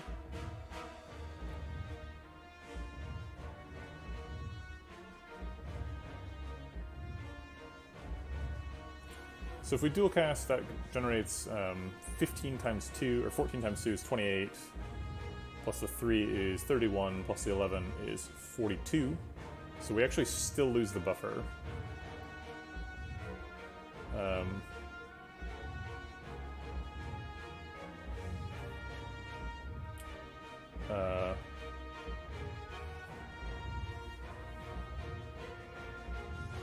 Yeah, it seems like we just can't save the buffer here. Oh wait, every power draws a bunch of cards. So every power is drawing 2 cards, so we can play that Creative AI and draw 2. We're at 3, 6, we're at full hand, right? 3, 6, 9, 10, yep.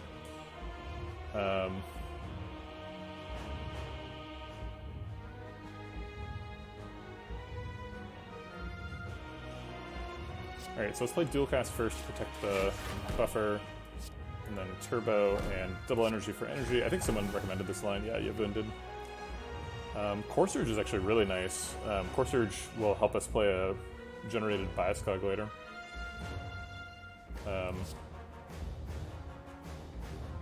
And let's clear that for hand room. And let's see, Defrag or Creative AI? Creative AI.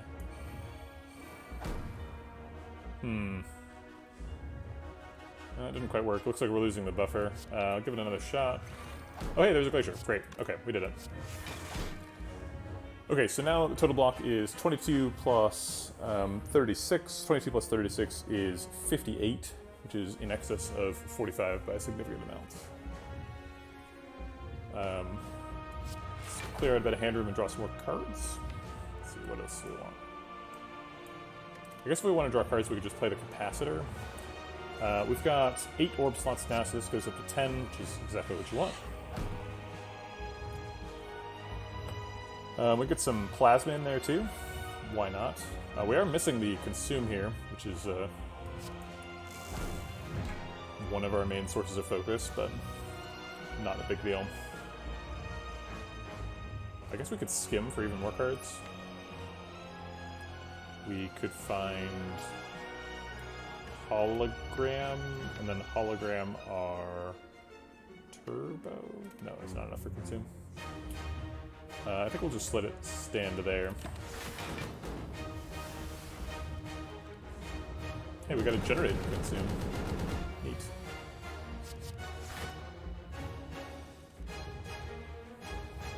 Okay.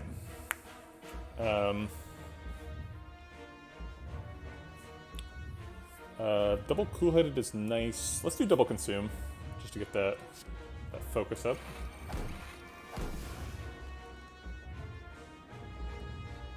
Let's see, we have 2 copies of Echo Form, so the next card is also copied. Double Hologram Plus, go get our free Meteor Strike or a Glacier or something. We could double Electrodynamics, which draws a bunch of cards, or tries to draw a bunch of cards and fails.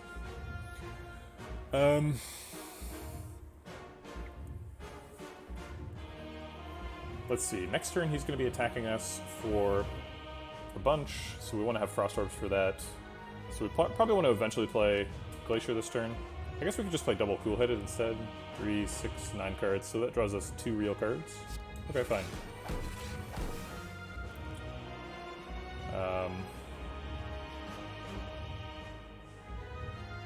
And then I guess just play the attacks. I don't have anything better to do right now.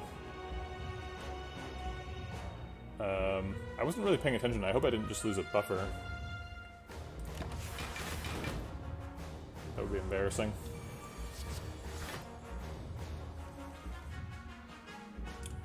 Okay, we're definitely blocking out for 47. We can double buffer, which will make our update speed a little slower. But it'll prevent screen tearing. It's not really necessary if you have VSync on. Double buffering.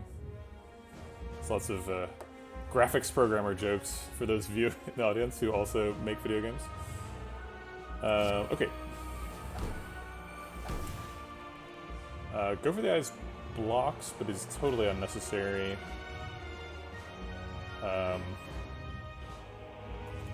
Let's play Electrodynamics and get some Lightning Orbs going.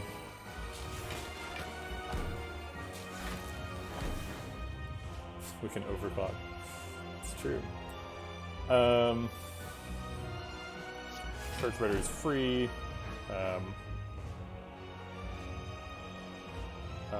Overclock is totally outmoded by all the heat sinks. Overclock does nothing now. I guess I'll play that, because why not? Get rid of an artifact charge, I guess. Bullseye gets rid of the other artifact charge. There, we redrew Glacier, which is something I wanted to do.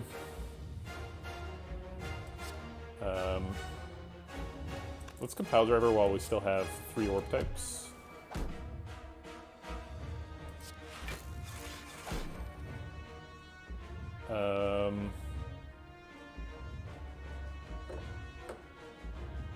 We could do 5 more lightning orbs. That would still end up with 2 frost orbs. And it would get us a little closer to damage cap this turn. See, currently this turn we're doing 34, 70, nope, 68. 68, and then we'd be adding, I think it's probably damage caps, right? So we evoke these 3, so these 2 do 22 apiece for 66, and then we get 7 times 4 for the 68. So actually, no, it's not quite a damage cap. but it's 120 some. Okay. Yeah, it does seem like this one's going to be hard to lose.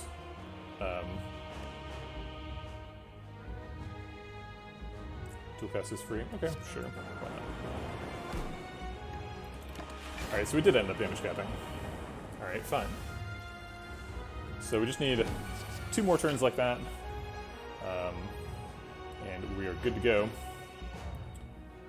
We could double bias cog. I don't think it's possible for us to fail to kill him in time to get negative focus. We get rid of the first negative focus, but the second one does hit us. We'll get 8 positive focus right now. So let's dual cast this. And then I think we're going to dual cast Rainbow. Gets us a Frost Orb. Some more Lightning Orbs. And it got us another Rainbow, weirdly. Which is super odd. I guess I'll just keep playing Rainbows. No, wait. We're already doing 100 damage, so we're already damage capping this turn. So playing more Rainbows would do what? It would give us less Lightning Orbs in the future. Are we already blocking out too? Yeah, this is only 60 damage. We're already blocked for more than that. So playing more things this turn is a mistake. But we'll play Electrodynamics to rotate the Lightning Orbs just in case. Okay. No, we can't win this turn. We damage cap him, so he can't take more than 200 a turn.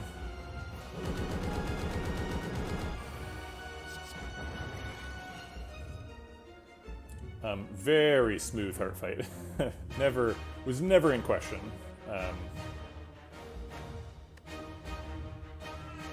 We have to play double force field here to prevent beat damage from taking away one of our 3 buffers. Because we are really just focused on insulting the heart's dignity. Do you think that's enough Lightning Orbs yet?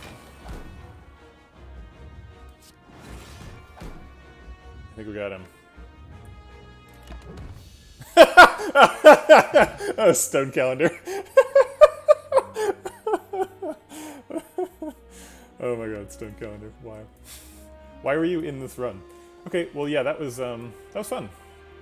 I think the most challenging part of that run was the the bit like up here when we were like trying to figure out if we had enough Frost Orbs, and like we picked a dead branch and it ended up doing a lot of the work that creative AI normally does in this deck, but then we ended up finding 2 creative AIs, and so that little aspect of it didn't really matter too much at the end. Yep, just a pretty standard 10 orb slot Frost Orb thing. We ended up getting let's see, there was some really silly the Act 2 Reptomancer fight, some really silly stuff happened. I think that was probably the most exciting bit of the run. We ended up like generating an Electrodynamics on turn 1. I don't know if the fight was ever really in question. But yeah, somewhere in Act 2, like Act 1 was scary. We like almost lost Act 1. We had a kind of a tough path where we went to 4 elites and got these kind of synergistic relics of Letter Opener, Art of War, Happy Flower, Ink Bottle. So we were trying to like play a bunch of skills and like turbo off. But that didn't end up being what happened at all. We did end up playing a bunch of cards every turn, but it was because we did energy manipulation and creative AI, and we found Mummified Hand, and Mummified Hand is super busted in Defect, and then we picked a bunch of powers, and then we also found Bird-Faced Urn, and we were like, okay, well that's just embarrassing, and we didn't need anything else. Yeah, we had a reboot for a while, got rid of that, didn't need it. Yeah, pretty solid run.